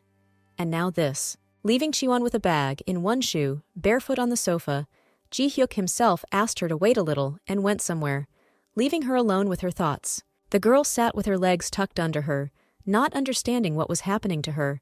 Her heart was pounding wildly, her knees were shaking, and her chest was rising high up to the sky. Her whole face was red as a tomato, and heat was pressing to her lips. Where did such a reaction to simple, albeit unexpected help come from? A couple of minutes later, her gaze was drawn to the voice of a man who had just entered. She looked in his direction with interest when she heard him calling her. Out of breath, with his suit crumpled from haste, Ji-hyuk ran into the room without having time to catch his breath, and said that he hoped he hadn't made her wait too long, and tried to return as quickly as possible. In his hands was a first aid kit, for which he had run into the lobby, and they had lent it to him, and also some kind of black package. Squatting down, the young man immediately opened the box and began to look for what he needed. The guy warned that it might burn a little, but she had to be patient, and in general, it would be better for her to throw away these heels. Otherwise, she risks falling again. Who knows what kind of injury there will be next time? But Shivona answered with annoyance in her voice that she didn't have any other shoes. But the guy, continuing to treat the wound, calmly replied that it was definitely not a problem, and there was nothing wrong with it, because the lack of a pair of shoes could easily be fixed by buying new ones. She sat in shock at how kind a person he was, since in such a situation, he helped her understand that health is always more important than any money. Unexpectedly, he suddenly pulled out from that same black bag with gold braid shoes, with a small heel, but their front was decorated with stones like rubies. With his own hands, he put new shoes on her fragile little foot, and he couldn't help but be happy with what he saw. They fit her perfectly, matching the shade of her pale skin. Finally, as soon as he had finished, he began to assure the girl sitting in front of him that she had the right to wear only the best shoes and no others. Wiping away her tears, Chivona felt the heat that had pressed against her face. Most likely she was now wearing a stupid blush. She immediately tried to remove it, realizing that this was not right. He was her boss. What was this man doing? He invited her to a restaurant, asked questions, and now he was putting shoes on her feet like the prince did to Cinderella. He had gone crazy. Meanwhile, some gray old foreign car was trying to speed along the road, dimly lighting its way. The driver, Park Min-hwan, clearly didn't understand why his girlfriend wasn't answering. Listening to the answering machine, which said that the subscriber couldn't take the call or was out of range, the guy began to get even more angry. How dare she not answer until the last minute? He definitely didn't misheard it then. Ji-hyuk, their manager, definitely invited her to dinner that evening, and she immediately agreed. What was the purpose of such an event, and why did the two of them look so suspicious? From evil thoughts, he began to be jealous of her even more than before, because he couldn't go even if he left work earlier. Could this manager, the son of a bitch, really think of taking away his own girlfriend? Although Park was glad that she had become so beautiful, but because of this, everyone swooped down on her like dung flies, wanting to talk, and especially that handsome guy from the cafe. It seemed that they had become very close lately, spending time together brewing coffee and cooking. And in the elevator, she suddenly became the center of attention. Quite strangely, no one even expected that Shivona could change so drastically. Before, she was simply considered a kind and hard-working dragonfly. And now someone had even started a rumor that she was the most attractive and hard-working girl in the department. Just an ideal for everyone to follow, so the guy wasn't going to let anyone take her away from him. Otherwise, everything will be lost, and he will not find the love of his life. Gripping the steering wheel tighter, he increased the speed of the car to the maximum limit, while dialing Kang Chi-won and asking her to pick up the damn phone. Suddenly, a beep sounded in his earpiece, and the girl calmly accepted the call. It turns out that she really was busy, which is why she didn't answer for so long. All this time, she had been having dinner with the boss, and now she had returned home. Nothing serious happened. They just talked a little about Kim Kyung-wook, and the girl apologized for making him worry. But Park replied that everything was fine, and she was most likely very tired, so she needed to go to bed quickly. She hadn't forgotten about their date tomorrow. Chiwona said goodnight and went to sleep, and Minwon continued to drive aggressively in the silence of his thoughts. How did it happen that he was thinking about her all the time? And after all, from the very beginning, their relationship began because of that simple bet. From the very beginning, it was just a joke. He was discussing at lunch with his friend that he heard that a new girl was coming to them. He couldn't wait to see her. They said she looked like a dragonfly, and then his friend suggested trying to persuade her, and if it worked, then he would pay for the drink. So the poor girl was just a subject of a bet for booze, a pathetic puppet in the hands of these villains. They didn't care about her. On one of those days, Park actually decided to come up and introduce himself, introducing himself as Minwon's assistant. He tried to start at least some kind of dialogue with Kang Chi-won, but it was all to no avail. Smiling, holding out his phone, the guy asked for her number. Well, they were colleagues after all, and at the same time he would help her get settled in, since he had been working here for a long time. At that time, she seemed simple to him, which is why he decided that a few friendly messages would be enough to hook up with her. However, after all the messages he sent her, not a single response was received back. Was he really playing hard to get? Everything was not going according to plan at all, which is why the guy decided to go to extremes. From the very morning, early, as soon as he woke up, he immediately dialed her, introduced himself, giving his name, and asked if she had any plans for the weekend, since today was already Saturday. Hearing that she was just going to sit at home, the guy immediately asked if she had breakfast, and then immediately offered to eat together, he treats. Then Chiwona was very naive, so after a few minutes, he was already asking for the address of her house. That's exactly how the story of their relationship began, in some simple cafe with noisy conversations, sometimes even monologues from the self-confident Park and delicious soup. At first, he thought that he would get the promised drink, play with her and dump her, leaving her alone in tears. But then for some reason, everything changed dramatically. The thing is that Kang Chi-won was kind, and very kind, even too kind. This little girl calmly listened to these smug statements, laughed at even unfunny jokes, was naive and stupid. When he called her and said that he was going to bed, she understood everything, because he was tired, and quickly put him to bed. And she finished his work at the same time, all in order to help him. And in response, she only heard gratitude and kisses. It was worth sending her just one such message, and in her stupidity, she did not suspect anything. And he, meanwhile, was relaxing in the company of friends, girlfriends, leading a dissolute lifestyle in general. This was only to his advantage, and she would do all the work for him. It was definitely much more convenient to meet with her than with some smart girl. Looking at her beautiful photo on the phone wallpaper, the guy couldn't understand whether she found out about the betrayal or just changed for another reason. But putting away the phone, he determined that he didn't care. It didn't matter. Let these idiots continue to hang around her. He would still win her over, and she would come running to him again. Park clicked on the buttons on his computer and continued to watch the stocks of some company called MB Technologies rise rapidly. And if it continues like this, then everything will be fine. Even if he acts slowly, using small amounts, he will earn a fortune in careful ways. Tomorrow he was going to dot all the I's, because next to the laptop there were 2 tickets for a yacht, apparently a surprise that should win the girl over. When she was standing in his dreams on that very yacht, and they were sailing on the magical ship on the water, she was wearing those very shoes that Ji-hyuk bought, but that idiot didn't even guess where they were from. Chiwona, all dressed up, was even more beautiful than before. She was wearing a beautiful outfit and large earrings. Nude makeup perfectly highlighted her brown eyes, and dark curls of hair fluttered in the wind. In her hands was a bouquet of roses and some other small flowers. The two of them were standing in the candles neatly laid out in the shape of a heart when Park Min-won knelt down on his right knee and opened a red velvet box. The guy in the gray suit asked her to marry him. Together they would become the happiest couple in the world. And finally, he admitted that his feelings were sincere and he loved her with all his heart. Of course, she had to play at least some kind of shock. She was partly surprised, because in her past life she could only dream about this, and this was the ceiling of desires, to be loved. However, now she was smarter, more cunning, and more collected, so she supposedly answered with a cute smile, and yes, in Park's vanilla dreams, this girl, although she had changed, continued to pine for him. So the guy expected to hear the fastest thing in his life, instant consent, and to pounce on Siobhan with hugs, because now she is forever in his arms, and today she has become his most beautiful bride. Out of joy, this idiot also warned her that she didn't have to worry about the house at all, since this time he had definitely hit the jackpot, and at the shares he would trade for the two of them, not only for a house and a better car, but also for a golden future. But these were only his sweet dreams and fantasies. Such things only happen in dreams. In reality, he took a huge risk in the stock market, and after some time, he learned that the chairman of the MV company had disappeared abroad, so these technologies ceased their activities, and he had just lost all his fortune.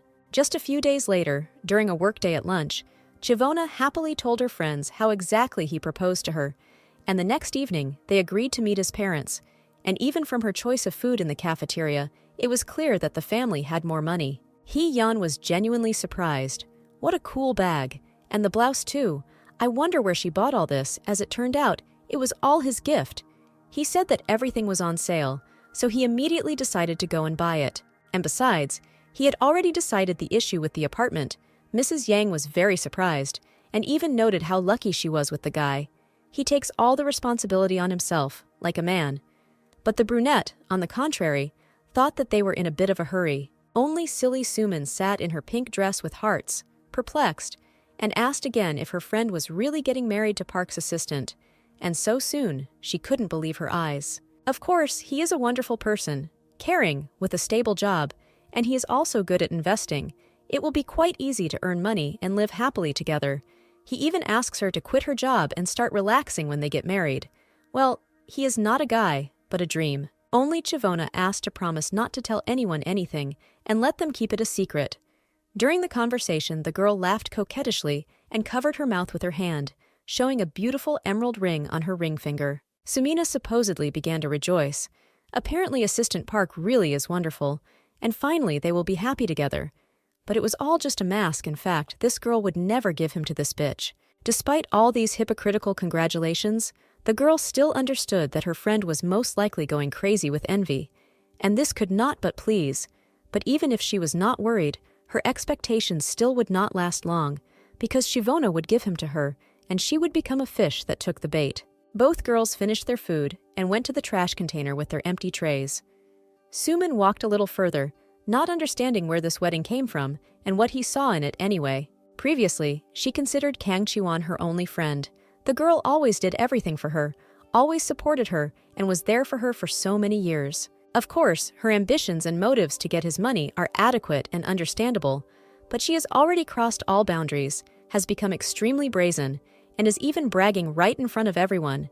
This was definitely the last drop of her patience. The girls had already approached the trash can, and it was quite funny that Suman had eaten so little, probably too little to be full. However, now, in any case, she was going to destroy everything that she had built and take away all this happy, sweet life, take her place, and take Park for herself, throwing out the remains of food she imagined that Chiwona was in their place. And she promised herself to definitely throw her out, because she would definitely never be able to become happier. Meanwhile, the brunette herself was always one step ahead, and therefore followed the pharmaceutical company G. The results were excellent, at least that was enough. The total income is 170 million won, which is even faster than she expected. Once she breaks up with Manhwa, she will immediately quit her job and move, because now she has money and knowledge, so maybe she understands stocks even better than this idiot. Meanwhile, MV shares fell. This will be just wonderful, because they already wrote about it in all the news reports, and she knew everything in advance. Park called some number, but the numbers he dialed didn't even exist, so he was advised to check the number or dial it again. For some reason, the guy blamed some bastard Ho Yan Tai for all this. Then where the hell is his money? He persuaded him to sell all his property, promised mountains of gold. What a son of a bitch. And what should he do with the apartment now? Because if Chivona finds out, she will immediately leave him. Why would she need him without any money? But this could not be allowed in any way. He shook convulsively, trying to breathe deeply, hoping that he would still be able to earn money on other shares. But for the time being, he would borrow from his parents. He would not tell the truth to anyone, not a word. Suddenly, a girl entered the room, almost catching him in the agony of emotions, because if he had known, he would have bought her a fake bag then. Anyway, she wouldn't have been able to tell them apart. a blind chicken. The guy with difficulty changed his emotions to a smile and began to listen about today's corporate party about a new project. Everyone was already waiting for it. Was time to go quickly. With a subtle movement and a bit of sleight of hand, Park threw the newspaper into the trash can, noting that it seemed like everything had gone out of his head. Opening the door, he offered to take the keys and go in his car. Then the girl said in response that it would be good to take little Suman with them. And with her peripheral vision, with just one brown eye, she noticed that it was precisely that newspaper about the MV company that her young man had just read and thrown away, hiding such terrible news. During the corporate party, Hee-yeon was in charge of everything, showing where to go and sit, and asking Sunbae to eat as much as she wanted, because today she would be the only one responsible for the meat at this table.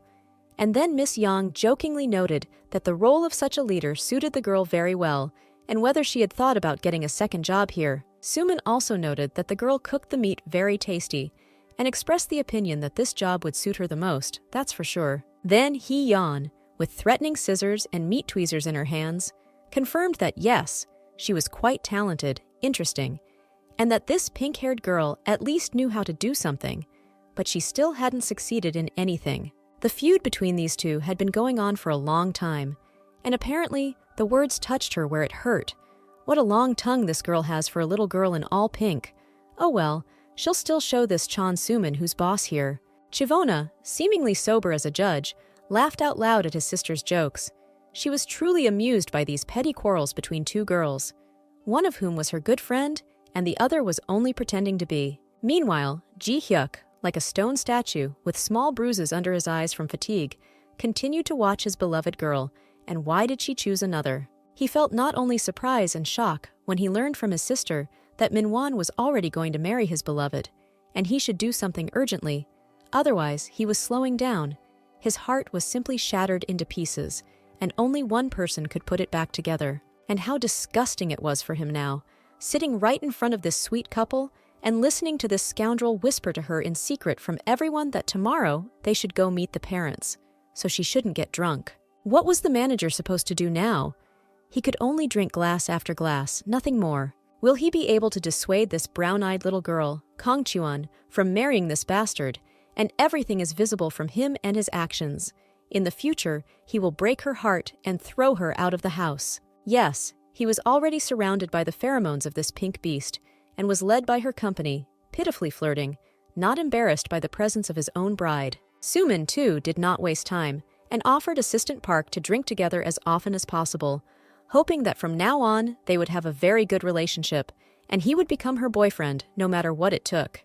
The faces of these two should have been seen, all flushed from the huge amount of alcohol in their blood, how so much alcohol was getting into them, and they continued and continued to drink. After drinking a bunch of bottles, these two were completely oblivious and were sitting next to each other laughing loudly, clinking glasses with the next portion of liquid poured into their glasses. Chiwana was bored looking at her empty glass. The boss was away on an important matter. Hee-yeon and Assistant Yang went to the toilet but didn't come back. It looks like this is really her chance. The cheeky girl screamed, forcing Park to pour her at least one more glass, and even he noticed that it seemed like the pink baby had really gone too far. And then, the girl stopped Sumin, taking the glass with the same hand that was wearing the wedding ring. Of course, this made her confused. Chivona, putting on a sad bitch look, approached the groom and asked if she could pick up her friend and take her to his car. Of course, she kicked and asked for another drink. Then, he gave the girl the keys and said that he would call everyone else, and they would start getting ready. Then these two would go first.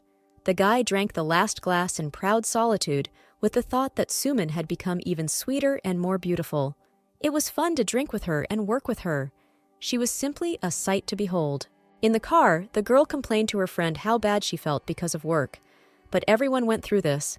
It's not easy for anyone at first. Chiwona, for example, only held on thanks to Minwan. Then she noted with disappointment that she was constantly bragging about her boyfriend. But that was true. He really was a good person. There is definitely no one like him anywhere. That is why she is happy that soon they will get married together.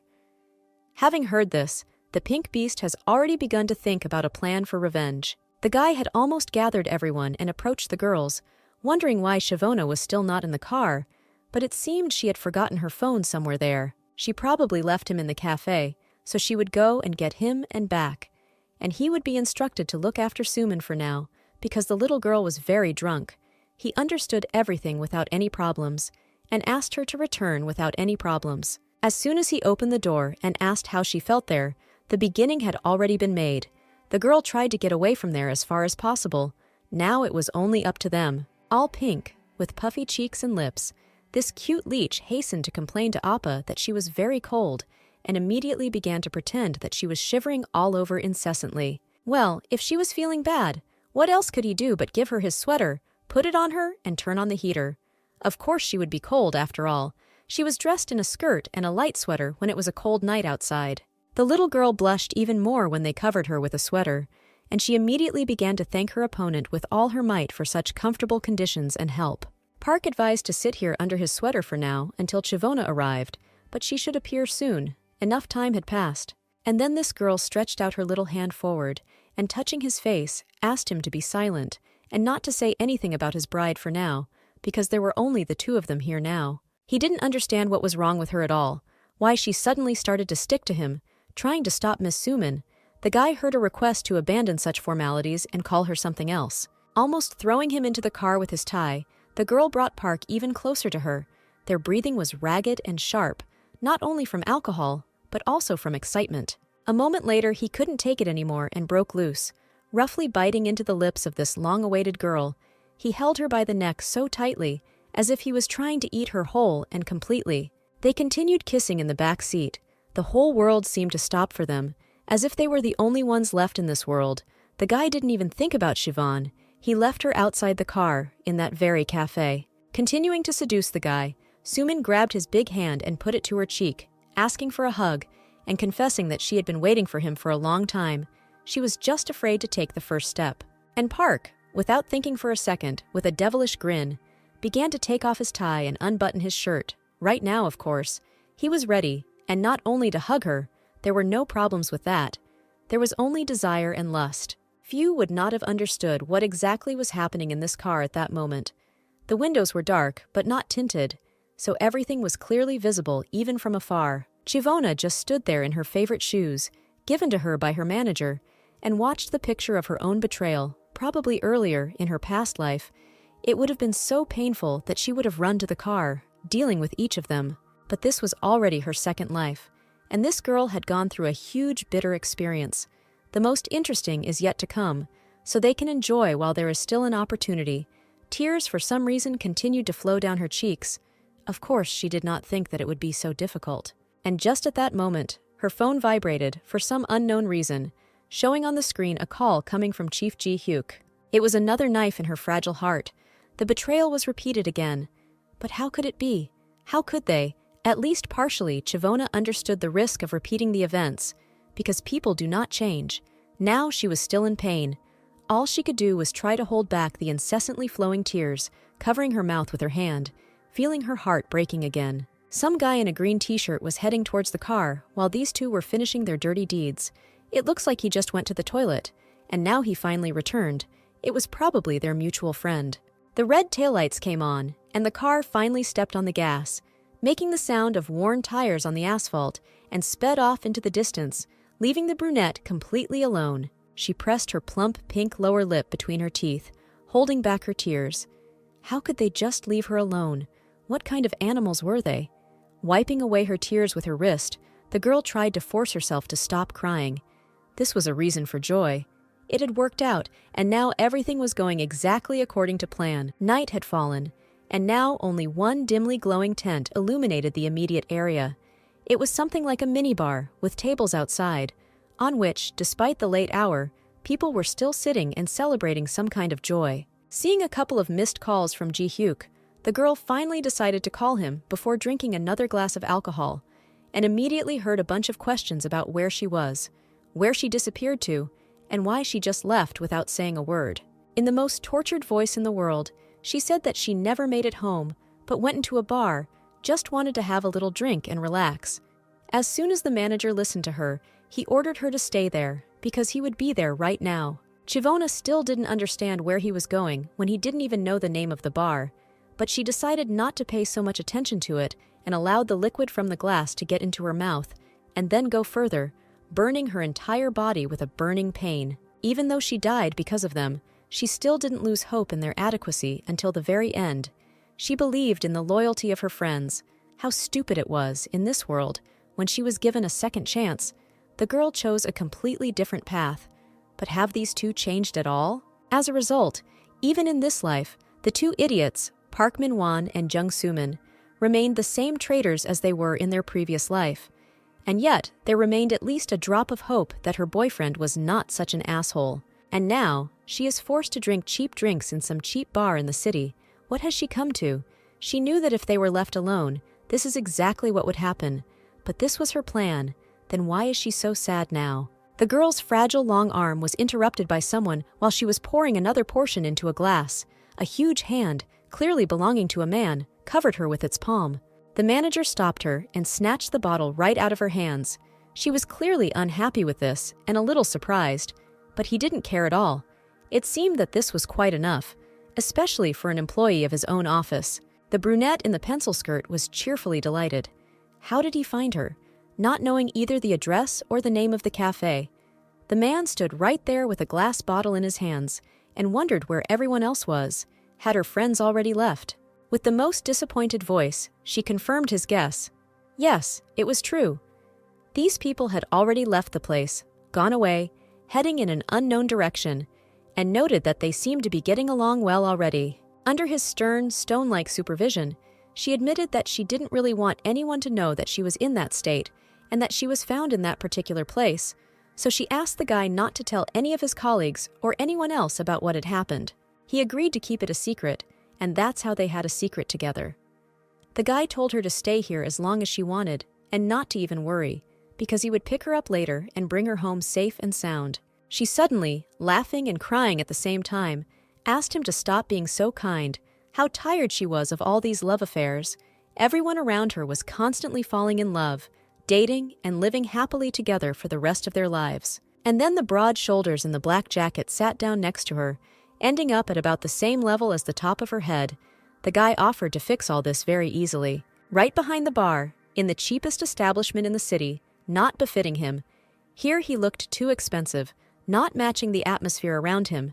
Ji-hyuk looked straight into her tear-stained eyes, feeling how it sank somewhere in his chest from the mere sight of his beloved's pain and sadness. He overcame himself, said the cherished words, and said, "If not a relationship, then how about cooperation?" Twirling her fingers around the small glass, she thought about the words she had said.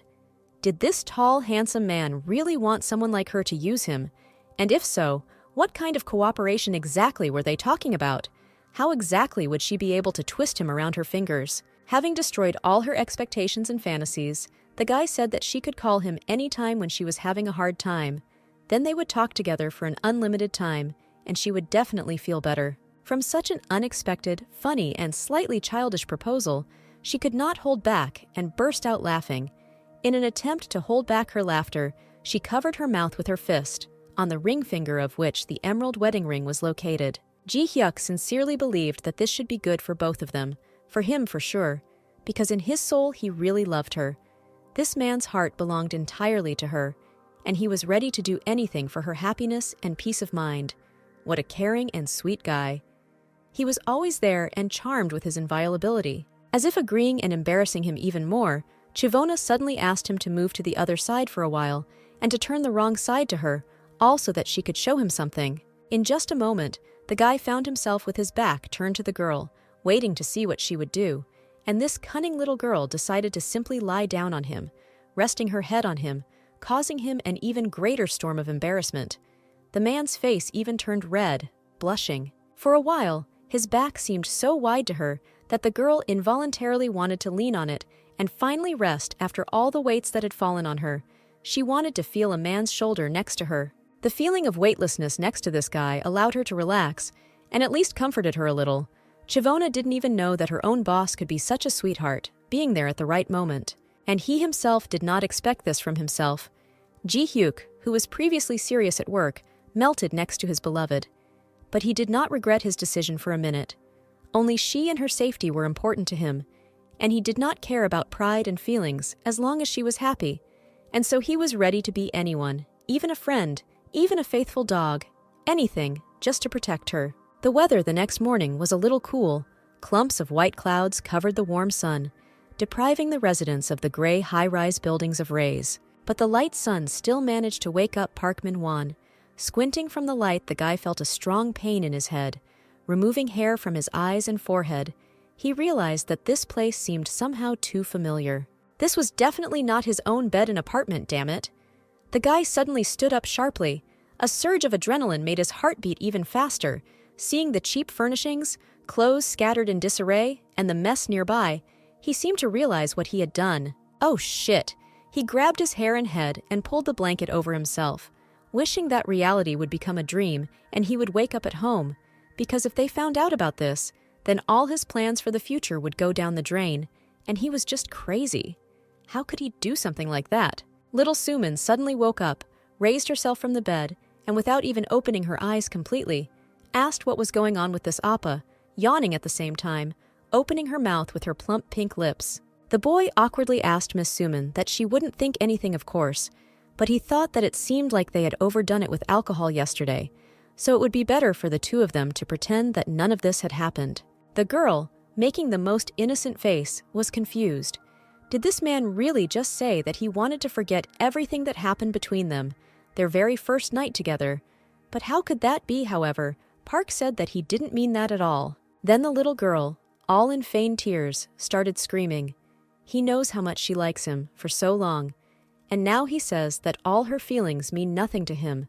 This causes her great pain and breaks her fragile girl's heart into pieces. Of course, he felt very sorry for her, but he couldn't be known to everyone as the guy who was so calmly and easily able to cheat on his bride before the wedding rite with her friend. And today, Shivona was supposed to meet his parents, their first meeting. Hastily wiping away her flimsy tears, Sumina agreed not to interfere in their relationship. She wouldn't tell anyone about all this, even in the office. But in return, she asked him, with the sweetest and most trusting face, with sparkles and love in her eyes, to start dating her, of course, if it suited him, after everything that had been and would be. The boy was not upset at all, but on the contrary thought how lucky he was. This made him even happier, and he couldn't help but be pleased with such good conditions. Could he really sit on 2 chairs? His self-esteem immediately skyrocketed. How cool and popular he is, although, of course, it is risky, but it will be much more fun. And then the girl suggested moving on to a more intimate communication, without formalities. And then Park happily agreed, pulling Suman under the blanket, making her laugh and even squeal, screaming with joy louder than anyone else, when suddenly the phone vibrated, interrupting them. Pointing with his finger to be quiet, he picked up the phone and heard the worried voice of his fiancée Shivona, the girl asking how he slept, how he was feeling, and what happened yesterday since he left without her. Annoying Suman with his excuses, the guy began to justify himself to the subscriber on the end of the line, telling him that the whole thing was that her friend simply felt bad, and the driver was in a hurry and couldn't wait. Then she replied that everything was fine and he shouldn't worry, because yesterday the girl got home without any problems and asked when and where they were meeting his parents to get acquainted. The meeting place was an ordinary restaurant with traditional Korean dishes, the OO building, the first floor. The reservation was for 5 o'clock in the evening, so the girl still had time to do her makeup with a makeup artist. She and Min-won would see each other later. With such an attitude, she said goodbye and hung up without waiting for an answer. That same girl from the salon was delighted. Her client must have just received a call from her fiancé, which meant that today she should take special care of her appearance, maybe even make her makeup even brighter. And Shivona, of course, agreed. She needed a look that would be remembered for the rest of her life. It will be ready this very second. Applying lipstick to her lips, the makeup artist guessed that it looks like she has dinner with his parents today, which means an exciting meeting. However, remembering his mother in a past life, a disgusting woman with a short black haircut who constantly poked at the poor girl and pointed out that she accepted and got to know her not because she was beautiful, but only because she cared about her beloved son. Then this fool screamed no worse than Manager Kim, thinking that serving yesterday's food for breakfast was unthinkable, and she was simply crazy, because her husband should only be fed healthy food. And where had she ever seen such a thing? Sleeping late, she had to get up at 5 in the morning and go to the kitchen. Her son takes care of Siobhan so that this bespectacled darling doesn't overwork herself, and she in turn behaves so impudently, And without her parents, she has turned everything here into a dump. What an ill-mannered pig. However, now that girl has changed, and she found it funny to hear the words of that neglected mother, how long it had been since she had seen her face. But now she knows exactly how she will need to behave with her. Having gotten out of bed, Sumin, in only her nightgown, walked from one corner of the room to the other. She could not collect herself, so she bit her nails and boiled with anger, how everything irritated her. Well, could he, Park Min-won himself, just leave her and marry Chi-won? Why did it have to be this way? This girl wasn't even close to her. It seems the girl was so crazy about him with envy and jealousy that she grabbed her head and started screaming loudly, tearing her nerves and shaking convulsively. How she hated lying next to this guy, and at the same time hearing him talking to another woman, telling her about the address of some traditional Korean restaurant, some other meeting with parents, and a wedding in the future. This will not happen. Grabbing her favorite and slightly worn pink elastic band from the windowsill, the girl gathered her hair into a ponytail and sat down at the dressing table in order to finally tidy herself up. Sumin, looking in the mirror, grinned smugly, painting her lips with bright pink lipstick. Even though this idiot didn't even hope for a happy future with Park Min-won, no matter how hard she tried to dress up, it was all useless, because even on the eve of their common wedding, her husband slept with her. The parents, who had already arrived at the restaurant before the appointed time, a stately man in a suit and a laughing woman in a green emerald dress, were sitting together opposite their son and could not stop admiring him, how this boy had grown up, and was almost a groom. The father seemed to be indifferent. But what else could a loving mother wish for? She had several wonderful sons. She was the happiest woman in the world. Park calmed her excited joy. He would soon get married, and together with the whole family, there would definitely be someone to look after her. He introduced them to his bride and praised her as very kind, thrifty, and beautiful, and also promised that they would definitely like the girl. And here she was, just approaching the establishment. The brunette immediately apologized for being late. They were probably all waiting for her, and showed her joy at such a meeting, greeting her fiancé, mom and dad. But you just had to see the parents' faces. It was not only a cultural shock and surprise, but also disgust, as if they had just walked through a flower meadow and stepped into something dirty, like a puddle, or something worse. However, the best thing that could happen was already in front of them. Kang Cheon introduced herself as their son's girlfriend, and then they probably almost had an attack. A confident girl in a black, vulgar dress with ruffles and a bunch of cutouts, with a gold belt on her waist, stood at the door of the establishment. She had the most expensive makeup on her face, thin eyebrows, smoky eyes, long earrings that reached her shoulders, an expensive branded bag on a chain, a gift from the groom, loose dark curls, and that same dark burgundy lipstick, that provocative shade. Perhaps it was this that finished off her parents with its brightness and visibility. The table setting and the place during dinner were the same as in the past life. The fake reciprocity of the hypocritical mother, and the father who didn't care at all. He came purely to eat. Their son Park talked a lot about his daughter-in-law, and especially noted that she was quite modest. Well, since they are hinting at vulgarity, they are most likely talking about the bag, showing a black quilted mini bag from Chanel. The brunette with bright makeup happily said that it was a gift from Minhwan, and this seemed to put him in an awkward position. Every time in front of this strict woman, she felt like a girl who had done something wrong, although this was not at all the case. But her presence and languid look from under her forehead made her think the opposite. With her red burgundy lips, she pronounced each word clearly and confidently, assuming that since the guy cared so much about his girlfriend, then he probably tried much more for his mother. Knowing full well that Minhwan was selfish, she pressed on the woman's sore spot. However, the mother, distorting her face in a fake smile, folded her hands and pretended to be very happy. Of course, yes, he is her favorite son, always worries about home comfort, and in the mornings eats only freshly prepared food. Of course, mom doesn't know yet how responsibly the girl approaches this. She cooks breakfast and dinner for the guy, and if he doesn't have time to have breakfast, she'll happily make sandwiches for lunch. The woman with the black bob laughed, offering them to come visit on the weekend, and at the same time she would cook pies. But the brunette had other plans. It was not worth it, because on the weekends he should rest, so they could only come on weekdays. This only made mother laugh, which is why she covered her mouth with her hand, with a terrible shade of bright pink lipstick.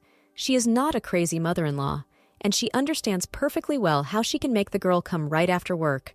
After all, she has to go somewhere tired and then back again. Chiwona was surprised and did not understand at all what her mother was talking about, why she should work, since her Minwan said that she could easily quit her job right after their wedding, and at the same time, she would have more time to do housework and start some new hobbies. Barely restraining herself, the woman almost started shouting, asking what she had just said. But then she calmed down and asked how she could quit her job in such a hurry, that it was an ill-considered decision. Does she really want to say that she is going to live in the future on the salary of their beloved son? Of course, yes, and also do housework. Otherwise, how will she be able to cook him 3 meals a day, and also keep the whole house clean and tidy? But the mother was indignant and objected. After all, everyone lives like that, but she alone can't. She at least knows how much money is needed to raise a child. At the moment when Chiwona asked why they thought they would have a child together, her father loudly slammed his fist on the table. He clearly didn't like it. How could it be that she wasn't going to continue their beloved lineage? But having a child is the duty of any girl. How dare she tell them such a thing? Until this moment, this man did not even greet her, showing his bad mood. Apparently, he cannot live without a grandson who will have to continue his line, but she is not an ordinary person, so she proudly declared that she is the only daughter in the family. And for some reason, her father never complained about her choice. While the father, who was steaming and smoking with anger, tried to calm down, folding his arms menacingly, the mother, with disgust and careful squeamishness, tried to explain as best she could that perhaps her father was also to blame for having a daughter. But their family definitely needed a son. How can a father be guilty at all? And what is so special about a daughter? Both sexes are good, and you need to love all children. After all, this is your child. The main thing should be health, and not who he is. Gritting her teeth, the girl began her address, calling her auntie. Park spat out and vomited the entire contents of the coffee he had just drunk onto the table. His father leaned his elbows on the table in shock, and his mother, in fear, did not even have time to fully cover her mouth. But she even allowed him to say what she called her. The brunette confirmed and called her exactly the same again, while standing up from her seat, clearly towering over these rude people to her full height. Proudly fixing her hair and restyling it, she declared that she could now confidently and firmly decide that there would be no wedding, and that this woman was not her mother, but just a simple auntie. And not only did she spit poison, but she also looked terrible. Minwan tried to stop her. What was she even talking about? Had she really lost her fear completely? Her parents jumped up, and her mother started pointing her finger at her, saying that she knew it would all end like this, because children without parents of course turn into such mediocrities. Then, playing the most fake disappointment, Chiwona objected, because this woman also has no parents. How can her conscience allow her to blame others while being in the same situation? The woman became hysterical. It seemed she had managed to touch this woman to the quick. It was obvious and clear as soon as she began to point out to Park, concluding that he would never marry her, because this ill-mannered boor would definitely never be able to become part of their precious family. Sarcastically remarking how unfortunate it was that their characters didn't get along, the girl slyly pushed the door. It gave in, and she decided to leave the event, having warned these people in advance that she was going to leave. The guy, now her ex-fiancé, stood up abruptly and started screaming at the top of his lungs for her to stay, or at least wait for him. But this stunning beauty seemed to have completely different plans, so the wooden door slammed right in front of his nose. But after leaving the restaurant, she became the usual Chiwona again, took off the mask from her face, and holding tightly the chain of her black bag, she mentally apologized to Park's parents for making them so upset. But she simply has no right to make a mistake, because this life is a second chance, so she cannot make a mistake again, and will do everything to achieve what she wants and take revenge on the traitors. Otherwise, all efforts would be in vain. With such a wonderful fighting spirit, the girl left the cheap, second-rate restaurant, walking through the glass doors in her high black boots. However, something off to the side of the road suddenly caught her glassy brown eyes, so she turned and directed her gaze and all her attention straight there. It was Sumin, a nasty girl getting out of a taxi, hunched over, but with her gaze fixed on the doors of the restaurant, it seemed that was where her goal was. Today she was wearing a simple pink dress, similar and no different from all the previous ones. Her hair was pulled back into a high ponytail, and she took a bag with her. Of course not original. After assessing the situation, Chiwona decided to quickly turn around so that she wouldn't be noticed, waved her hair, grinned, and walked away from there. She was already far away at the moment when her friend was paying for the trip and could notice her.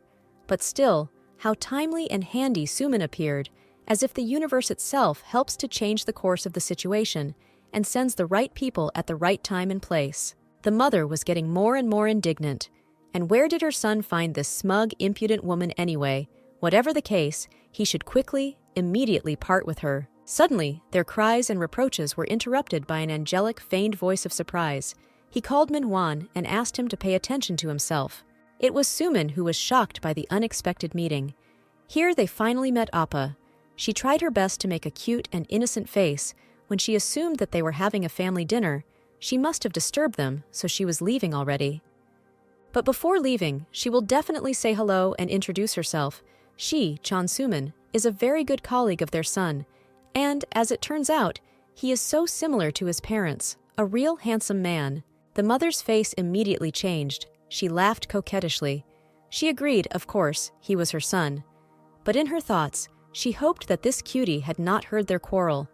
Otherwise, it would be somehow embarrassing. After all, they worked together. Park was also very surprised. She had a meeting planned today, but as it turned out, her parents canceled everything and did not come. And so she still decided to eat at home. Sometimes you need to save money. And what's more, she loves to cook different dishes. Hearing this, Mother's eyes lit up. Could it be that this sweet girl also loves cooking? She definitely can't be missed, because she is not at all like that scoundrel. Putting the palms of her hands together, the mother suggested that they all dine together and invite this beauty to the table, since they had just recently had a free seat at the table, and asked if she would be a valuable companion. Park seemed to be a little shocked, and even against such an unexpected invitation. But Suman did not give him a choice or time to think, and happily agreed, even dragging her feet a little so that they would persuade her. After all, this was a family meeting. How could she interrupt their aura of warmth and love? How could that be possible? But the mother, without hesitation, took the girl by the hand and assured her that of course she could, because it was so nice to meet such a well-mannered girl. Even the boy's father agreed that she would be much nicer than that girl. Only Manhwa was indignant and unhappy with what was happening to his parents. Joyful Suman, who in her mind understood that it seemed, as expected, their meeting had failed, sat down at the table when her mother was hurrying them up. Otherwise, the food would soon get cold. The girl was sincerely glad that she had made it after all. How good it was that she had come. The night city and the terrible, stretched-out buildings in the darkness were illuminated only by dim, yellowish lanterns. In the silence of the night, only the barely noticeable clicking of the girl's heels could be heard. Chiwana walked home alone to walk and unload all her thoughts, but she was not allowed to do this by pop-up notifications and vibration of the phone with new messages. It was Manhwa, asking where she was and why she did not answer the calls. Yes, maybe his parents are old-fashioned, but they can also be understood. There was just a small misunderstanding between them, but quarrels happen in all families, and they just need to make peace. She can't just up and leave. But the girl coldly answered, as if cutting off, that the guy himself chose this path, and now he has lost her forever. For 10 years now, little Suman has been trying to take her friend's place, and now, thanks to a pretend dinner interruption, she has finally succeeded. Let her accept the long-awaited congratulations. Everything went much faster than expected.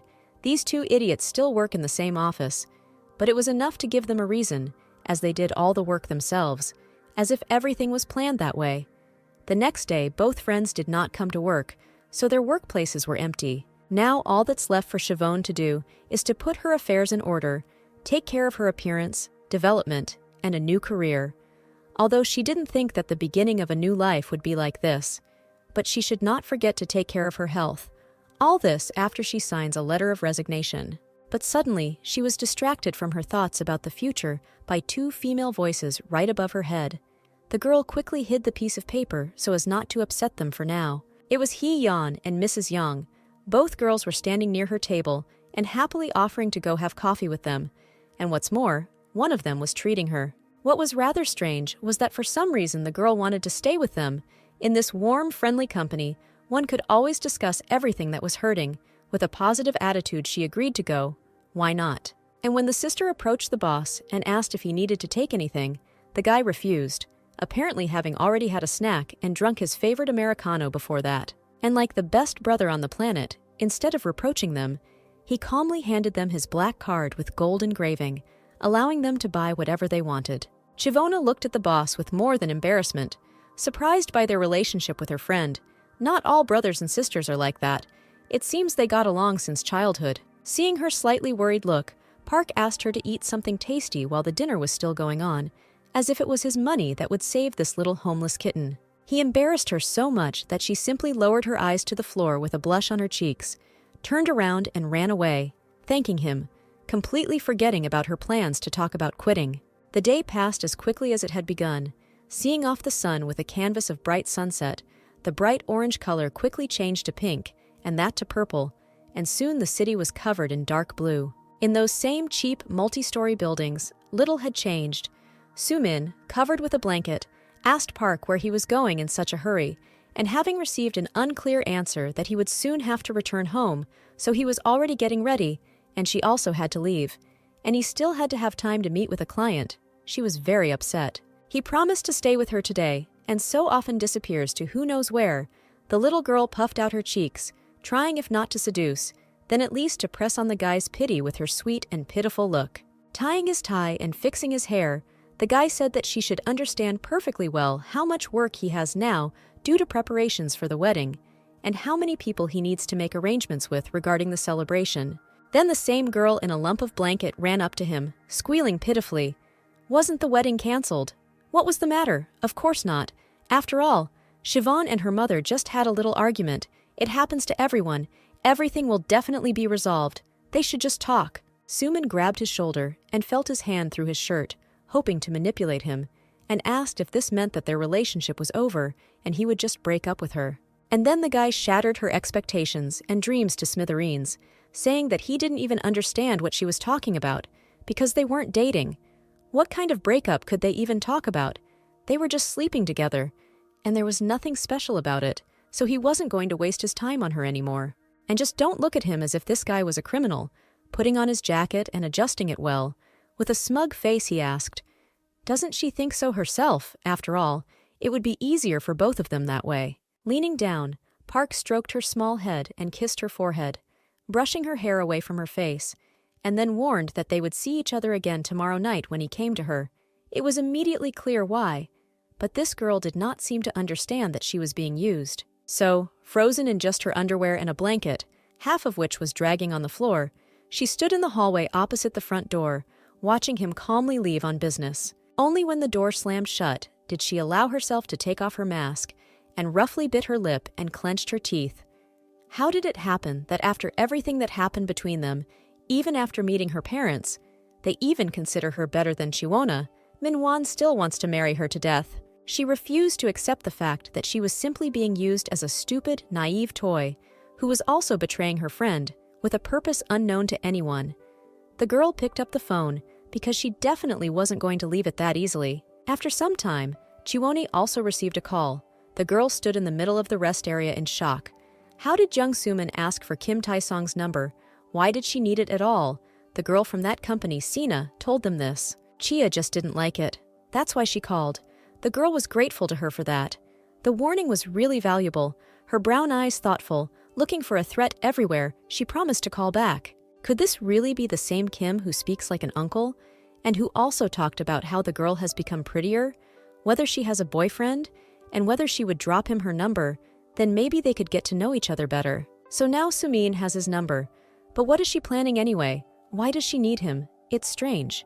Then Siobhan also needs to prepare properly. You never know what she's going to do. Another cunning plan to harm her friend. Entering the chief's office, Khan's assistant handed him some kind of beige plastic folder, calling it the report they had talked about earlier. Taking that very stack of papers in his hands, the guy looked at it and thanked the girl, because she had worked quite well and a lot on the information. Perhaps now, while he is checking the text, the very moment has come to ask him for help. As soon as the girl in the green shirt began to speak, she immediately fell silent. And then Ji Hyuk himself took it upon himself to ask again what had happened to her, or maybe she wanted to ask for something, or had learned some shocking news. Gossip. After thinking it over again, she realized that he could definitely be relied upon, so she immediately reminded him of the cooperation and asked for permission to do her a favor. The guy just indifferently turned the report document to the next page, crumpling the paper, and began to carefully read and study everything. Raising her upset brown eyes, the girl became embarrassed. It seemed there was no need to ask such a thing. They were almost nobody to each other, just think. They sat in a bar once. Her plump lips were about to start saying that everything she said was just a mistake, and her body wanted to run away from here as quickly as possible, preferably far away, for example, home. However, Ji-hyuk, without even looking at her, with the same red-pink blush, propped his chin on his hand, and pretending to read the document attentively, said that he was always ready to help Kang Chi-won. They were good friends, thereby embarrassing not only himself, but the girl too. At such a late hour of the night, such a beautiful girl was alone, and she was crossing a pedestrian crossing, clicking along the road with her low-heeled shoes from the manager. Suddenly, the brunette froze, seeing a familiar face in front of her, of all people. It was him here. She definitely didn't expect to see him. Could this really be that very plan of Jung Soo-min's? Right in front of her stood Kim Tae-sung, dressed in some strange burgundy suit with white stripes and a stupid cap. He stood and stupidly waved to her, saying that as soon as she called, the guy immediately came running, all to see her. And she came, exactly at the same time as agreed, only a little late. And at the alumni meeting, she didn't even recognize him by face, pretending that they didn't know each other. Well, isn't she ashamed? In response, Shavona only asked if he was still making fun of her, not even noticing Park's gray foreign car parked in the distance on the side of the road. Meanwhile, Manhwa himself was sitting in it, slightly lowering the window, trying to eavesdrop on their interesting conversation. But out of anger, he could only squeeze his steering wheel. His narrow eyes were full of humiliation and shock. What was he doing in his free time now, instead of working or relaxing with Soo-min? And who the hell was this weirdo next to her? The flowers and gift on the back seat turned out to be just dust. She ignored all his calls, but in fact she meets another man near the house. What is she doing? She said she was always busy. When suddenly, unexpectedly, from the passenger seat, someone knocked on the side window with his little fist, too persistently, waiting for the door to open. It turned out to be Soo-min. Her face stretched into a sly smile. She put on makeup, putting on a flower-style top and throwing on a purple sweater. What was she doing here anyway? Tearing petals from the buds of a bouquet of roses, she told them that the guy was their classmate, and that he and Shavona had continued to see each other since the class reunion. That evening, she had really made a mark on him, so he didn't miss the chance to see her more often. With a satisfied, sly face, the girl, sitting in the front seat, tried to convince Park that he really thought that this guy was the only one. There was also the director of the cafe. They also had a good relationship, in fact, since their school days. Well, isn't that enough? This only made Manhwa extremely angry, even furious. How could she talk such nonsense? After all, Chi-won only has him, and that's it, no one else. But the guy himself remembers very well how he couldn't get in touch with the girl on that day of the alumni meeting. Holding a bouquet in her hands, clearly not intended for her, and carelessly scattering petals around the salon, Soo-min continued to assure her appa that it was not for nothing that they say that a daughter is a reflection of her mother. An apple does not fall far from the tree, and Chi-won's mother took a lover and ran away far and for a long time. Park was more than shocked. How did her friend know so much? The girl didn't even share it with him, so that's why she doesn't have a mother. It's all because she ran away. Exhaling a hot breath of excitement, the girl asked if he really thought that Siobhan wouldn't do the same to him. The two of them had been friends for a long time. That's why she tolerated it. But it couldn't go on like this any longer. Enough already. With these words, Soo-min put her hand on top of the guy's hand, which lay firmly and nervously on the steering wheel. Before that, she lightly ran over his knuckles, thereby tickling them even more. Leaning over, the little girl tried to excite him, to change his aggression to relaxation and playfulness, whispering in his ear that she couldn't watch this either. She suggested that they just go very far away and have fun together. Chivona saw a foreign car moving away out of the corner of her eye. The same one. It seems that Chon Soo-min had come to check the fruits of her fake correspondence, and the boy on call, in any case, it was not her. However, Taeson was confident and continued to show the correspondence from his phone, as if this was the most important proof. Wasn't she the one who wrote to him, and wasn't this her number? It was so plausible. Adjusting his cap with his hand, the guy seemed to understand that someone had contacted him instead of her, and the girl herself did not suspect anything. And of course, although it was not her fault, she still apologized because she felt sorry for him. However, just a moment after she refused him and said that he was free to go, Taesung was in shock. just stood there with his eyes wide open. Was she really making fun of him? Was he thinking he was a dog or an errand boy? She invited him herself, and now he says, "Leave." As he approached, he brazenly asked if she had really lost her fear completely. She behaved differently at school. Could she really look down on people now? Sharply grabbing the poor girl by the hand, the guy asked her to stop acting up. That was enough of the foreplay. If she was a good girl, stopped being indignant and screaming, then maybe Appa would buy her something tasty. But the girl had no intention of giving up. She had already said that they had simply been set up, and it wasn't her. So she asked to let her go quickly, because it was already too late.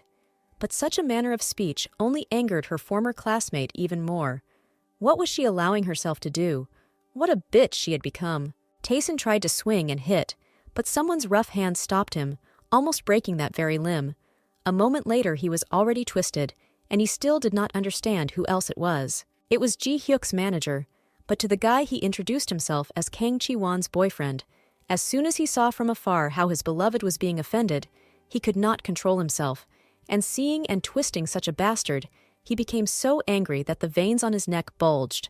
Continuing to hold Taeson, he turned halfway around to ask the girl if she was okay.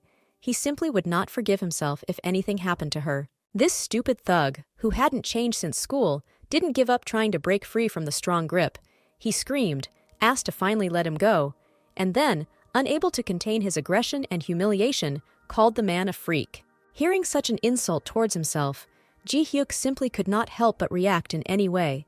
Not only did this bastard offend his girl, but he was also trying to insult and belittle him in front of her.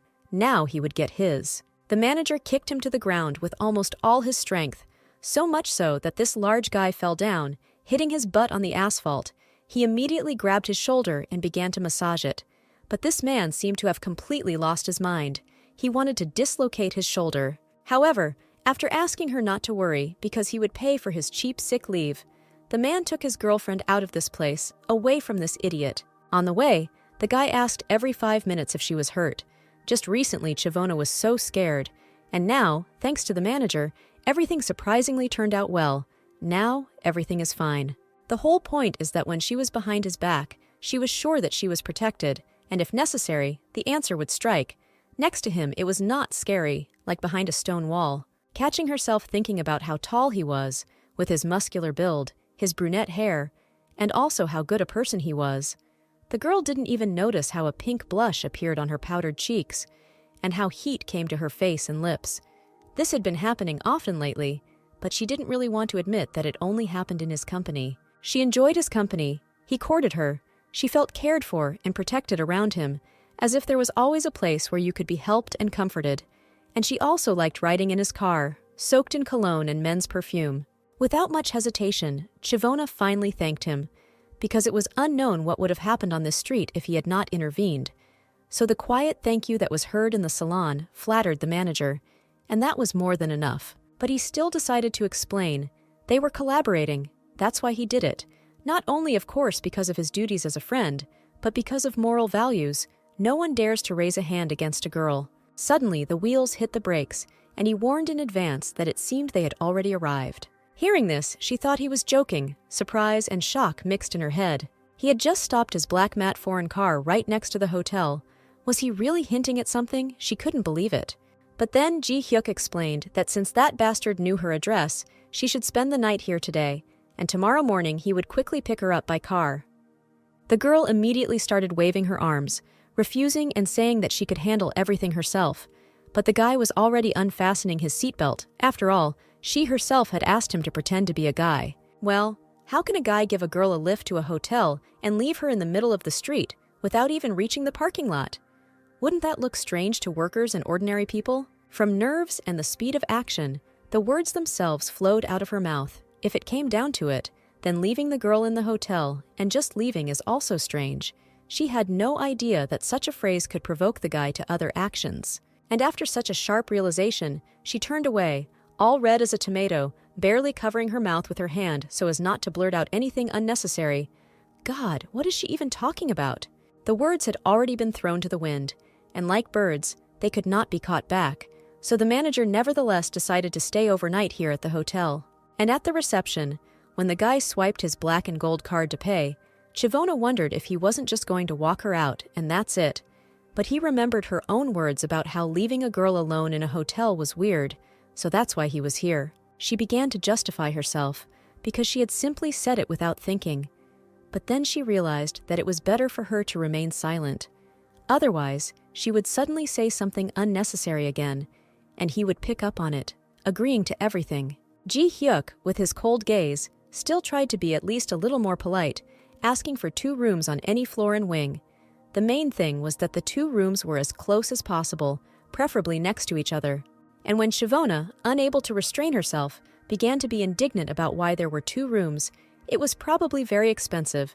The guy immediately found a solution and suggested that if it suited her, then he could rent just 1 room for 2, and it would be as she wanted.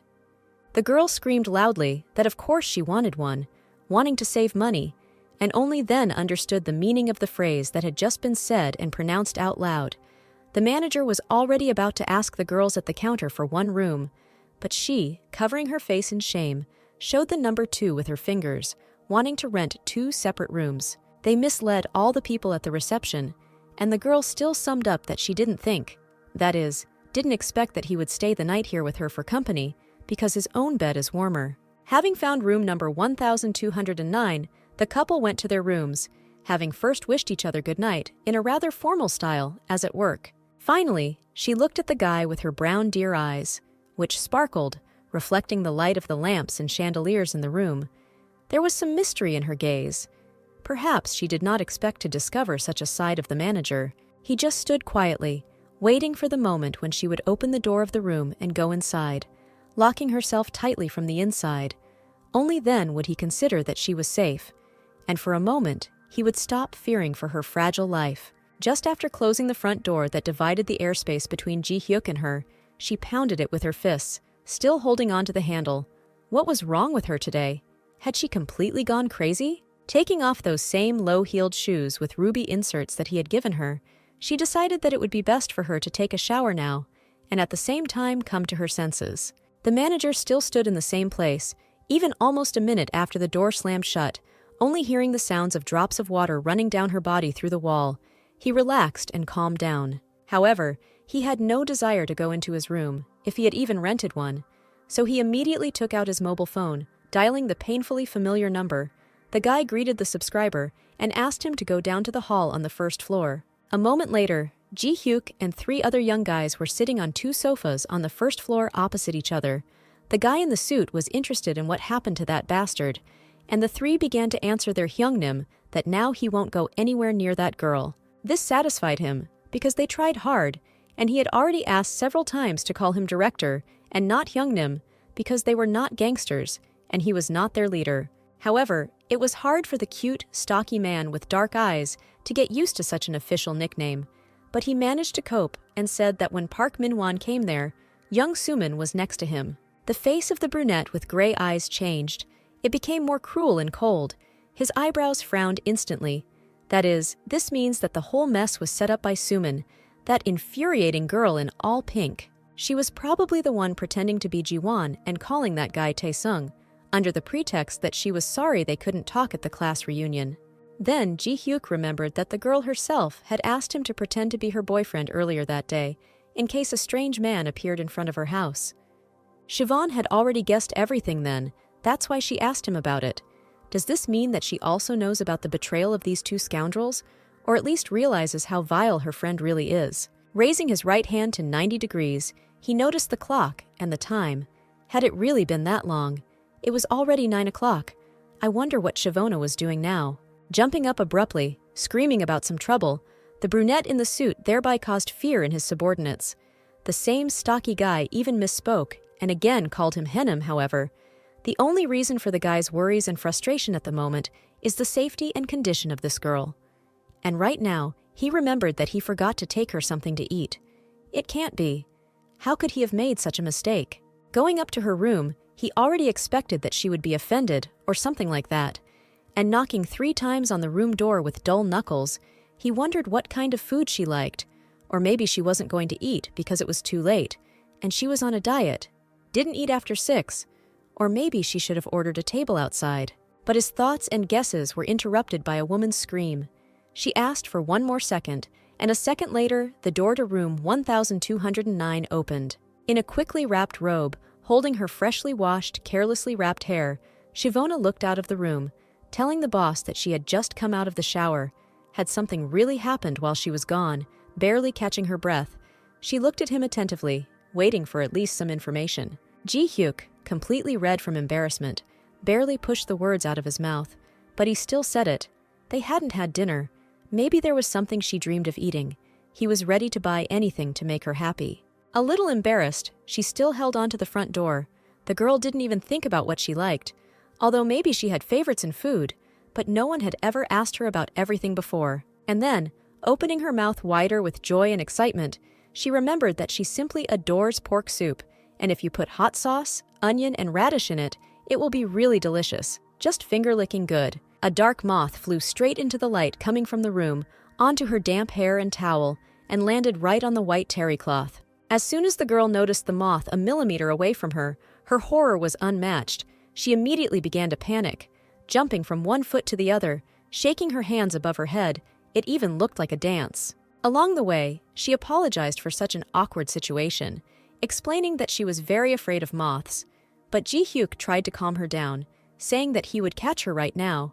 He began to clap his hands. From afar, it looked like backup dancing. He only had 1 millisecond to warn her about the puddle that had formed under her feet, but the information was never processed by her brain, so a moment later she slipped in her rubber slippers on that puddle. And in order to try to keep her balance, Shivona of course found nothing better to do than grab his blue tie and pull him towards herself. The guy was completely confused and shocked, but there was not much choice offered. They both failed to keep their balance and stand straight on their own feet, so the girl flew down, losing her towel in the air along the way, still holding tightly to the fabric of the tie, and the guy had no choice but to fly down after her or die from suffocation. It seems the choice is obvious. And that same brown light moth, guilty of everything, flew in quickly and fluttered away on its little wings, as far away from here as possible, into the night sky, as if fate had given a kick to help this couple. Thank God Ji-hyuk managed to at least lean on the wall, otherwise he would have fallen, collapsing his entire massive body onto the fragile girl. Now his face expressed discomfort, apologies, carelessness, and the most enormous embarrassment, because in this position they were too close to each other. It seemed even more than necessary. The doors closed by themselves, and the two of them were left in the middle of a dark room, with the lights off. The girl was sitting on the floor, her head hitting the wall, and the manager was hanging over her like a shadow. But even so, he did not allow himself to touch her with his hands, moving his right hand to the side. With slightly wet hair, Chivona was even prettier. She looked straight at his chest, still clutching, but with several fingers, that same tie. Their faces were equally pink. It was not shame, more embarrassment, because they liked what was happening. This chemistry of hearts, in the daytime setting, was not so noticeable, but thanks to fate, the two of them, although they did not say it out loud, felt that there was some kind of spark between them. Throughout the next night, Chivona couldn't sleep. Strange, intrusive, and even vulgar thoughts crept into her head, so she had to lie down, once again calming her heartbeat by staring at the ceiling. Her whole head was filled with thoughts about her relationship with her own boss. What was going on between them? They were just colleagues and nothing more. But remembering that scene in the corridor, the girl instantly wanted to bury her head in the blanket. Something in her chest sank at the memory of him, of the way his face would flush as he leaned against the wall and leaned over her. His eyes would become glassy as she realized they were sleeping in separate rooms that night. But it wasn't only she who felt bad that night. The brunette was lying in his temporary bed in exactly the same way and was suffering from headaches mixed with fever. He was wearing a light blue robe, so it was definitely not the temperature changes in the room that were causing such obvious discomfort. Blushing, he rolled over onto his side and tried to drive away these accumulated thoughts about the wonderful girl, seeing her, just out of the shower for the first time. And remembering this image, spinning around in his head for the rest of the time was unbearable. It was even harder to remember his own light, fleeting touch to her fragile body. Perhaps she didn't notice, but Yoo Ji-hyuk remembered it for a long time.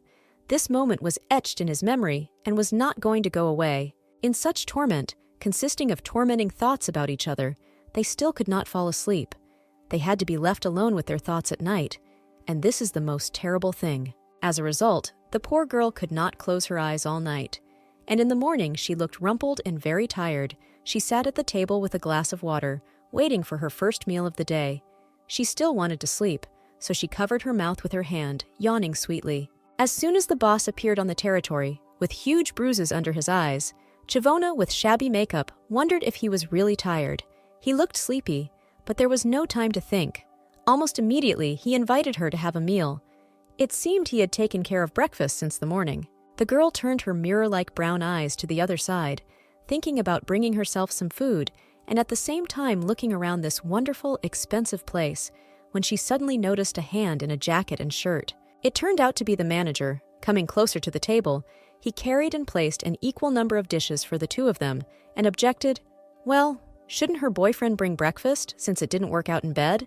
Then at least at the table. She almost jumped up from her seat from shock. How could she ask him to pretend to be her boyfriend? But it was only yesterday's request.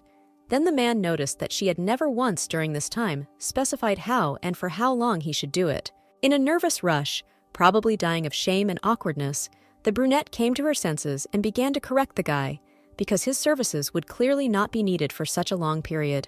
Ji-hyuk only laughed coquettishly and, grinning, stretched his plump lips into a smile, squinting his eyes cutely in embarrassment. He wished the girl a bon appetit.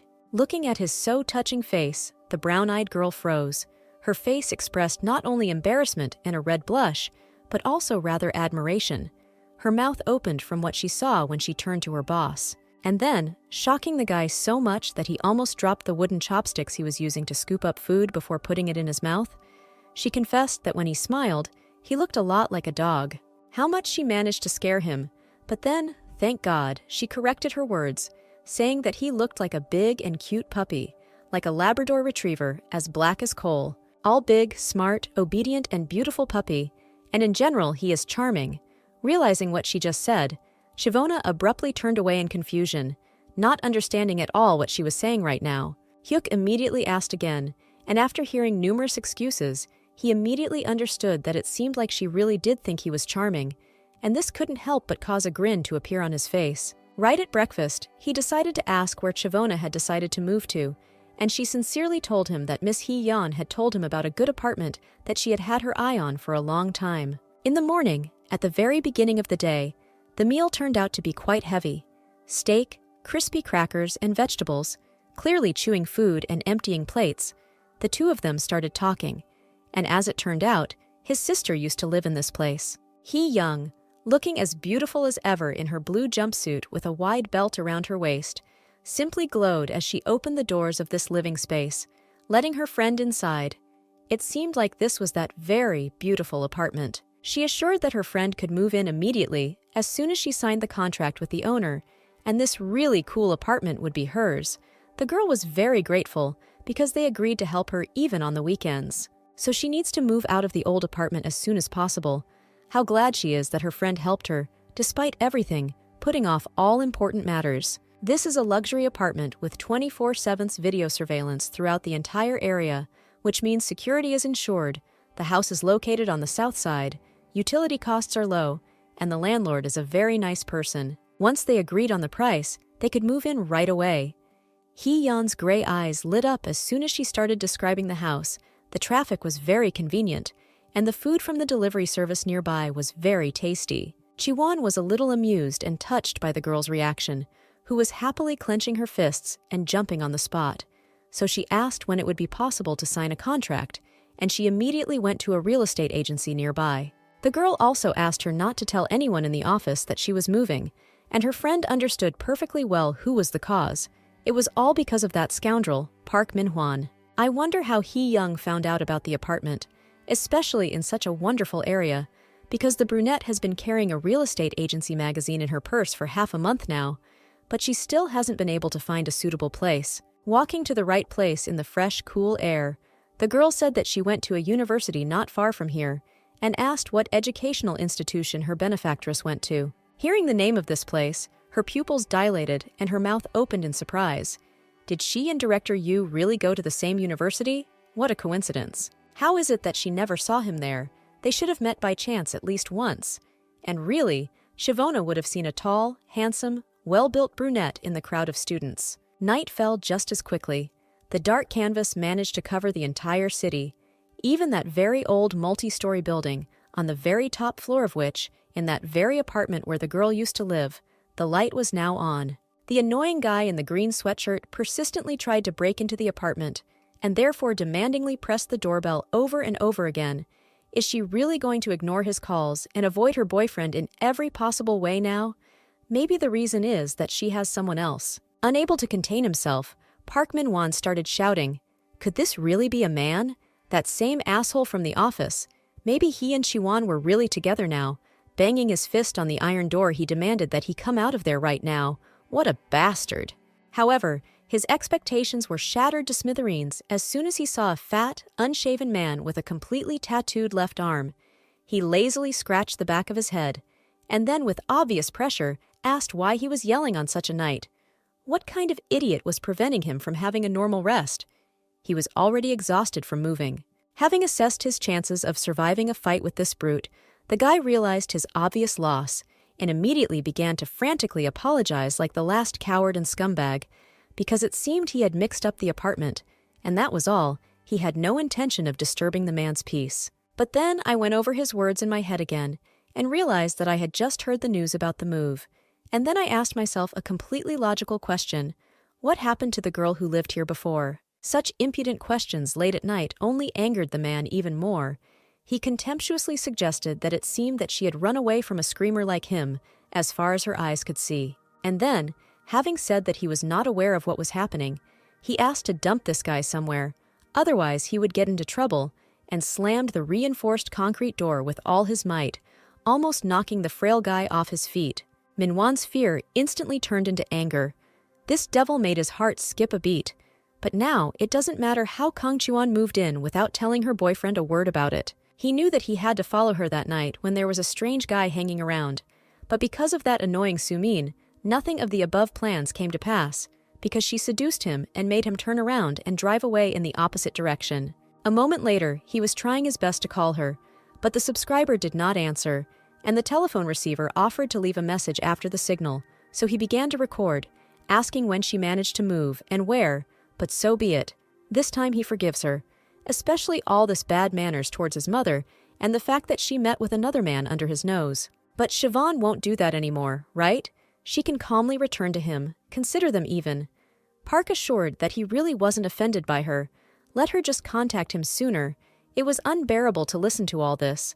It seemed like he really had already started looking for her. It's so good that the girl didn't wait too long to move, but signed the contract that same day, all thanks to her friend Hee-yeon. Now she's sitting in her apartment on a soft sofa, and this at least for a short time gives her a feeling of calm and security. Lowering her feet to the floor, she suddenly realized that her stomach was growling suspiciously. With all this long travel, Chivona was unable to have a proper dinner, and because of this, she walked around hungry, bringing herself to a semi-fainting state. Suddenly, a message came to her cell phone, Ji-hyuk asking if she had finished moving, because he had just ordered pork soup for her for dinner.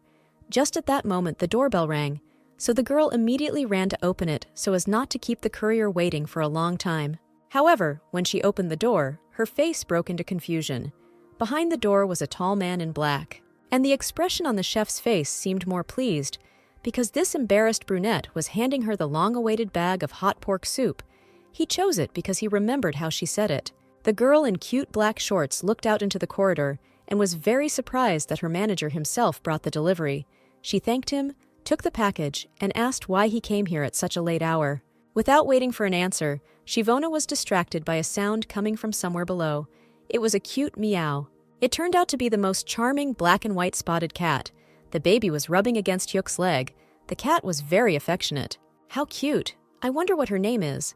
Then the manager said that her name is Pani, so that's her name. Although for a second, how does he know her? Then the tall brunette admitted that he is her owner. While the girl was scratching the purring cat and asking, since he was its owner, then why were they both here? How did he bring him? Did he really bring him in his arms? Ji-hyuk coughed to gain confidence, and then barely admitted that he was her neighbor. The girl's face became stony, zero emotions on her face. Did this really mean that they would live exactly the same as they did back then in the hotel?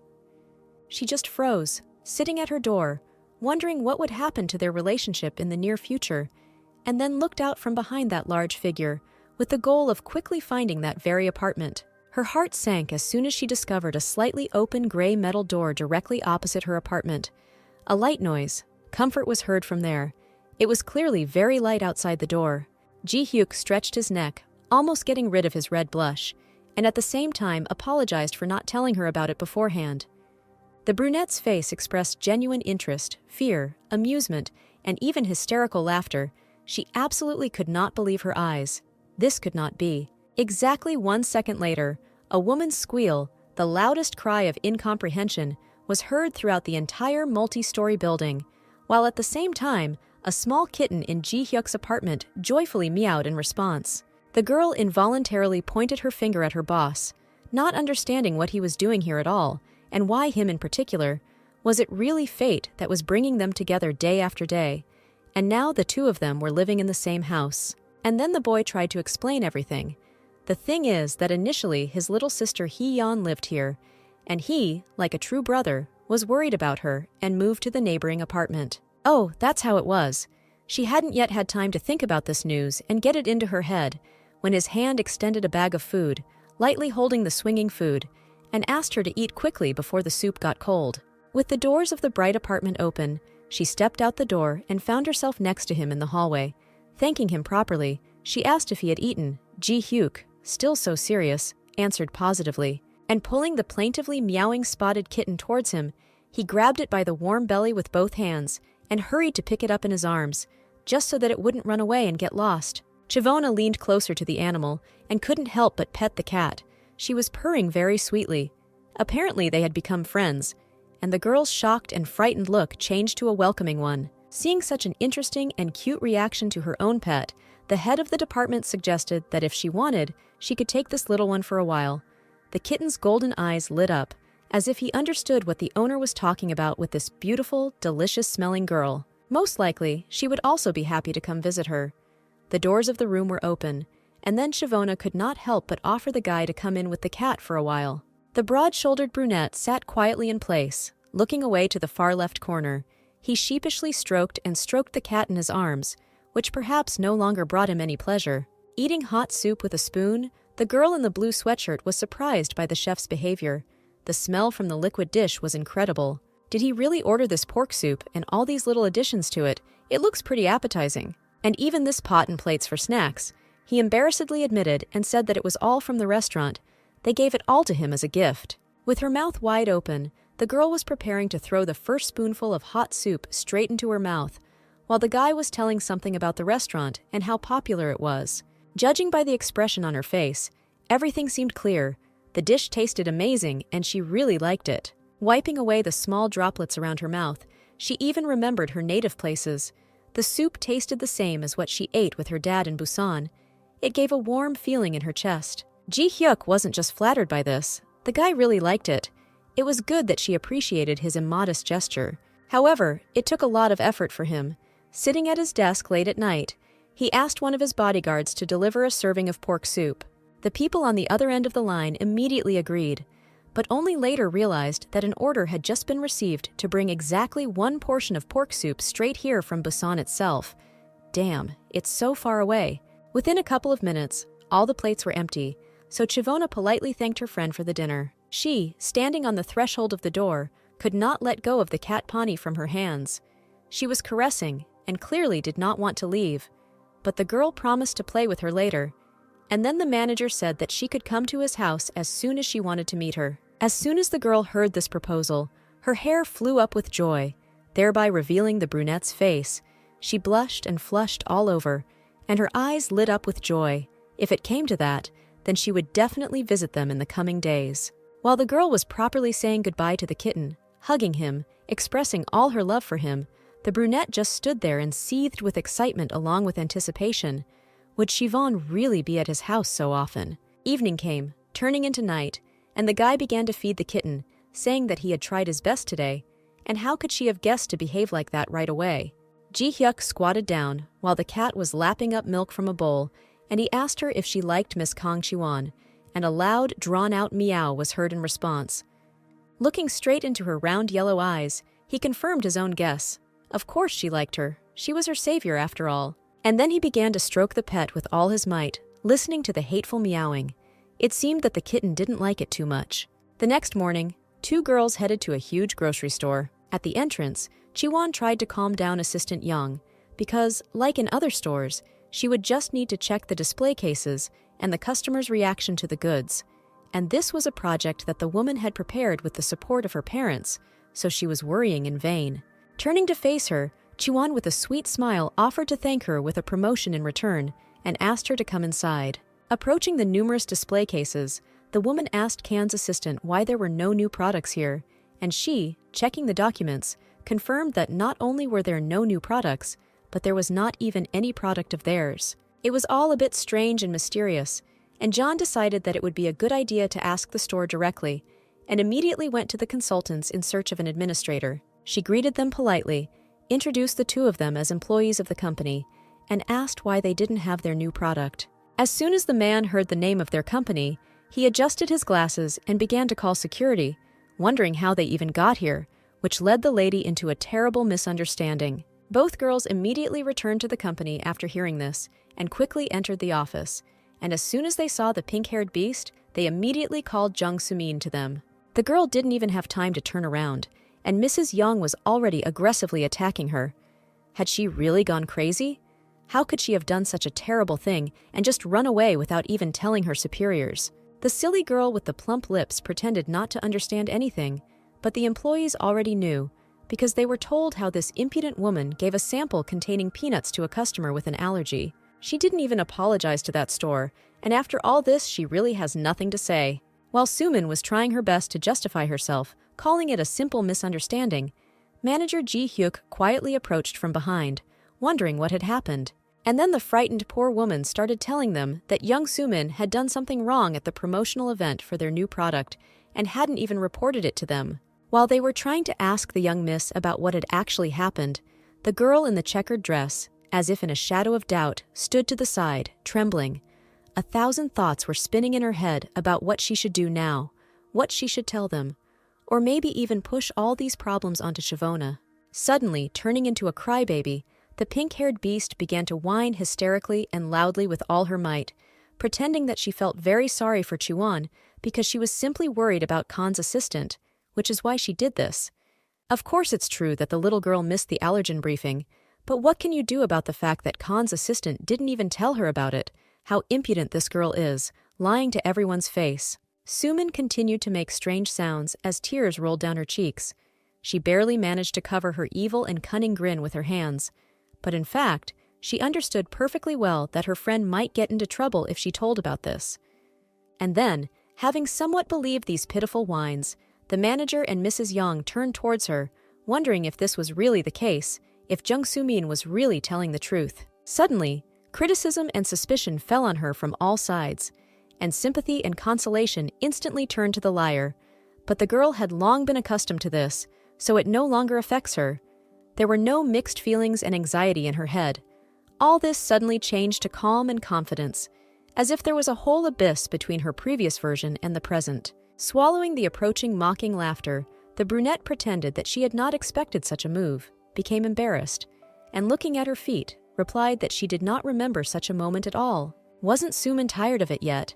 Why did she suddenly fly in between the boss and the girl, screaming at the top of her lungs that she was ready to take all of Chiwon's blame on herself? She asked him not to get too angry at her friend, pretending to cover her body with her hands. Ji-hyuk couldn't believe his ears and eyes. He knows this girl very well. She would never act so irresponsibly. She loves her job very much, so he asked Assistant Kang to think again carefully. Does she really not remember? She sighed, apologized, and sincerely admitted that a lot of time had passed, and that was probably why the memories had faded.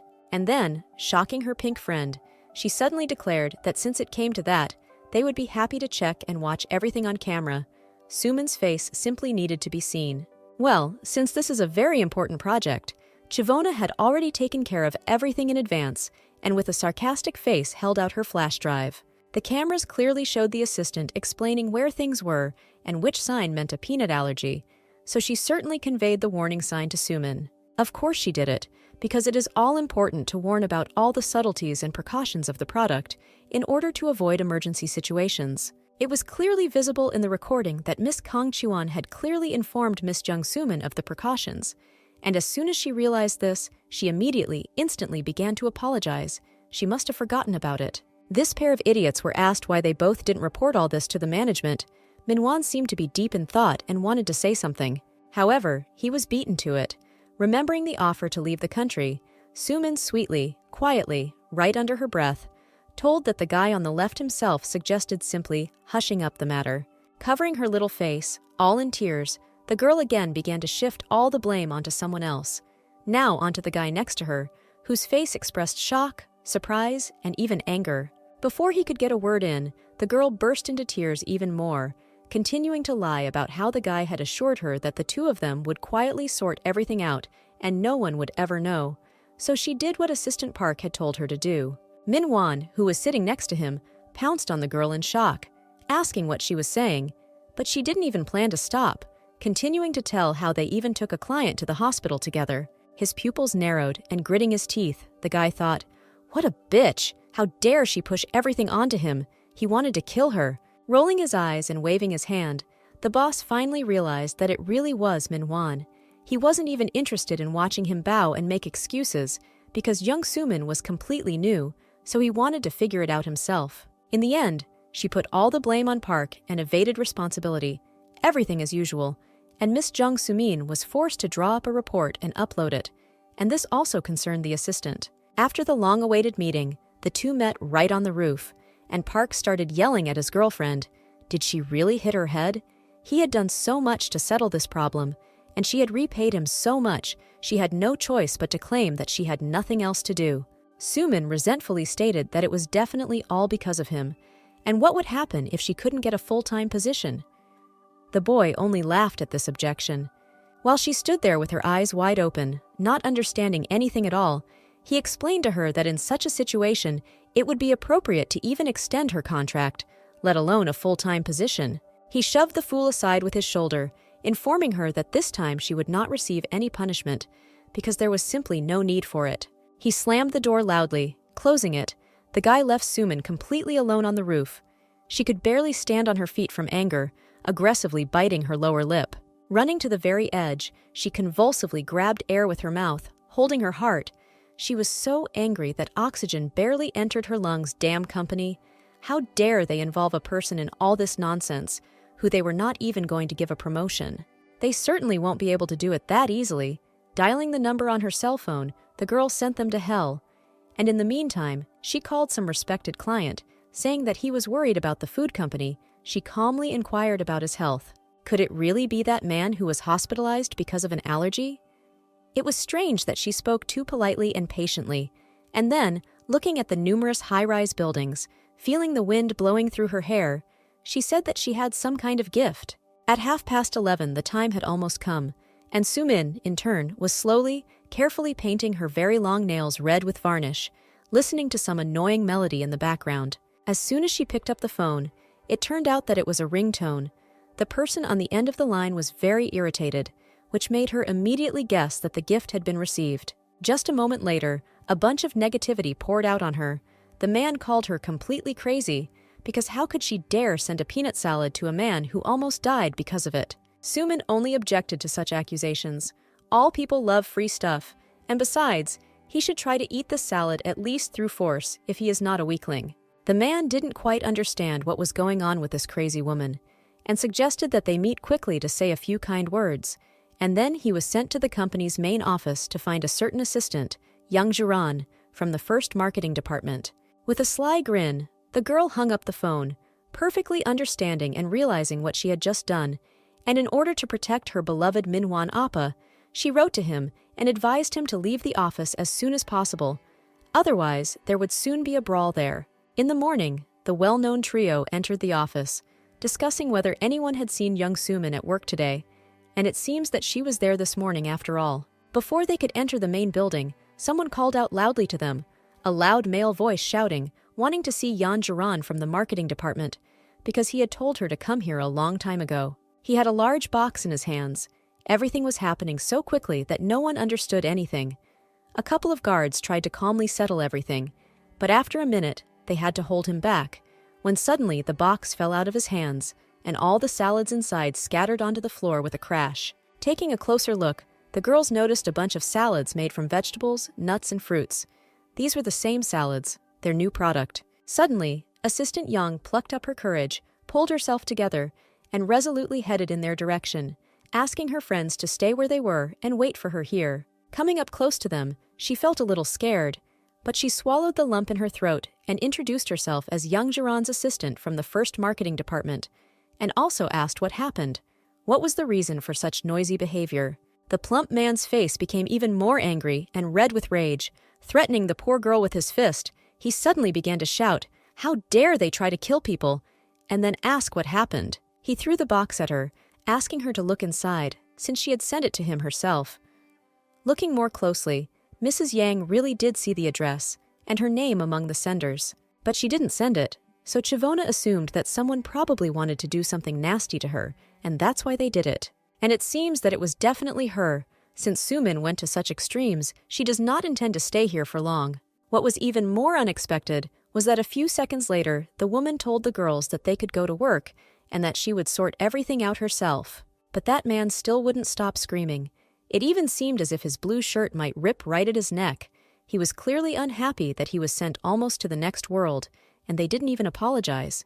And since he was no longer going to tolerate such disrespect towards himself, he could no longer restrain himself and swung at the unfortunate woman. Remembering all that horror, all that pain that even her own family, her ex-husband, had caused her, how he had swung at her for the last time that day, which had caused her death, Chivona suddenly plucked up courage and stood up to protect her friend, shielding her with her own body. A young girl with brown eyes and a cute little ponytail stood bravely in front of this fat guy, asking him to calm down, while he tried to figure out who the hell was standing in front of him.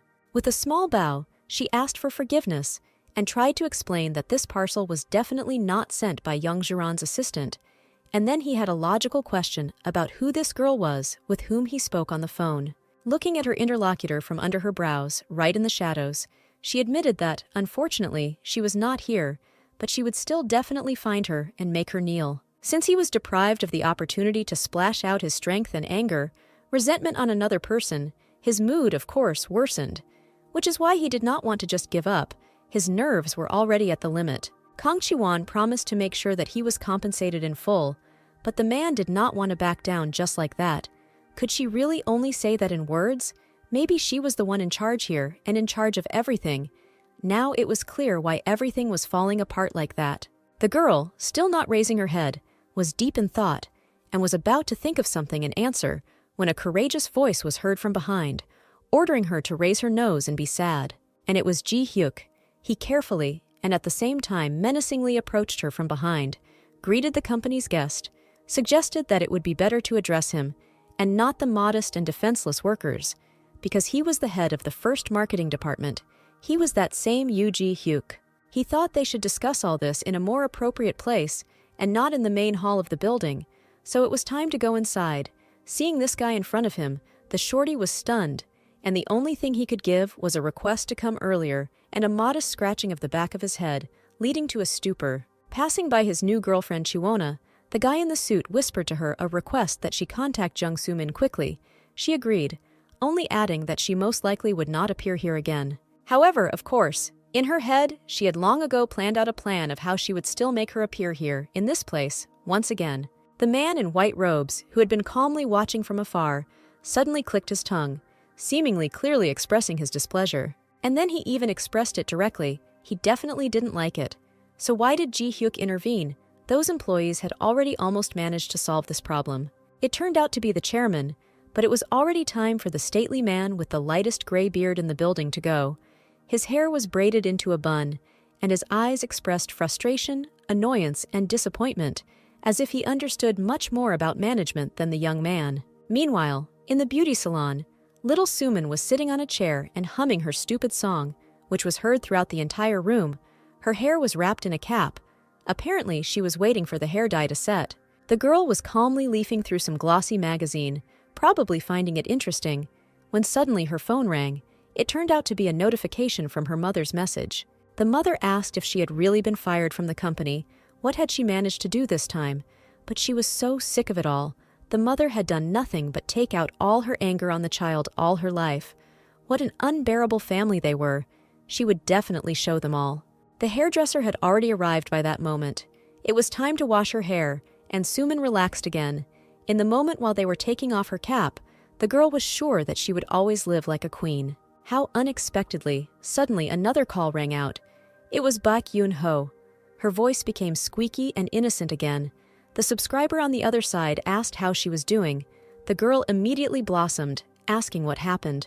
But the guy wanted to talk about something completely different. He was interested in Chi-won and her new boyfriend. Maybe they could meet now if she was not busy. This, of course, gave her suspicious thoughts. After all, Kang Chi-won and Park Min-won, why would they meet? But one way or another, despite all the doubts, after a couple of hours, she still went to the minibar. She had been getting ready for quite a long time. It was worth it just to show off, dry and curl her pink hair, and also put on makeup, choose an outfit. She was in a great mood because she knew where she was going. So having made the most charming face in order to charm that guy, she finally opened the door. However, reality is harsh and does not match her expectations. So as soon as she saw the man sitting at the table, the mask of a kind, sweet girl fell from her face, revealing her deceitful and hypocritical essence. Her charming face immediately twisted. This person turned out to be Chivona herself.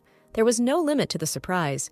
The girl was sitting slouchedly, but her arms were crossed on her chest, and her gaze was cold, serious, and stern. Well, finally they saw each other. Otherwise, her friend was so tired while looking for her. While she was pouring some drink, pouring a clear liquid into a glass, she told how she guessed. Chiwona asked Yoonho to help. That's all because the girl didn't answer the phone and didn't show up at the office. Suman couldn't stand it and attacked her ex-friend, assuring her that it was all because she had a very hard time there, because she was the only one she had. But Chivona was constantly hanging out with others and didn't notice her at all. Let him just imagine for a second what it was like for her. It seemed that it was already too hard for the brunette to bear it, to listen to all this lies. So she simply covered her face with her hand out of fatigue and asked him to shut up. And then she looked Suman straight in the eyes and ordered her to stop talking nonsense right now, because now was definitely not the situation in which she could play the fool. Then the girl calmly handed her an envelope, informing her that it was a notice of dismissal due to unauthorized leave from work and numerous absences. Well, soon there will be evidence of the content. Having heard the very last phrase, the face of the smug girlfriend was distorted in fear. How is this possible? She will no longer get away with everything. As soon as Chivona asked out of curiosity whether she had sent the customer a product containing peanuts, the pink idiot immediately shook her head in different directions, screaming no, and generally tearfully assuring that she had no need to do that.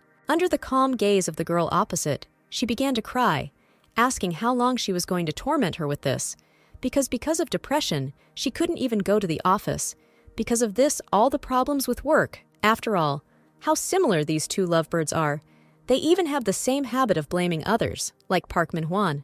The brunette agreed to this, because it would be very good if this was not the case, because that client had already hired a lawyer and contacted the company's legal department, and she was just worried, because the call log of her number had already been presented as evidence. As soon as the little girl heard such horrific news, she became terribly afraid for her life.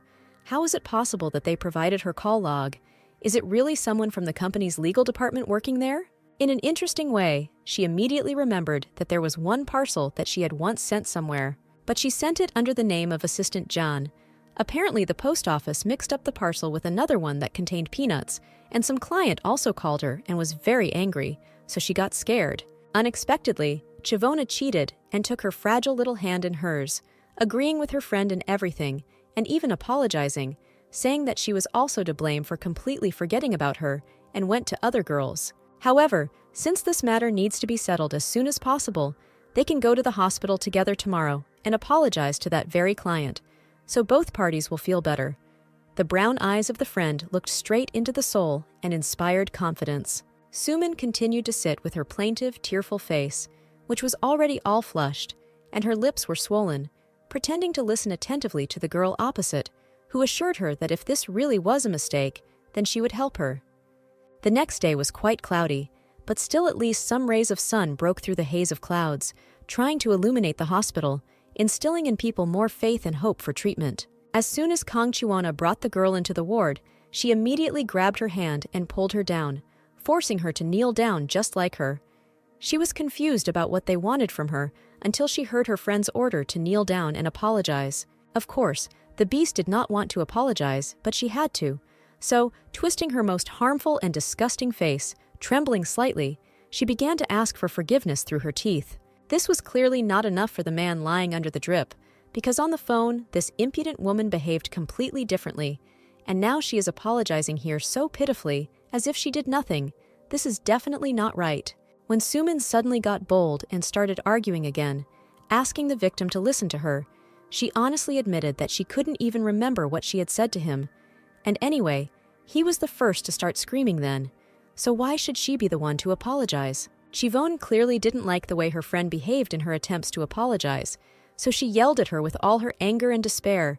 She didn't have the strength for it anymore. Suddenly, Ji Hyuk and Assistant Park entered the room, apologizing for disturbing them. The boss finally came. Without him, this showdown would probably have ended badly. The pink-haired girl, who evoked pity and disgust, immediately turned her gaze to Minwan Appa, apparently hoping that he would deign to help her somehow. However, he didn't lift a finger in her direction. What was wrong with him? Why was he pretending that he didn't know anything, or that he didn't help her hide the traces of the crime, settle the matter? Both boys immediately approached the man's bed, apologizing and asking about his health. But the answer was disappointing, because he pointed to the girl on the floor, reminding everyone in the room what she had just said. Sumin continued to sit on the floor and shake pitifully. She found herself alone against everyone. Now, even among her colleagues, she was like a stranger, convulsively apologizing. She began to whine and sob loudly, covering her mouth with her hand and pretending that she was sincerely sorry. When the entire ward had already turned their gaze to the girl sitting and crying on the floor, she began to talk about how bad she felt, and to cry louder and louder because she was all alone in the office and no one understood her. So another grief fell upon her, through a heap of tears, her face completely reddened with tears. She grabbed her stomach, stroking it through her finger, and suddenly told everyone the news, admitting that she was pregnant. Chivona was simply amazed. If this was another lie, then how brazen is Sumin that she can get out of the situation to such an extent? Well, and if it is true, then it is wonderful. Her plan will come true. All that remains is to reconcile them with Park. It is only a pity that the child will be born in such a terrible family.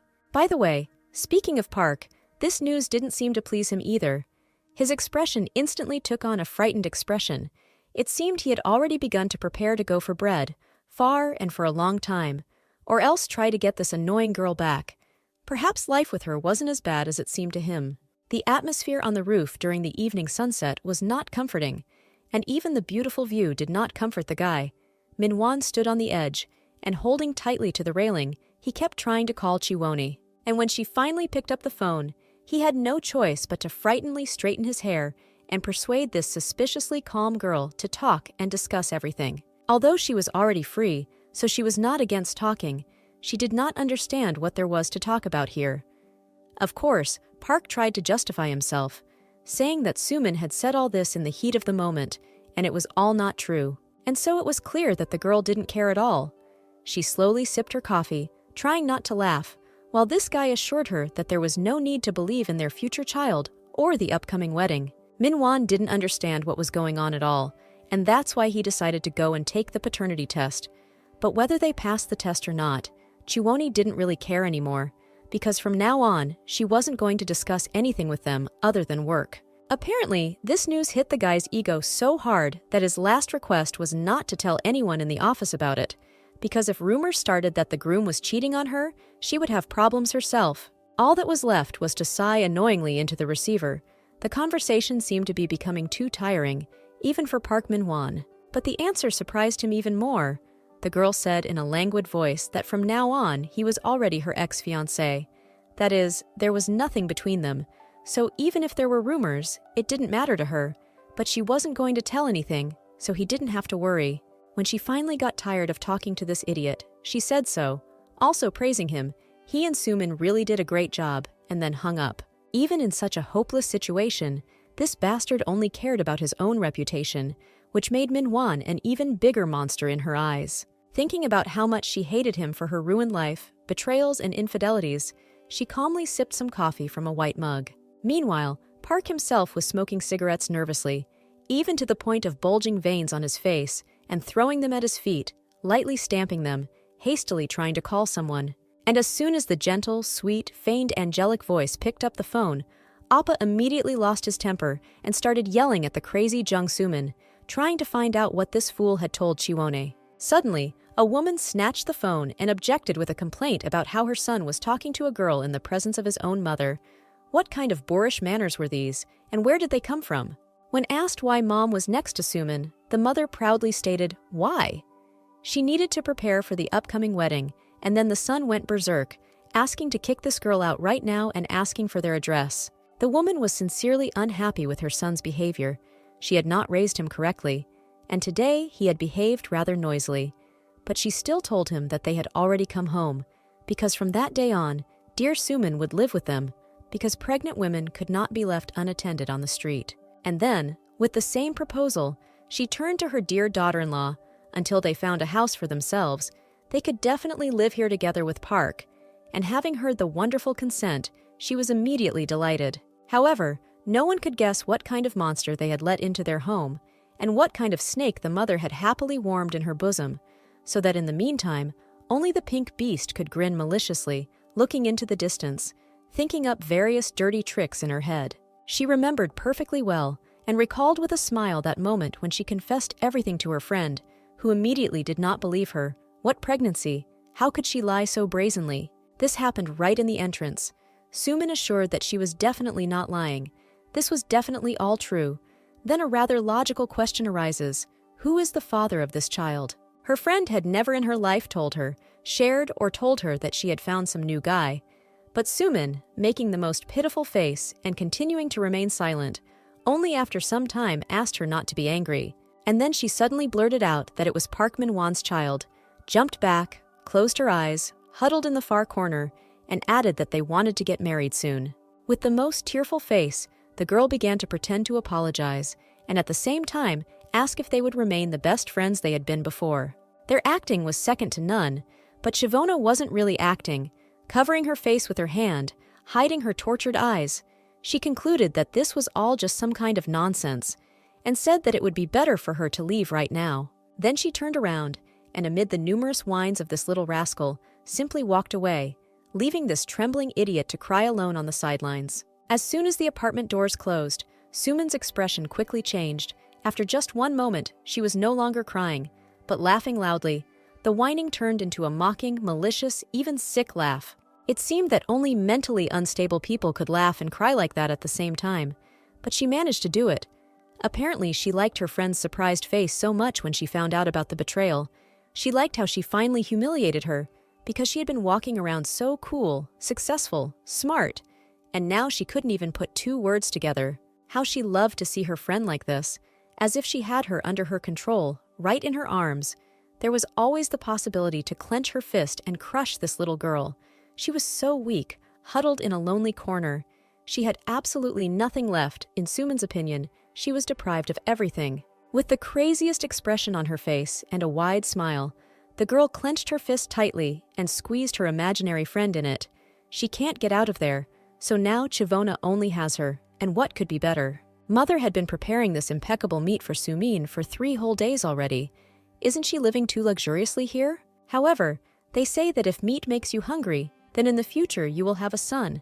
The mother asked with interest if she liked the soup. Judging by the sincere expression on Soo-min's face, her embarrassment and delight, it seems she was telling the truth that this was the first time she had eaten such a delicious soup.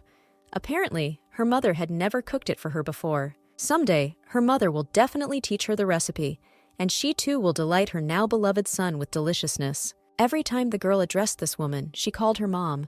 But could she replace her real mother? This was another reason to wonder if she could really find true happiness. Putting her palms together, the girl thanked her mother with great joy, admitting that she really had eaten her fill, and it was very tasty. Of course, she is a good girl for eating a lot. It is good for the baby, but in order for the baby to be even healthier, she needs to drink something else. With these words, the woman approached her, holding in her hands and opening some kind of packet with scissors. It was ordinary carp juice, but they say that it is very useful for pregnant women and has magical properties. Taking that same bag of juice in her hands, the girl saw its color and felt the foul smell, while her mother smiled on the side and advised her to drink it to the bottom, telling her how healthy it was. Suman barely managed to cover her mouth and nose to stop breathing in that stench. Overcoming herself and her squeamish nature, the girl, closing her eyes and covering her nose through real tears, began to drink the disgusting contents of the bag. The woman in the yellow apron waved her hand and advised that if she vomited, she should drink it again, because she herself drank it when she was pregnant, so this miracle cure had been tested for years. Suddenly, there was a knock on the door, and as it turned out, it was a delivery. Mom immediately invited the guy with the box inside and began to admire how beautiful the invitations turned out. What other wedding invitations? They haven't chosen anything yet. The mother said that as soon as she found out about the pregnancy, she immediately ordered them. While her mother was wondering if she liked them, the girl looked into the box and was stunned with horror at how old and traditional the cards were made. Why does she make their invitations to her own taste? What kind of pathetic picture is this? What the hell? This made the girl a little angry. Why is everything the way she wants? The girl's face showed the most shock as soon as she heard that they also bought her a dress and a hanbok, traditional clothing made of solid colors, so she didn't have to worry at all. Mom thought that it would be a burden for both of them, so she chose everything in advance herself. But where else could she find such a mother-in-law? Suman is simply lucky. Even hearing about being deprived of a choice of dress, she was horrified. How could this be? She herself wanted to go with Appa to the wedding store. However, his mother was not inspired by this idea, since he was already working late into the night, and she was also suggesting that he go shopping with her, since she would do everything as she pleased. She might not even think about marrying her son. And she also had to wipe off that ugly red nail polish, because it wasn't good for the baby. And this time, Suman had to deny herself again and step over her own desires, sigh, and sadly agree with her mother. Late at night, after sunset, Park Min-won came home from work, and the girl who was reading comics immediately asked him if everything was okay. And while he, standing at the mirror, was taking off his tie, she, in only a nightgown, began to ask him if he had already stopped being angry. But the guy knew that she was a cunning fox. On the very first day, she was already behaving here like a mistress. However, she was able to convince her father to give them money for the house, and this is good. They apparently had a special connection, and her father said to keep in mind that she was giving this money only because of the bride. But now, Park has the opportunity to reinvest and recoup the costs.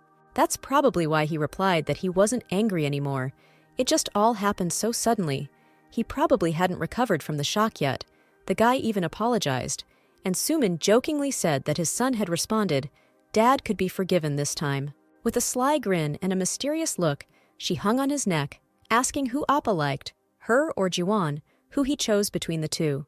Hugging the pink baby, the guy managed to hide his lying expression, and right in the arms, he answered that there was nothing to ask. Of course he liked his future bride, and pretended that he wanted to hug her even tighter. But he couldn't even guess that not only he had selfish goals and plans for this marriage, but also this girl who was lying on his shoulder. The high-rise building where Chivona now lived was already getting ready for bed, but some windows still had lights on. The girl pressed the button, waiting for the elevator to arrive, when suddenly she saw the boss walking past, and without hiding her curiosity, she asked where he had gone. The answer was shocking. He had been with Pani in the hospital. Then she immediately jumped back in fear and anxiety. How could Pani's cat get sick? Could it really be because of the treat she gave her the day before yesterday? As soon as the guy said that everything was fine and they were just going for a checkup, the girl immediately calmed down and leaned over to the carrier, greeting the cat. She meowed loudly while Ji-hyuk was telling her that she was already 7 years old, so she needed to go for a checkup every year, even though she didn't look that old. Chivona asked to hug the lady goodbye, and the man immediately blushed. Even if he looks cold, he tries to raise the cat with love and care. Suddenly she heard 4 code numbers from the guy, 0227. He sheepishly held the happy cat in his arms and explained that this was the password to his apartment, so that she could come in when he was not there, and Pani would be very happy. He came close and handed the animal right into the girl's arms, and while she was thinking about what the house password was connected with, maybe with the birthday date, Ji-hyuk allowed her to stay overnight. The kitten enjoyed spending time with this beauty, and he was already stroking her neck, and the smile did not leave her face, It was hard to believe that now she would be able to sleep with Pani. Embarrassed, he rubbed his neck in confusion, telling her that the cat also loved her very much, although in his heart he would have long wanted to confess his feelings. But for now he remained silent. It was cozy to sleep together in bed, and under the purring of the cat, Chivona told her that in her past life she also had a cat, just as beautiful as Pani, but she disappeared. Someone must have taken her, because she was small and very beautiful. I wonder if everything is okay with her now, if she remembers her first owner, if she misses her. The girl still remembers how sweetly she ate dry food while she was feeding her. Even though the kitten was dirty, she did not love him less. Suddenly, their sweet, tender conversation was interrupted by a text message on the phone.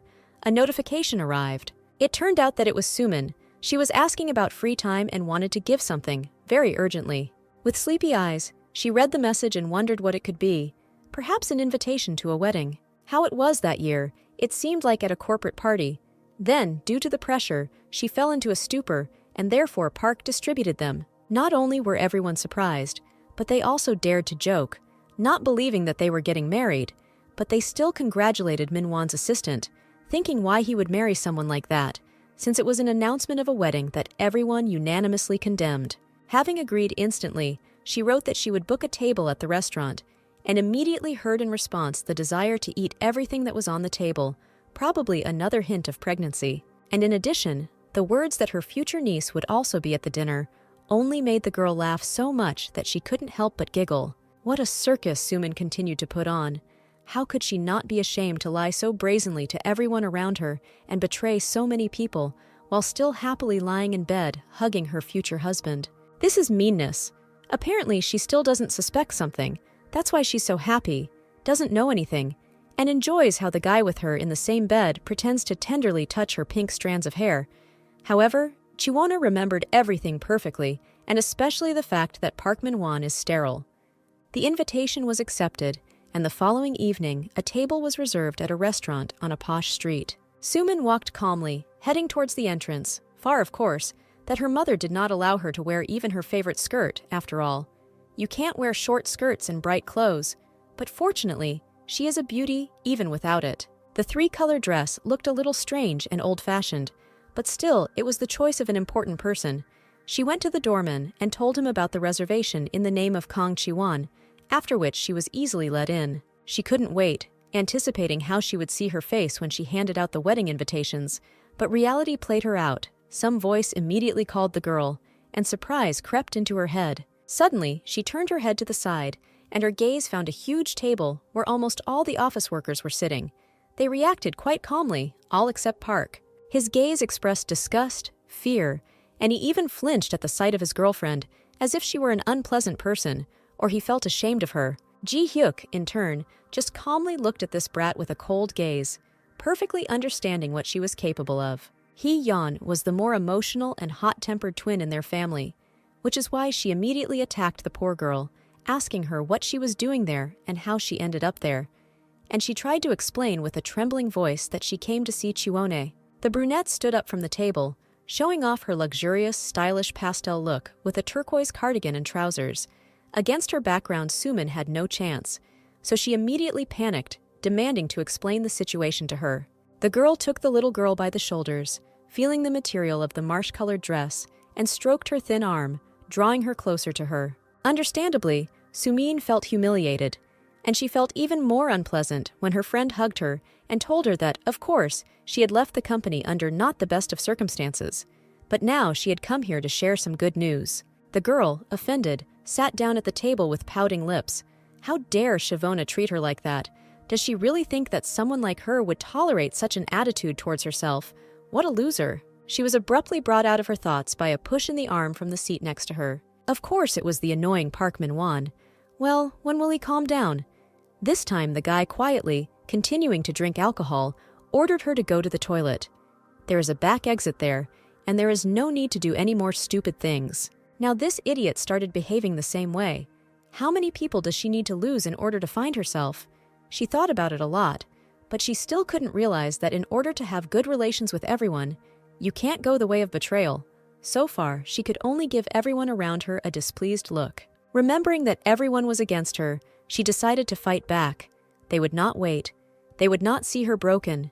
Getting up from the table with the help of her hands, she apologized to everyone for her sudden dismissal. And then, placing her small hand on her heart, she honestly admitted that she was getting married very soon, thereby shocking Park, who was sitting next to her, to such an extent that he almost dropped the glass from his hands. The crowd was shocked. The recently arrived worker was speechless, but later he still asked who she was marrying. Hee-yeon held a knife in her right hand, and her expression changed to a more aggressive one, so one could easily think that she was going to kill someone with it. Taking out that invitation, Sumin felt a little awkward. So many glances were directed at her. Every whisper and guess could be heard. Was she really marrying Kim Kyung-wook? However, everything was not quite like that. Holding the invitation right in front of her chest, the girl said that she and Park Min-won wanted to get married, so a wedding could be expected soon. Everyone around seemed to have fallen out of the world for a few moments. A deep silence filled the hall. All three workers lost the power of speech. Only the manager's sister grabbed the second cutlery, and now with a fork and knife, she asked in a state of shock whether she and Min-won were really getting married. Chi-won was calm and politely congratulated the couple while sipping wine from a glass, noting that they were very suitable for each other, and Ji-hyuk, noticing this suspicious behavior of his friend, also congratulated the couple without taking his eyes off her. While Hee-yeon sat there with a stony face, not understanding anything, Miss Young awkwardly congratulated the former employee, but the new guy congratulated them in a strange way, as if with some envy. Little Sumin thanked everyone, and even managed to tell how long and happily they would live, but the irritated Min-won barely managed to pull her away. Apologizing, he called his girlfriend home, because as it turned out, it was time for them to leave. But the girl persuaded him to stay a little longer, and quickly ran to her friend, holding out a postcard. She immediately said that it was Chi-won who would receive the bride's bouquet, since usually in Korea they agree in advance who will catch the bouquet at the wedding. Accepting the invitation to the celebration, she noted that she would definitely come, and thanked her friend for the offer, and once again sincerely congratulated her, and with such a satisfied face. Accepting numerous congratulations, Sumin reached her friend, and after listening to all this, her face changed, became dismissively suspicious, and an objection flashed through her thoughts. Why did Shavona have such a face? She didn't even feel sad. Why was she so calm? Later, in the car, Park began to hit him very hard and rudely, banging on the steering wheel with all his anger, asking the girl in the passenger seat why she even came. Did she really want to humiliate him in front of everyone? And then she had no choice but to start explaining, telling the situation and blaming Kang Chi-won for everything, because it was she who planned it all. It was she who wanted to humiliate him. But Min-won didn't really like this explanation of the situation, so he adjusted his hair, propped up his head, and advised her to never talk to him about this girl again if she even wanted to marry him. In tears, nervously trying to justify herself, she began to show the correspondence on her phone, where her friend invites her to a restaurant and says that she will book a table herself. Sumin asked to look at the screen, because she just wanted to give her an invitation to the wedding and leave. How could she know that there would be a whole corporate party here? The guy only now seemed to realize what exactly was going on, and asked if it was true that she had called her here without telling her that the entire department would be here, to which the girl nodded sharply. And then so many obscene words and curses flew out of his huge, disgusting mouth. He began to loudly shout something unintelligible, while saliva flew out of his mouth in different directions. Apparently, he was terribly angry. And as usual, he started blaming Sumin for everything again. You see, she was the one who started it all. And how could she do that to a girl without whom he can't exist? And in general, he can't see his life. Does she know what she's like now? How she can suffer at the moment? The girl next to him was silent, and just sat in the same car with this crazy guy while he hit the steering wheel with his fists and head with great force, saying bad words. A sudden realization came into her head. Something was clearly wrong here. If this guy was behaving like this now, allowing himself to lose his temper, shout, call his pregnant bride names, then what would happen after she got married and there would be no turning back? She remembered how, as a child, she ran into the room and, closing the door, slid down to the floor, trying with all her might to cover her little baby ears. But through these efforts, her mother's hurtful words still seeped through. She considered her daughter a useless fool and did not understand why she was like that to her. She wanted her to get out of the house as soon as possible, to go after her daddy. Realizing that she was in a dangerous situation now, and that she definitely didn't want a bad, or rather terrible, future, Sumin covered her mouth and the tears with her own hand, and through them she apologized as if she was wrong, and promised that this would never happen again. And then she turned to the window, pouted, and suggested that they leave quickly, because she was so tired with a child in her tummy during this difficult evening, and the evil Park had to obey, even though he didn't want to. They went home. Looking at the night road landscapes, the girl saw in the reflection her dark, shadowy side, which had been making such harmful and ill-considered decisions all this time. But in her soul, there was a drag, with what difficulty she got out of the house, so now she would never return there for anything and would definitely become happy. Finishing her glass of wine, Chivona stained the glass with the shade of her lipstick, but this did not spoil it at all. On the contrary, it looked elegant and feminine. After which she got up, deciding that it seemed like it was time for her to go home, and she stayed too long, apologized and told everyone that she was leaving, and they would all see each other tomorrow at work. Everyone said goodbye to her happily, especially her friend Hee-yeon, and the boss looked sadly after her when Chivona left the table, and his mood, his reason for sitting here at the celebration, left too. The new employee suddenly asked again, not understanding what had happened, why she had left so early, and why the wedding announcement had been somehow crumpled. Hee-yeon sat there all this time, looking somewhat dejected. Apparently it wasn't worth starting a conversation about this, because as soon as I reminded her, she immediately flared up, got excited and started expressing her thoughts about how absurd it was, because Park Min-won and Kang Ju-won were engaged. Well, how can this happen? They broke up only recently, and these two nasty bastards already want to get married. What impudent people they are.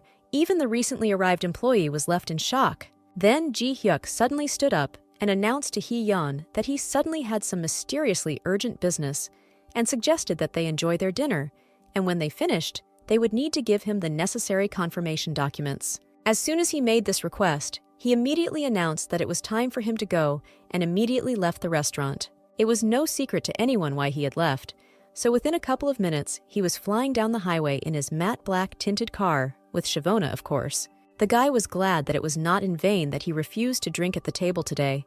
The driver services came in handy, so the girl next to him thanked him, not only for that evening, but also for the fact that he always gives her a ride. A blush instantly appeared on her cheeks as soon as she thought about their relationship, because before she had felt somehow awkward, but from some point on it became not only calm with him, but also interesting.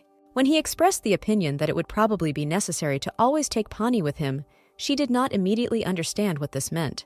Could it be that, so that she wouldn't be sad, maybe he wants to console her pain and sadness by bringing his beloved cat with him? If so, then it looks like he succeeded. Upon hearing this suggestion, the guy's pulse immediately quickened, and he began to have trouble breathing, after which he began to deny it, saying that it was all because she loved her. They stopped abruptly at a red light, and after the guy slammed on the brakes and the tires squealed, they finally had time to pay less attention to the road and talk more. Taking out of her pocket that same ill-fated invitation in the same tasteless Korean style, exactly as if made by his mother, the girl examined it more closely. Looking at him, she felt a sense of déjà vu, disappointment, and disgust for Park. But there was something else. Confusion. She felt confusion, because she had no idea who to invite to this nasty wedding. Of course, the boss had been watching her all this time, but when she called out to him, he pretended not to and turned around again with interest. Smiling and making the cutest, most innocent, simply glassy girlish eyes, Chivona bit her lip, holding the invitation to herself as if it were something secret, and then, like a child, with a sparkle in her eyes, asked if she could ask the guy next to her for the same thing as last time. For a split second, a gentle blush appeared right on his hard cheekbones, and a moment later, he had already guessed and understood what she was talking about and what she meant. Wiping the pink from his cheek, he immediately nodded, agreeing to this tempting adventure. It seemed he would do anything that Chivon asked. The main thing was the chance to be near her, even if only as a friend. The registry office opened at 11, so from exactly 5 in the morning the bride was being gathered by a crowd of people and advisors. She caught the dawn, and now, at about 10, the ceremonial building and the huge hall next to it were illuminated by the rays of the sun, penetrating inside and giving pockets of warmth. While the girl was being put together, the mother was always correcting something or standing nearby, advising where and how best to do what. For example, it was not worth painting her too brightly after all. She was a mother, and this was harmful for the baby. And what difference does it make that it's not for long, but just to get beautiful photos, and who even looks at these photos? The most important thing is that they are the descendants of the Park family. After the reproaches, Mom would ask each time if Sumin understood her, and Sumin, no matter how much she didn't want to, had to sigh and nod sadly, agreeing with every word she said. The girl adjusting the wedding dress said that she thinks her mother-in-law is very worried and concerned about the bride, and she, holding the bouquet, agreed, because she is very caring. Perhaps even more caring than her own mother was, a complete stranger was always there and helped with everything. Well, isn't that happiness? The main thing is that later this happiness doesn't turn into a night terror. Looking at herself in the mirror, the girl prepared herself and thought that she would live a happy family life, and her own mother would never dare to call her a useless daughter or humiliate her with offensive words. However, looking at her wedding dress, the girl suddenly realized that she didn't like any of it. Neither this old-fashioned dress with a collar, nor the makeup, which was almost invisible, nor this bouquet of white roses. Everything was done according to her mother's taste, and because of this, the face in the reflection seemed gloomy and unhappy. The photographer in the black beret, standing in the corner, could no longer wait for her friends and assumed that they were probably late because of the traffic jams. But Sumin wasn't upset by this at all. She wasn't entirely sure if she had any friends left, no matter. She was always beautiful, even without this addition. And on this day, her violet eyes sparkled, just from the thought that she was the main character, which meant that victory would be hers. Meanwhile, in a perfectly decorated pastel-colored hall, Park Min-won greeted the guests, each one personally, asking how they were doing, thanking them for coming to the party, and telling them how long and happily they were going to live together. An acquaintance nudged the groom in the side and whispered in his ear why the bride was sitting alone in that room, when would her girlfriends arrive, and then the guy proudly replied that she didn't have any girlfriends, and no one would come, and he began to shake hands with the next gentleman, telling him about his young life. Meanwhile, that guy was confused and wondered who that girl was. She looked just awesome, but unfortunately, she came with some guy. A couple was walking towards him, and everyone seemed to be looking at them. That evening, Siobhan was wearing those same expensive shoes with a ruby, given to him by her companion in patent black shoes. The guests looked at them from head to toe. All attention was on them, especially considering the dress that the girl was wearing today, white tweed, but made of a lighter fabric, an evening dress with an imitation of a jacket with a red border, and in her hands she was holding the same branded bag, quite familiar to Park, given to her at the time of the proposal. However, now his ex-girlfriend was standing next to another guy. She looked just perfect, and the guy next to him turned out to be much better than him. Perhaps with their appearance, they not only decorated the wedding for the guests, but also ruined it for the bride and groom, overshadowing them with their appearance. It seemed as if Min-won was shaking from shame, embarrassment, or maybe even pangs of conscience, but his crumpled, trembling face and buckling legs would be remembered for a long time. He was lucky that no one around, except this couple, completely understood the reason for such a reaction. Smiling sincerely and very sweetly, Chivona greeted this idiot who was still standing like a statue. She gently congratulated him on his wedding, waving her right hand. It felt like this was the bride and groom in this hall, a very beautiful couple. She said that she came with the boss, Yoo Ji-hyuk, because they are on very good terms now. At this phrase, her face lit up even more, and her eyes sparkled, as if she was really attracted to this guy. But the manager was not so happy. He gave this weakling a serious look, probably wishing that he would fall into the ground. However, looking at Chiwona, such a beautiful companion next to him, all the terrible thoughts went away. But he did not understand one thing: how this kind and naive girl, to whom the closest people had recently caused so much pain, now looks simply stunning, and congratulates her ex-fiancé with such a sincere smile, how she can so boldly hold the mask of pretense. Seeing Ji-hyuk next to his ex-girlfriend and fiancé, Park of course felt uncomfortable, because next to him she blossomed, and now together they look more impressive. His teeth even trembled from excitement. And he felt even more awkward when he heard a polite congratulation from the mouth of this bastard. The enemy was congratulating this guy in a sugary way, as if they were not just hated colleagues from the office, but some kind of friends. Then the guy said that the whole thing was that the bosses couldn't show up, and so he came on behalf of everyone, shaking Min-won's hand, and obligingly thanked the boss for showing up at the celebration. Then Park's friend burst into the conversation, asking if this was really his colleague. But then why didn't he tell us that he had such a beauty at work? Maybe he would have gotten a job with him too. Coming as close as possible to the girl, this idiot began to introduce himself, thereby irritating Ji-hyuk even more. He introduced himself as Minhwa's friend, Lee Jae-young, and asked her to say her name. Throwing aside all doubts and awkwardness, the girl, stretching her face into a wide smile, told that she and Park were just colleagues at work, and her name was Kang Chi-won. Considering the level of tactlessness of this man, next to him, she seemed the most polite in the world. Hearing the name of the girl opposite him, the guy melted even more and began to act like a fool, repeating her name over and over again in a stupid voice.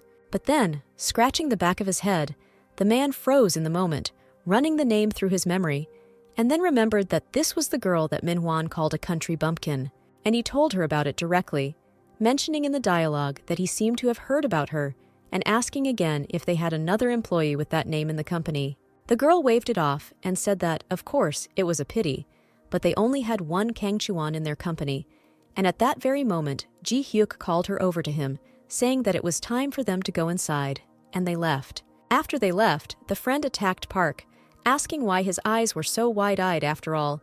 He himself said that Kang Chi-won was a real country bumpkin, and the manager was a nerd with glasses, whined and whined that it was inconvenient to be with her, but it turned out that he himself was simply afraid that they would take him away. Patting his partner on the shoulder as if to express condolences, he retorted what a beauty he had missed out on, and then simply walked away, leaving him in an awkward position right at his own wedding. And Minhwa certainly doesn't like being humiliated, rather he hates it. And when he was left alone with his thoughts, from wild pain and anger, he began to clench his fists until they trembled, constantly naming and pronouncing the name of Chiwona. He was seething with such resentment, anger, and disappointment. How unfair he considered the fact that during their relationship, Chiwona looked like some kind of nerdy nerd. And now, next to another, she blossoms and smells, while he has no money, no happiness, and instead of love, only Sumin with a child in her arms. And after all, once she was with him, it seems like he will soon go crazy. When they moved to the far corner of the hall, the girl told Ji-hyuk that she was going to visit her bride, and then the guy took it calmly and warned that if anything happened, he was in the hall. Looking into the room of the main princess of this day, Chivona noticed that it was somehow empty, only decorations. Instead of close friends and others, there was no one at all. Everything was the same as it had been with her that day. A lonely bride with a bouquet in her hands, sitting and staring at the floor like a doll. I even felt a little sorry for her. She, with her shoulders drooping, looked down dejectedly, like a withered cherry on a cake, and then she lit up and rejoiced, somehow suspiciously sincerely, as soon as she saw her friend, and exclaimed, joyfully shouting her name, as if she were a life preserver here, the only acquaintance who was nearby and inspired trust and calm, and asked why she had arrived so late. Looking at her beautiful-looking friend, envy woke up in her again. How could she even dress up like that for her friend's wedding? Did she really want to become the second bride? It turned out that the girl was just stuck in a traffic jam, and what did she expect to see her? The answer was of course positive.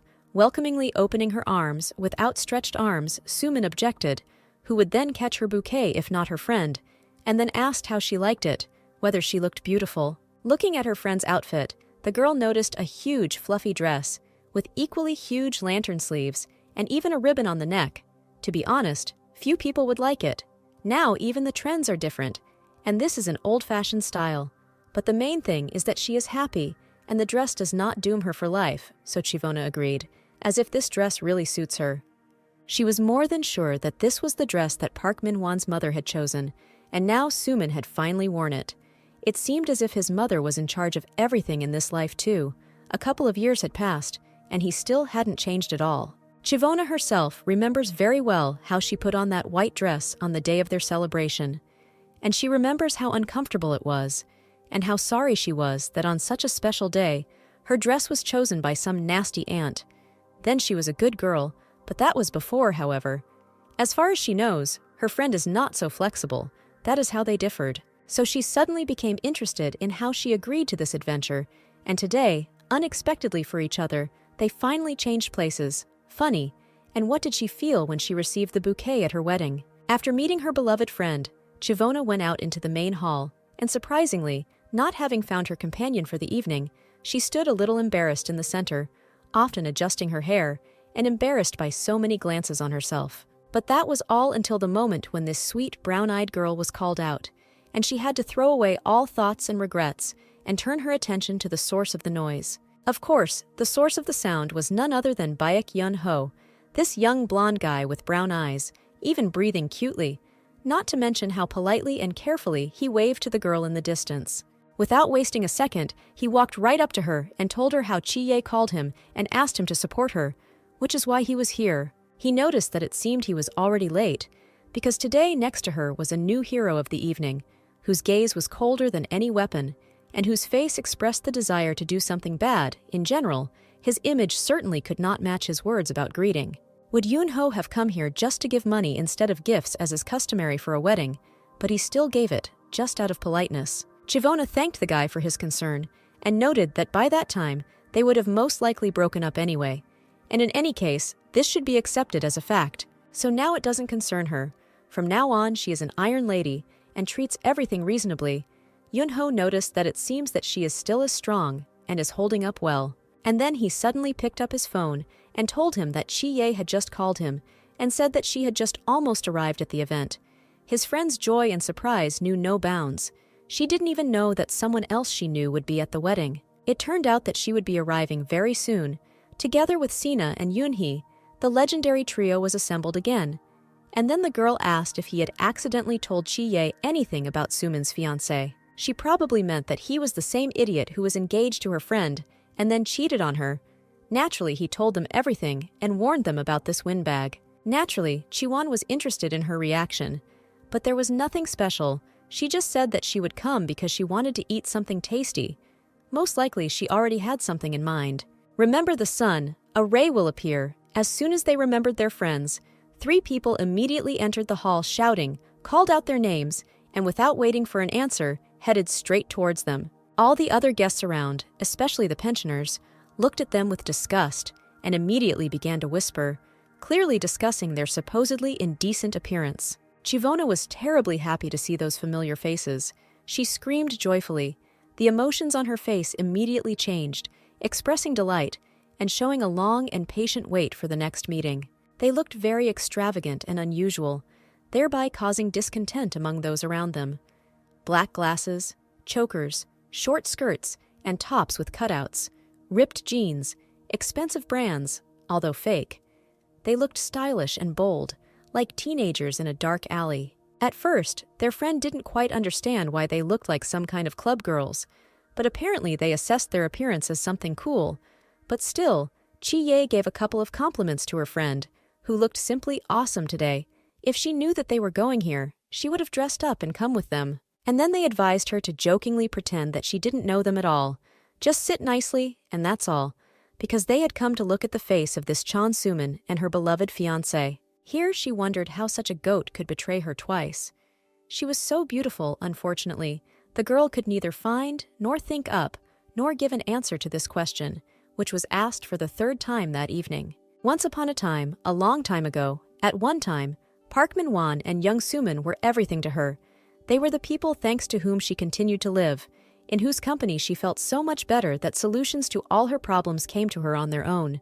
At one time, she considered them her family, and she would never have thought that without them, she would be able to continue her life peacefully. But now, everything is different. Now she indifferently takes the place that according to the script should have belonged to her friend. She didn't even blink an eye when she cheated with Park, and where was that female solidarity at that moment? Now this pretty brunette, with a previously broken heart, but now cold as steel, had to calmly clap her hands on the sidelines, applauding and congratulating these two, wishing them to fly straight to hell together. Sincerely, with all her heart, Chivona wished for them to go through all his crushing pain, just as she had gone through it because of them back then. The photographer, who was paid a lot of money for the shoot, couldn't wait for her late girlfriends, and was already a little nervous. But then he was happy as soon as he saw the friends from the bride's side, and immediately offered to take a photo with them. But these were not simple friends. As they themselves said, they were friends until death. This trio behaved terribly uncultured, and Sumin understood this perfectly well, that they were literally deliberately disgracing her, but she did not really understand what they were doing here, because she could not just go and invite them here. The photographer was a little surprised that the girls were using such a rude expression, and so he asked the girls what exactly they meant, but the message did not change at all, because they are friends until death. While Sumin tried to stop them, or at least calm them down, asking what the hell they were talking about, and what the hell they were talking about, Chivona stood surrounded by two guys and held back, just so as not to laugh at the situation. But Park was not laughing. He was already irritated by Chon Sumin, of course. He understood that she had no one to invite. But why stoop to such a level and invite these uncultured ragamuffins? Now the whole public will discuss him, like his wife is some kind of shameful hooligan. The old photographer started asking who should catch the bouquet, and asked the girl to come forward, just to finish it quickly. How ashamed Sumin was, she wanted to throw the bouquet right in Siobhan's face. It was time to throw the bouquet of cream spray roses and blueberries tied with a pink ribbon into the air. 1, 2, 3, and the bouquet hung in the air for a moment. And then the spectacular brunette easily caught him. And now, with a beautiful bouquet in her hands, with her hair flowing, enhancing her already beautiful appearance, the girl cordially and sincerely, with all her heart, congratulated her friend, smiling as if they were not enemies. And then it became unclear whether this was hypocrisy. Whether it was or not, right now, Sumin's newly elected husband was staring straight at Kang Chiwon. At the moment when it was time to listen to the vows and kiss the bride after her speech, the guy's attention was in a completely different place. And this, of course, could not help but anger his wife. As soon as he realized this, caught himself looking, and stood in a stupor, starting to blush. Is it possible to admire another person at your own wedding, and not even a bride, but an ex-girlfriend? Sumin frowned once again that day, gathering all her eyebrows, circles under her eyes, and wrinkles in one place. No way, no one would let her day be ruined. At this moment, she remembered how Chi-ye, in that ill-fated bride's room, walked straight up to her sofa, wanting to say something. And then she took off her round black glasses, leaned right into the bride's ear, and whispered with all her hatred a hint of congratulations, because she had just picked up real trash. That same real trash, garbage, in the form of Manhwa, and her friend threw him out. How stupid this impudent woman is. She hoped to take something cool away from her, but saved her from another problem on her head. But for herself personally, Sumin had long ago decided that no, she was still completely wrong. This was not the situation she was talking about. This friend was simply jealous, so she was passing off what she wanted as the truth. Now it was time for the groom to kiss the bride, and as soon as Park, who had just recently recovered from the sight of Siobhan, turned back to the bride, he was immediately surprised to see her grasping hands, with which she reached out to his face. Sumin's face looked tense and relaxed at the same time, rather just strange. She was trying to once again stupefy the guy with her eyes, but now she looked bad, or rather not very terrible, just without makeup, especially against the background of Siobhan. He absolutely did not want to carry out her order to kiss, especially when she was the first to reach out and put her hand on his face, demanding that he be more decisive and persistent. But the guy still stood there confused. Thank God she didn't have to wait long, and as soon as she got as close as possible, the guy finally started reaching out to her in response. And a moment later, their long-awaited first kiss as husband and wife happened.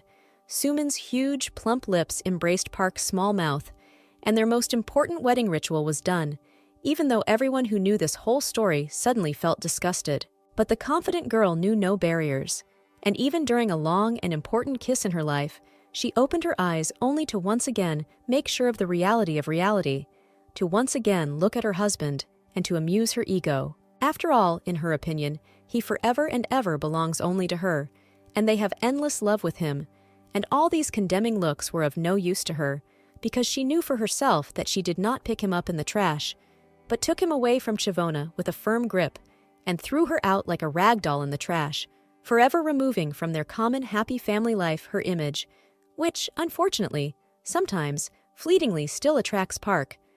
But Sumin is not yet ready to take this harsh reality seriously, because she believes that there is no one better than her in the world, and never will be. This time she won. The tables were quite well stocked and decorated, and there was some good raw beef, so it looked like they had really spent a lot on food. The trio sat at the table and ate meat with relish, wondering why Chavona had refused such delicious food. although she probably wouldn't be able to swallow even a bite now that young Suman was nearby. Then the friend happily, as soon as she saw this beast, stopped her with a shout and praised her hanbok, noting that she probably got it from her mother-in-law. The parents on the husband's side immediately wondered what was going on and therefore asked who these girls were, if they were really her friends, and Sumin only began to laugh nervously, denying it, saying that she had no idea who they were.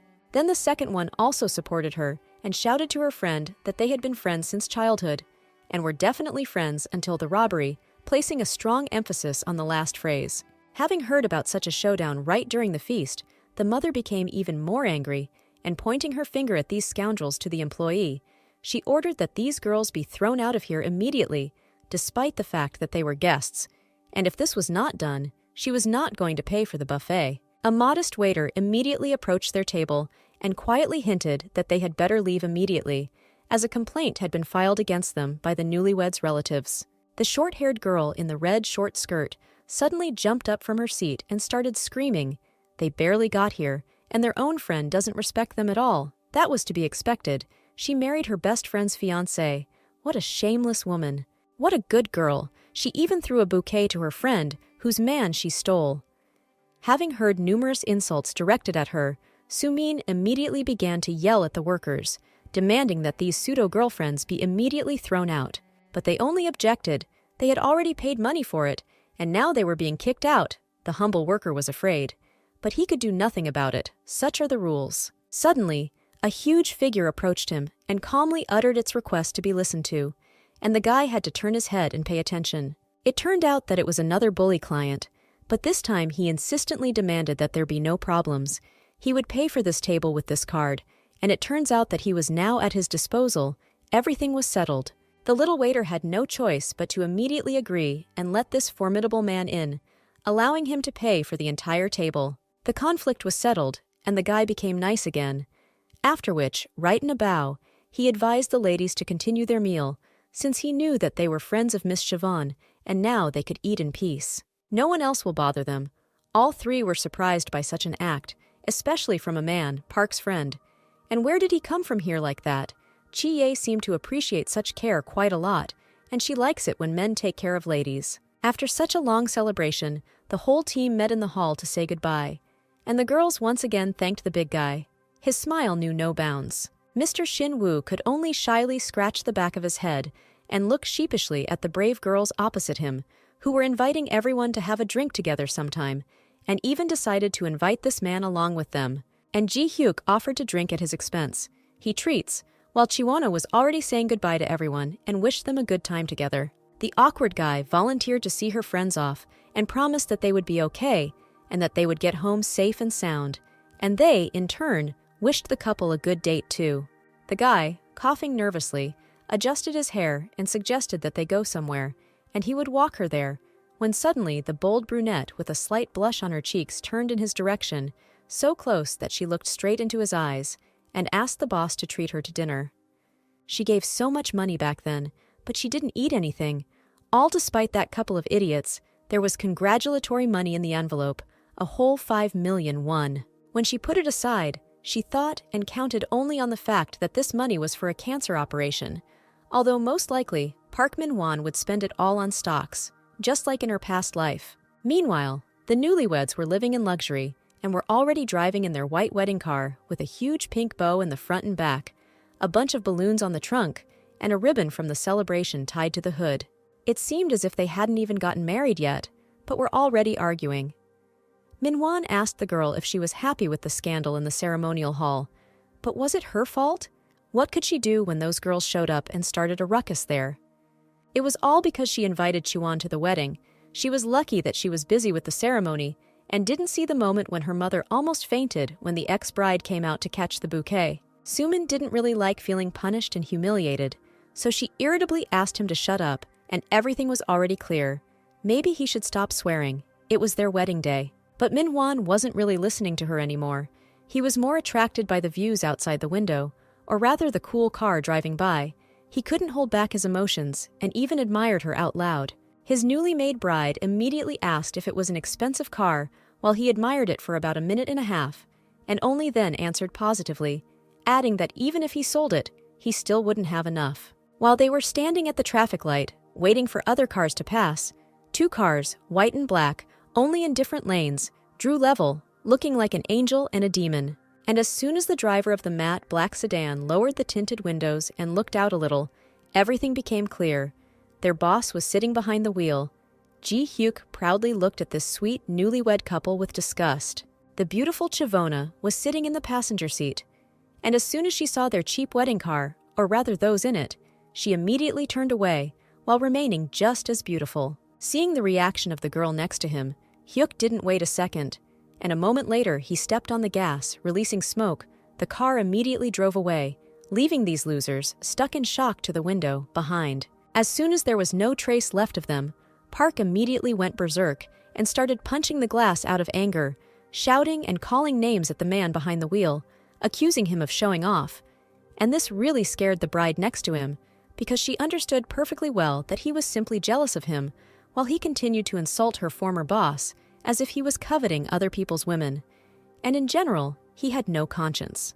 What a goat. Turning away, just not to attract unnecessary attention to herself and not to see this scoundrel, Sumin turned away and began to nervously bite her nails, and remembering to scroll through in her head Chi-ye's words about congratulations on picking up the trash that her friend threw out. Of course, she didn't like these thoughts. She began to wind herself up more and more, shaking restlessly and clutching the hem of her dress on her knees. Her brain kept trying to come up with numerous excuses for this situation, although it was quite difficult to do so. Taking another look at the still aggressive man in the shirt next to her, she began to mentally justify Park. So much had been done just so that he would be hers alone. So this guy definitely couldn't be just the trash that Kang Chi-won had once thrown away. At this time, Hee-yeon was walking calmly, having eaten her fill of some delicious food. Touching her full belly, she stroked it and was glad that she was finally full. After all, she only contributed 3,000 won, but she ate her fill. This will always be the best revenge in life. This girl was always dressed very stylishly. Denim pants, a black corset at the waist, a brown cropped jacket, and black sandals looked perfect on her. Suddenly, while walking along an ordinary sidewalk, she came across some light silhouette. It seemed it was Director Peck. He even greeted her first. The dark-haired girl looked at the boy suspiciously, greeting him in return, and concluded that he didn't look so good today. And then he sheepishly explained that the whole thing was that Siobhan had turned him down again. It was obvious how embarrassed he was. It seemed like it was time to stop chasing after her, because she had made it clear that she wasn't interested in him. Hee-yeon looked at him very carefully with her gray, deep words, even a little nervous, while he was telling her that this girl was unapproachable. It seemed as if she shared his pain, as if she had gone through the same thing once. Then he took and felt his face, carefully asking if he looked bad, and then she realized that it seemed like she had said it in vain.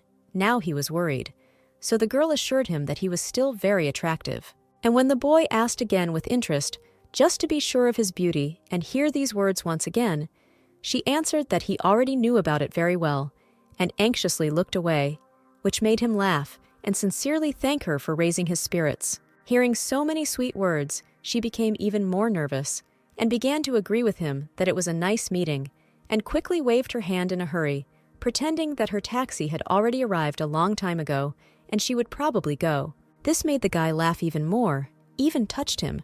This girl seemed so sudden, impulsive, and cheerful. He felt funny just from looking at her and watching her actions. As soon as she got into the taxi, she continued to watch Yoon-ho through the tinted glass, thinking about what a good person he was, while he slowly waved his hand at her as a sign of farewell. Hee-yeon also waved back, smiling with her pink glossed lips.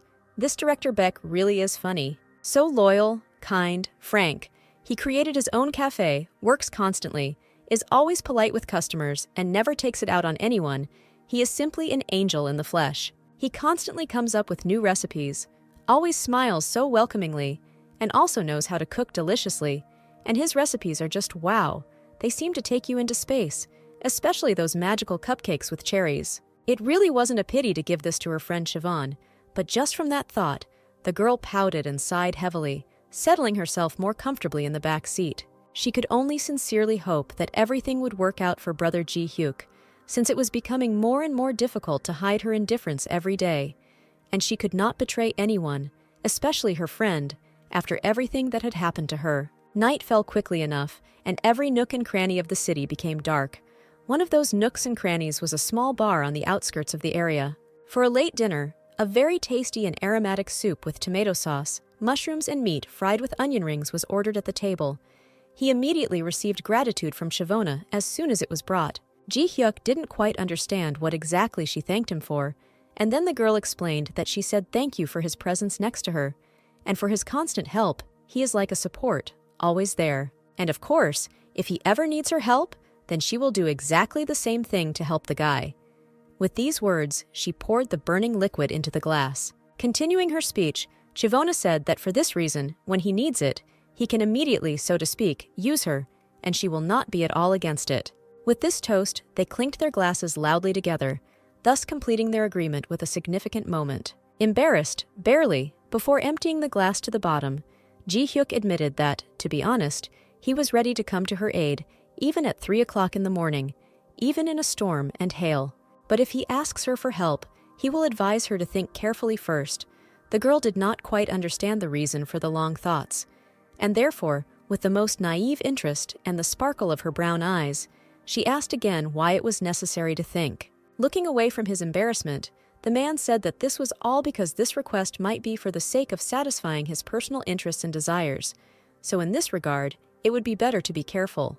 While Shavona laughed loudly, the guy drank a glass of alcohol to drown out the rest of his feelings, because apparently the girl took it more as a joke. Then he stood up abruptly and looked out the window. It was raining outside the glass, scattering its large drops without mercy across the wet ground. The guy asked her to wait, and in the meantime he immediately ran out of the establishment.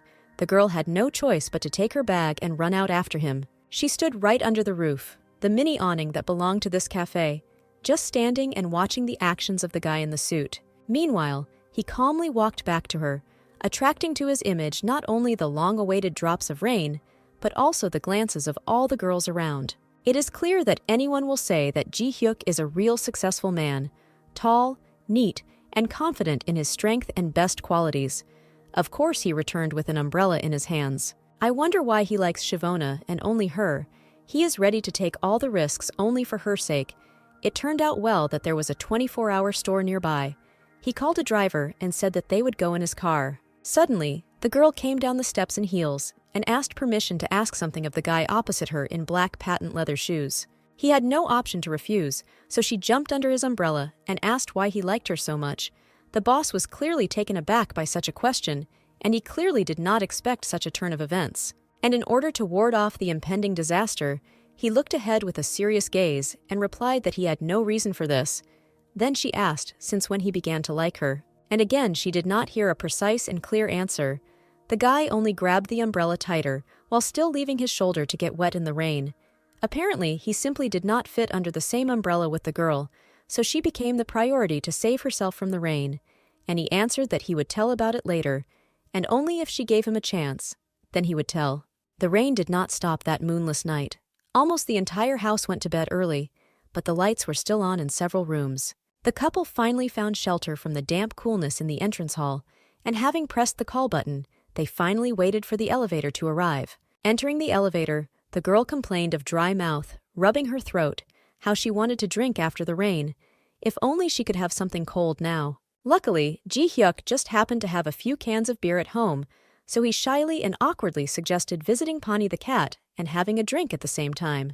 As soon as they entered the apartment, she was immediately greeted by an animal meowing with all its might. Pani loved it very much and asked to pet it as often as possible. While Shavona was petting and greeting the cat, the guy took off his jacket and hung up his clothes, asking her to make herself at home since they were supposed to be neighbors. Looking into the refrigerator, on one of the shelves of this cold place, she found expensive imported beer and was very surprised, embarrassed to ask for it, but the boss allowed her to take as much as she wanted. And before the girl had time to take the can, she saw his hand to her right, restricting her movement in space. Apparently, he was also reaching for a can of cold beer, and as soon as she turned completely, she heard his voice and thought about how nice he smelled, the smell of Americano and pine mixed with cologne. The guy turned back, as if he knew what she was thinking, and asked what else she might need, if she wanted something to eat. And if not, then maybe she would let him close the refrigerator. At that moment, Shavona was not listening to him at all, but simply looked and admired his lips. While he spoke, they twitched sweetly and seductively. It seemed like she really wanted to kiss them, but when she caught herself thinking about it, she suddenly came to her senses and screamed, while the guy advised her not to stand near the refrigerator for so long because she could catch a cold. Her face had turned not just powdery pink, it had turned crimson, and her brown eyes, shining with alcohol, were directed only at him. And what had come over her? What was she thinking about now? Ji-hyuk was still holding that hated can of beer in his hands, just like her, who had started everything. But Chiwana's gaze was directed in such a way that due to the small space in the refrigerator, there was a distance of just under 10 centimeters between them. The distance became smaller and smaller, shrinking with great speed, and now their noses were at the same level, and their lips became unacceptably close. The guy in the shirt moved his hand a little higher, and now it turned out that Shavona was squeezed between him and the refrigerator. But it couldn't be said that she didn't like this captivity. On the contrary, his smell made her want to stay here as long as possible. And when Ji-hyuk expressed his desire to merge with her in a single kiss, her heart completely melted, beating faster. While the guy was waiting for permission, she tried to catch her breath and get away from under his insistent gaze. But after a moment, she plucked up courage and determination, and raising her left hand, touched his cheek. The manager did not want to hesitate any longer. He had not been able to confess his sympathy to her for several years, and after that, he had waited for a long time until she became free and stopped grieving over that brat. He was 100 times cooler than him. It was even useless to compare, and he would be able to give her true love and family happiness. He would love her like no one else. It was with such thoughts that he resolutely pulled her to himself, entangling his hands in her hair, which made the girl want to hang on his neck. Her legs gave way, and her head spun. Now it seemed as if they both had wanted this for a very long time and had been waiting for someone to make the first step. There was no turning back. It was definitely not a mistake. It was their very first, quite passionate, expressing real feelings. Kiss. It was the beginning of their story. The opening day of the university was significant. Even then, the falling sakura petals were scattered in the wind, dispersing a fragrant scent. Some guy in fashionable branded gray sports sneakers and black trousers was walking along a perfectly smooth cement path. He was wearing a black tracksuit with white stripes, also branded, and a school backpack, and he was calmly walking when suddenly someone dared to call out to him. The guy with glasses turned around, lowering his backpack to one shoulder, and it was everyone's favorite Yoo Ji-hyuk. Even since his university days, he was popular. As it turned out, his friends from classes and sports invited him, offering to play basketball with them, at least for a couple of minutes, but he refused them, saying that he was busy now and he would only be able to next time. This did not disappoint him at all, and he calmly walked on, passing one mysterious place. Among the sakura forests, he noticed the silhouette of some girl and was very surprised, not understanding who it was, because rarely does anyone come here. A girl with glasses and a ponytail, with a gray school bag on her back, was squatting near a tree and was carefully looking for something in the grass. He was curious about what she was doing, who she was looking for, so the guy came even closer to her. Perhaps she didn't even notice him, but for some reason a blush appeared on her cheeks. As soon as he asked in a loud voice what she was looking at with such interest, the girl abruptly shut him up, asking him to be much quieter than he was now, putting her finger to her mouth as a sign of silence. Then Ji-hyuk thought it was all a bit strange and was about to leave, until his poor eyesight deceived him, and he thought he saw a kitten lying in the grass. Fortunately, it was true. On the cold and dew-wet grass lay a small, curled-up, spotted kitten. Suddenly, as if at the very moment the boy approached them, the kitten opened its dirty yellow eyes, causing the girl to exclaim that it had been awakened. She sat over him, shaking, her arms crossed over her chest, and then noted that it looked like his mother had abandoned him too, and that was why he was completely out of strength. The guy didn't quite understand what the word "too" meant, but decided to keep quiet. Then she jumped up and asked him to stand for a bit, to wait while she quickly ran to the store and bought some food for this mysterious little animal. Of course, the student in the tracksuit was too lazy to stand there and waste time, especially on a stranger with some cat, so he remembered his diet sausage in time and began to rummage around in his backpack looking for it. Holding out this tasty treat, he thereby suggested to the girl to take and feed the kitten this sausage. Perhaps he would want to eat it, and she agreed, thinking that it would do. Chivona immediately began to bow to the guy, beaming with gratitude before him, and only then did he notice that the girl didn't even seem to look him in the eyes. After cutting up a warm sausage, Kang Chi-won threw it to the baby. Introducing herself first, she was now his new friend. But what was his name? The kitten probably didn't have a name yet. Looking through small round glasses, the girl with a ponytail tried to calm him down, saying that his mother had just gone away for a while and would be back soon. And how could she leave such a beautiful kitten alone? Surely, if she were as beautiful as he was, then her mother would probably come home. But alas, this is unfortunately not the case. While the girl was returning the money as payment for the sausage, Ji-hyuk looked at her and noticed that she was quite beautiful. She said that this was all she had and handed over a 10,000 won bill. If she continued to stand here, his mother might never come back, so she decided to get away from here as soon as possible. The guy in the suit continued to stand there, looking after her, while the girl calmly walked towards the exit of the park. However, it seemed that the kitten had no plans to lose his last hope and be left alone, which is why he meowed joyfully, attracting a huge amount of attention. He stood up on his paws and carefully approached the guy. He was exactly the size of his sneakers, as it turned out. They were not so happy about him, especially his meowing, and suggested that he go after that girl, since that's what he wanted. Soon, Hyuk couldn't stand it any longer, and squatting down, he began to look at the kitten, and he really was very small, and he began to meow even more, so much so that he began to feel sorry for him, so he hinted that it was time to go, and let him sit here alone and wait for his mother. And this money, in the form of a 10,000 ruble note, should be returned to the owner, otherwise it's not right.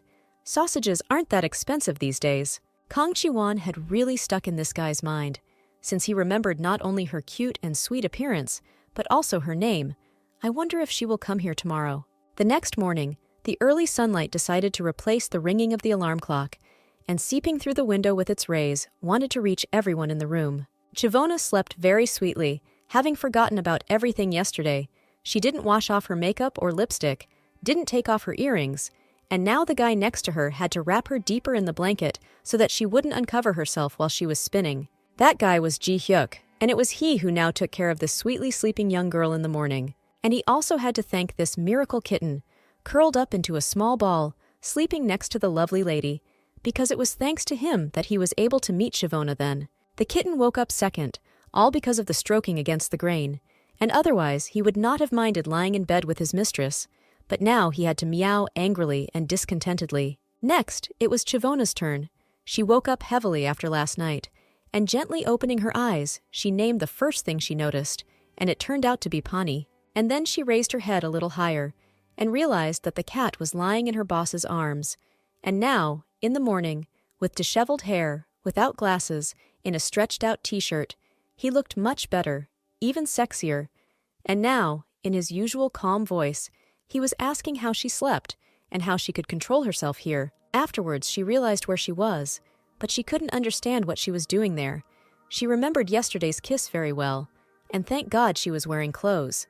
Does that mean that nothing happened between them? Slightly adjusting her chestnut hair, she asked the guy again what she was doing here, whether she had simply gone and fallen asleep here. Ji-hyuk smirked and asked her suggestively how she could not remember that fun and hot night last night. As soon as they started kissing, his friend came into the house and immediately started shouting in search of them.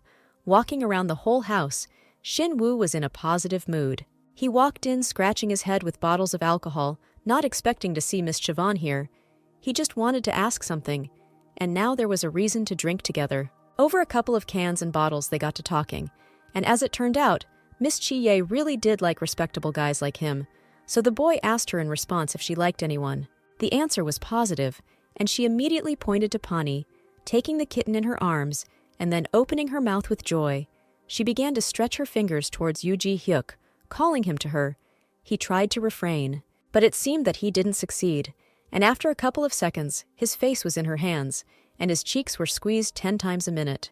The guy didn't yet fully understand how much he liked all this, but Chivona was very determined and was not going to let him out of her hands. She had to somehow finish what she started. After this moment, the third extra wanted to leave, having previously wished them a pleasant time. Such news could not help but shock, without at least bringing shame to the heroine. So why did Kang Chi-won behave so terribly yesterday? While the guy jokingly asked why she was waving her hand back and forth, maybe she had a headache or something wrong with her stomach. She was just hot. So she was embarrassed, and answered that she was completely fine. Seeing the time, 8 in the morning, the girl jumped up. They needed to get ready for work quickly, otherwise they might be late. And why didn't he wake her up earlier? The brunette's excuse was that she simply slept very beautifully. How much he resembled a snake in the grass at such moments. While she was hastily braiding her hair into a ponytail, the guy continued to lie in bed. Nothing terrible would happen if they were a little late. They could take their time and just write an explanatory note, and he would sign it. But Shavona immediately refused such an offer, and this made him consider her even cuter. Meanwhile, throughout the day, there was a commotion in the hotel. The naughty girl kept screaming and calling for her appa. He just sat silently and sloppily at his laptop, not paying a single bit of attention to her. And when a girl in a short blue dress with open shoulders and a bow in the same color came up and took him by the shoulders, suggesting that they go for a walk, he simply sent her to walk without him. It was quite logical that Suman didn't like it, because they had come on a honeymoon, and there was no difference from home. All they did was hang around in the hotel all day. Then she decided to ask how she could walk around alone like that. She had a child, and it would be hard for her. To this, he simply suggested that she go to the pool on the roof. Maybe at least she would be interested there. But he was busy now, and unlike her, he was working and not wasting his time, so he asked her not to bother him. Then Suman couldn't stand it any longer, and threatened this impudent boy that she could boldly tell his father that he had invested all the money for the apartment in some useless stocks. Upon hearing such a threat, Park started shouting, asking him not to interfere in his affairs. Suddenly, the girl grabbed her stomach and screamed in pain. Apparently, the baby was in pain because she got angry, and he had only suggested going on a trip after she gave birth, and now both she and the baby would feel bad. What a stubborn woman! She insisted on her own way so much that now she would have to endure it. Suman's face immediately twisted in disgust. That's right, he didn't want to, but she dragged him here. With a calm soul, the girl plopped down on the bed, with such force that it creaked loudly and swayed, and her dress rose, creating a wind. She continued to jerk her legs back and forth, and then, having thought of something bad, she suddenly blurted out that if he had come here with Kang Chi-won, he definitely wouldn't have behaved like that.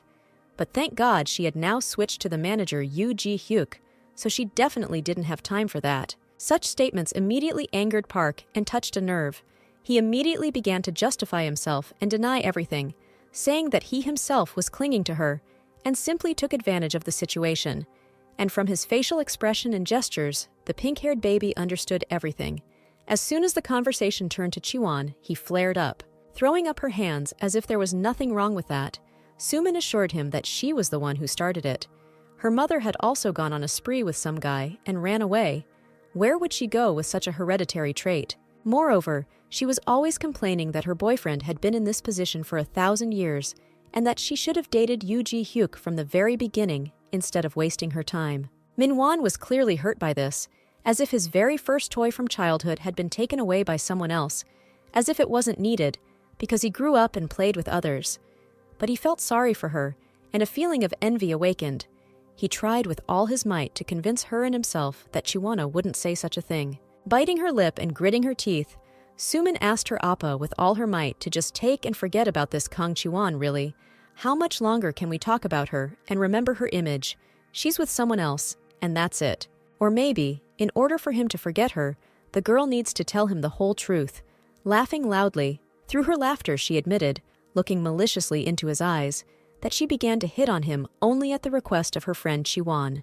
The guy came closer, dumbfounded, while she was telling him how, to be honest, she liked him from the very beginning, and when her friend asked her to seduce the guy, she liked the idea even more. However, he continued to look only at her, as if he was physically with Sumin, but in his soul he continued to meet with her. Well, in fact, the girl was already crying and confessing, all in tears, that Shavona told her to get pregnant from him as soon as possible, and then he should definitely leave her alone. Minwon's pupils narrowed in shock. He didn't understand what this devil was talking about. What kind of planned pregnancy? No, that couldn't be. This was definitely all a lie. Covering her entire face with her hands, the wife simply apologized and justified it all by saying that she really liked him. But Shavona said that if she didn't do this, she would tell him everything herself and reveal the secret. Without holding back and simply seething with anger, Park began to angrily and violently shake the girl. simultaneously asking her to admit her own words and answer directly whether she had really gotten pregnant from him on purpose. But the girl only whined silently. And then she abruptly told him that her friend assured her that this was the only way she could marry him, and then she too could calmly date Ji-hyuk without any pangs of conscience or unnecessary persecution. She made him believe that this was the right thing to do, that it would be better for everyone, especially for the two of them. And the poor girl just did what she said, obeying without question. Poor and lying pretend Sumin continued to lie on the floor, sobbing now instead of whining, while Park desperately held her shoulders. She wiped tears from her chin and held her stomach, pretending that she was in terrible pain, and then assumed that probably, because of all this terrible stress, because of all these showdowns, quarrels, and threats, she had recently had a miscarriage. It was on that day when Chiwona made her kneel down at the hospital that Sumin must have hit herself hard, which is why she started bleeding the next day and lost the baby. And even later, at the hospital, they told her that she had a miscarriage. The girl continued to whine pitifully, trying to wipe away her tears. Suddenly, Park Min-won exploded. I wonder why she is only talking about this now. They already registered their marriage and even managed to hold the ceremony, and now some kind of miscarriage has occurred. This will not do. Having heard such malicious information, the girl objected. How could she tell such a thing if the parents so wanted and were waiting for a baby heir, and suggested that he simply pretend that he knew nothing. Then the guy immediately yelled at her, asking her to shut up quickly, because she didn't even have a child inside her, and she, like the last impudent girl, said every day that her stomach hurt, and she wanted something especially tasty, and Jung Soo-min is much worse than her ex-girlfriend. She immediately had to remind him that they were still husband and wife, and how could he just divorce her like that? Waving his hand at this stupid fool, Min-won tried to explain that divorce was only so easy in words, but in his family, they would never allow a divorce. Then the girl hugged him and tried to touch his lower back with her left hand, saying that they could still have another baby and everyone would be in the black. She clasped her hands together, hugging her husband, and admitted that she was definitely not offended by her friend, because thanks to her, she met the best man in her life. So it would be enough for her if he was just there, and that was it. But from the expression on Park's face, it was clear that it wouldn't be enough for him. He was very angry, and that thought stuck in his head like a sediment. And the fact that it was not he who cheated on his fiancée, but Kang Chi-won herself who had fooled him and left him first, such news hit his ego hard. Late in the evening, he sat near the park on a bench next to the trash can, calmly drinking beer from tin cans, then crushing them and throwing them straight to the container, sometimes even missing. Wiping his lips, wet from the large amount of foam, the guy wondered if it was really because of her that he had to marry some crazy fool and expose himself as an idiot in front of everyone at work. He tried to remember. It seemed like it had started back then, on that day when Kang Chi-wona, who didn't communicate with anyone except him and Sumin, bought an Americano for that boss. And so when he caught her red-handed, she screamed and pulled her hand away with great force, without even pretending. Well, this idiot in turn pretended to be strong and fair, and also took on too much, standing up for the girl. Well, then this extraordinary girl stopped calling Min-won every 5 minutes, then in the evenings, and then they stopped communicating altogether. After that, she quickly changed her hairstyle, her image, and learned how to do makeup. It seems that it was then that all this happened. Well, that's when they found each other. From such thoughts, the guy became aggressive again. Although he thought that the evil thoughts had long since left him, they really want him to just look at how they are together, living happily. No way. These guys are really in trouble. Where is that card that Youngja gave him? He finally found it. It's good that he didn't throw away the business card about the service bureau. The most reliable information is only there. You can trust your problems with family, business, and even something personal. Lightly scratching his chin, he realized that this girl had used Jung Soo-min, all in order to destroy him, and now he was using Yoo Ji-hyuk to destroy Chi-won, only it was not yet clear how. Meanwhile, in the company's head office building, excited cries about the recently posted list were already heard during the day. Chi-wona walked calmly and unhurriedly, while Hee-yeon quickly dragged her towards the information stand, just to quickly check the updates. The girls had almost reached their destination when Hee-yeon suddenly smelled Miss Yang's scent, turned around, and found the woman who had just wanted to scare them, already sneaking up almost unnoticed. While the boss's little sister was hovering around Miss Yang, she asked if she really had some kind of pleasant scent that belonged only to her. Chivona agreed with the statement, The aroma was really pleasant. I wonder what kind of perfume it was. The woman just laughed heartily at this because, as it turned out, it was just a simple fabric softener. Suddenly, a new employee came up to her right from behind and abruptly entered into a dialogue. He didn't even think that this was ordinary powder and not some newfangled perfume. That's why the guy couldn't find anything similar anywhere. Since he was looking, he could have asked Miss Young, but he felt a bit awkward asking, so he just looked at a few fragrances while he was at the mall on the weekend. He liked it so much that he wanted to buy a similar one for his home. This worker attracted Shivonu in a suspicious way. He is so attentive. And next to her friend, his face glows, and his eyes light up, and they look good together. Does he really like her? But he's just very shy. Hee-yeon was already at the stand at that time, and she was screaming loudly, because they had posted the names of those who had been promoted this month. The girl was waving her hand and calling everyone to her. Interestingly, Mr. Jun Seok now became the assistant manager, and Miss Young became the department manager. The couple couldn't even believe their eyes. That's why she continued to stand by the lists, not looking away, while her colleague behind her was jumping and seemed to be more happy about the promotion than they were. Chivona, in turn, also sincerely congratulated Assistant Lee and Manager Young.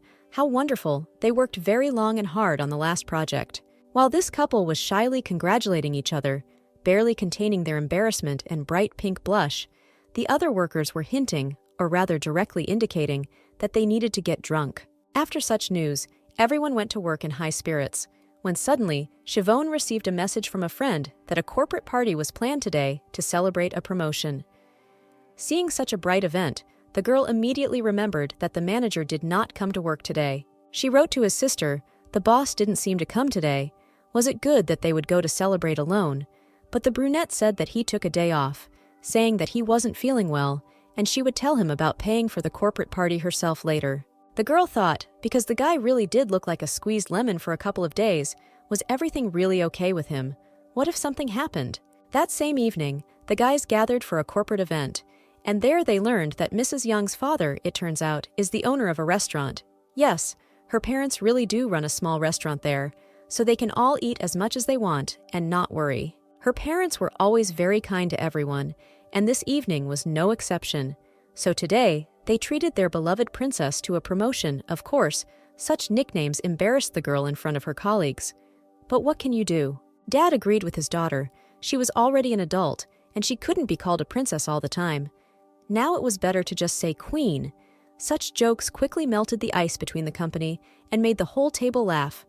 Only Mrs. Yang was a little ashamed, and she always tried to make Dad shut up. A young guy in a waiter's uniform approached the table, and the girl introduced him as her husband, who, fortunately, helps her parents in the restaurant. His name is Lee Jae-hyun. He hoped that his wife was doing well at work and wished everyone a good evening. Chiwana had already been distracted from eating, and especially from the conversation, since Minwon's ex-fiancé was calling her. Of course, she didn't want to pick up the phone. But she had to go outside and do it. It was dark and cool, and her feet were a little tired from walking in heels. She didn't quite understand what he had in mind, but his threats sounded quite impressive. Park demanded that they part with Yoo Ji-hyuk quickly, otherwise he would bury them both, and asked her to finally pick up the damn phone. The girl didn't think that he had already managed to get to the boss, when suddenly her attention was drawn to the same waiter, who recognized her as his wife's colleague and decided to ask if the dinner was tasty. Young Jaron's husband came out rather suspiciously. Chivona answered a little tensely that the food was very tasty, so now she will often drop in here for corporate events. What a relief it gave the guy.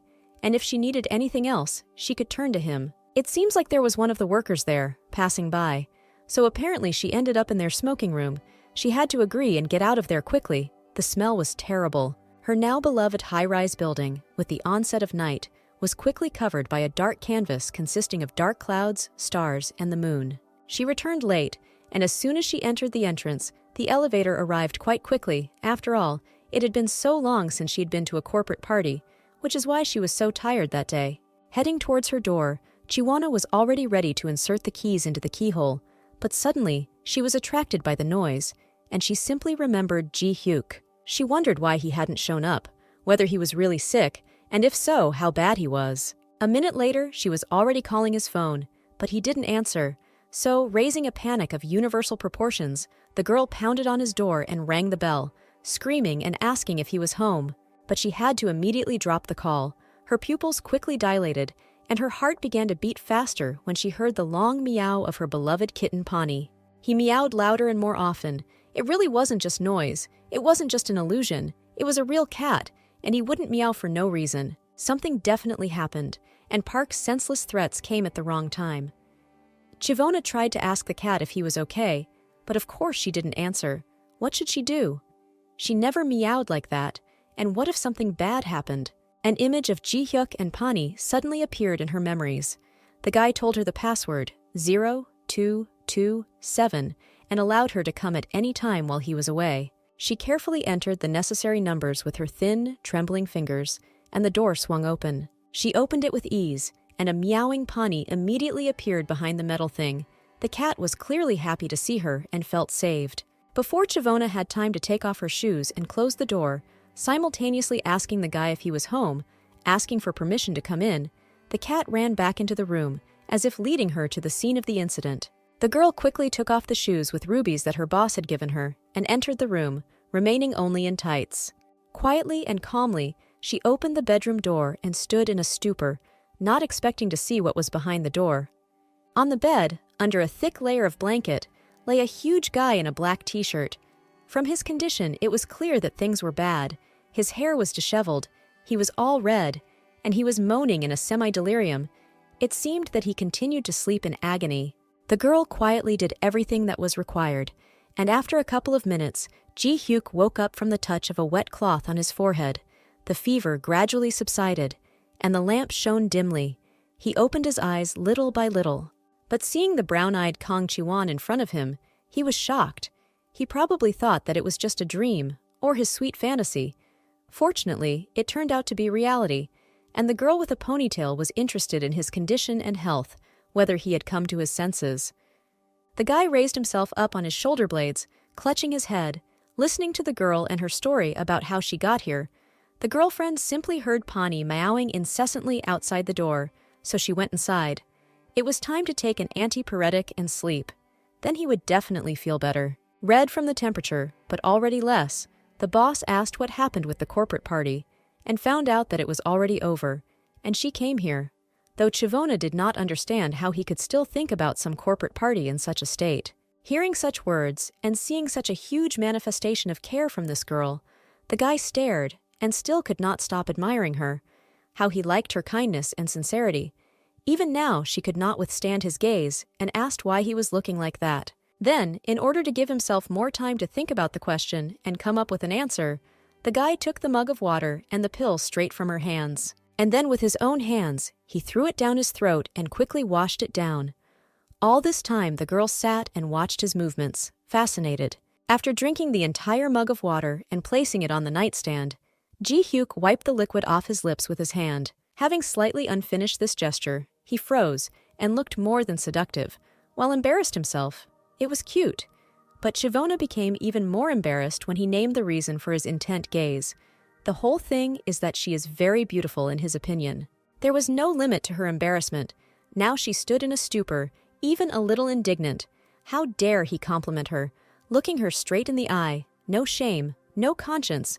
What an impudent fellow. In order to hide her own embarrassment from the guy, the girl threw a blanket at him, covering him completely, and ordered that if he had already taken the medicine, then he needed to lie back down quickly. But she did not take into account the fact that he simply had nothing to breathe with. And then, not having finally seen this guy's face, she thought, all her makeup must have already washed off. Otherwise, he's saying here that she's so beautiful that he's suffocating. However, the guy meant that she was beautiful, but he couldn't breathe because of the blanket, not because of her beauty, and again tried to get out of the blanket. Hearing such abrupt news, the girl immediately came to her senses and released him completely, remembering that he had a fever, and was interested in whether everything was okay with him, and began to apologize. But it seemed there was no time to think. Today, the guy turned out to be much more decisive. He either gained courage or advice from his sister Hee-yeon, or maybe he was just overcome by fever. So he grabbed Chi-won by the neck and pulled her even closer to him, right up close so she could feel his breath on her cheek. And then he agreed. Of course he would be okay with such a beauty next to him. It seemed that she had no choice but to lean her hands on his chest and look straight into his eyes. How close they were, perhaps even too close. Last time she was tipsy, but now she was sober. However, why doesn't he move closer, but keeps the distance between their lips at about 10 centimeters? Then the girl gathered her determination in response, and having decided to get even closer, she asked him a clear question, even embarrassing the boy a little. She asked if he was going to kiss her at all. If so, then why was he hesitating? And at that moment, he instantly threw aside all his thoughts and instantly pressed the girl even closer to himself, biting into her with his hard lips. He was very hot, but not only because of the illness. Ji-hyuk, on the contrary, found his medicine, consolation in this girl. Next to her, he could finally relax. She became a shelter for him, in which he wished to settle for the rest of his life. The next day, in the morning, Chivona thought for a long time about what to do. They would still go to work together. But what kind of relationship would there be between them now? The question was interesting. Although, wait a minute. What does this mean? What other relationship? It seems like it's high time to pull yourself together and not think about such things, trying to push such thoughts out and get them out of your head. The girl walked back and forth along the corridor of her apartment, massaging her temples. And finally, she decided to leave the house, went to the door and pulled the handle. The door gave in and immediately swung open, letting in a light draft. But behind the door, in the entrance, another surprise was waiting for her. It was Ji-hyuk, who stood like a pillar outside her apartment, and this scared the girl to death. While she was catching her breath, trying to get the redness off her face, the guy calmly wished her good morning. Making a sweet, rather than scary face, the brunette asked how the guy was feeling. He didn't complain about anything, but on the contrary, he noted that thanks to her, he felt better. In the elevator, he continued to stand straight, like a statue, and didn't even look at the girl, but he seemed to be acting as if nothing had happened. And yesterday, something like that happened. After a few minutes of silence, the man suddenly blurted out that he had made a mistake yesterday, causing Chivona to have a storm of emotions. What other mistake? That's what it's called now. How can he just go and kiss by mistake?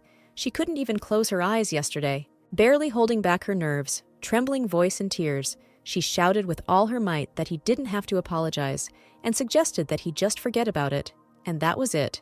And the first one immediately left the elevator, while he shouted after her, which means forget. But Chivona assured and firmly stood her ground. They both made a mistake, so they will simply assume that nothing happened between them. With this attitude, she almost left the entrance. But Ji-hyuk, thank God, stopped her and asked again if she could really do this. This time, she didn't quite understand him. Now the guy didn't want to find out anything, because what difference did it make whether she could or not? Because the main thing was what he could do for her. After this slightly misleading phrase, he turned around and jerked open the door of the black car. And while his beloved was standing behind him, he quietly took a huge bouquet of flowers from the back seat. And with the words that he had made a mistake yesterday by not seeing her off, he immediately handed it over and apologized. Chivona was simply charmed by such attention, or rather bewitched. Just a couple of minutes ago they were arguing, considering everything that happened between them to be a complete mistake. And now, in a second, these misunderstandings fly into the abyss. He will never be able to pretend that nothing happened, and even more, he wants to repeat it every day, because they kissed yesterday, which means they have become much closer than just a boss and his subordinate. Hearing such a sweet and sincere confession, Chivona closed her mouth in amazement and froze, not even knowing what to answer. She just stood there and was silent, as red as a rose. When the treasured bouquet of pink and white peonies mixed with lavender was in her hands, she still could not believe that this was happening to her. Imaginary sakura petals flew past. It seemed like it was love, and, most importantly, she was happy. Holding hands, without further ado, they both understood each other, as if reading each other's minds, and concluded their union of love in a handshake.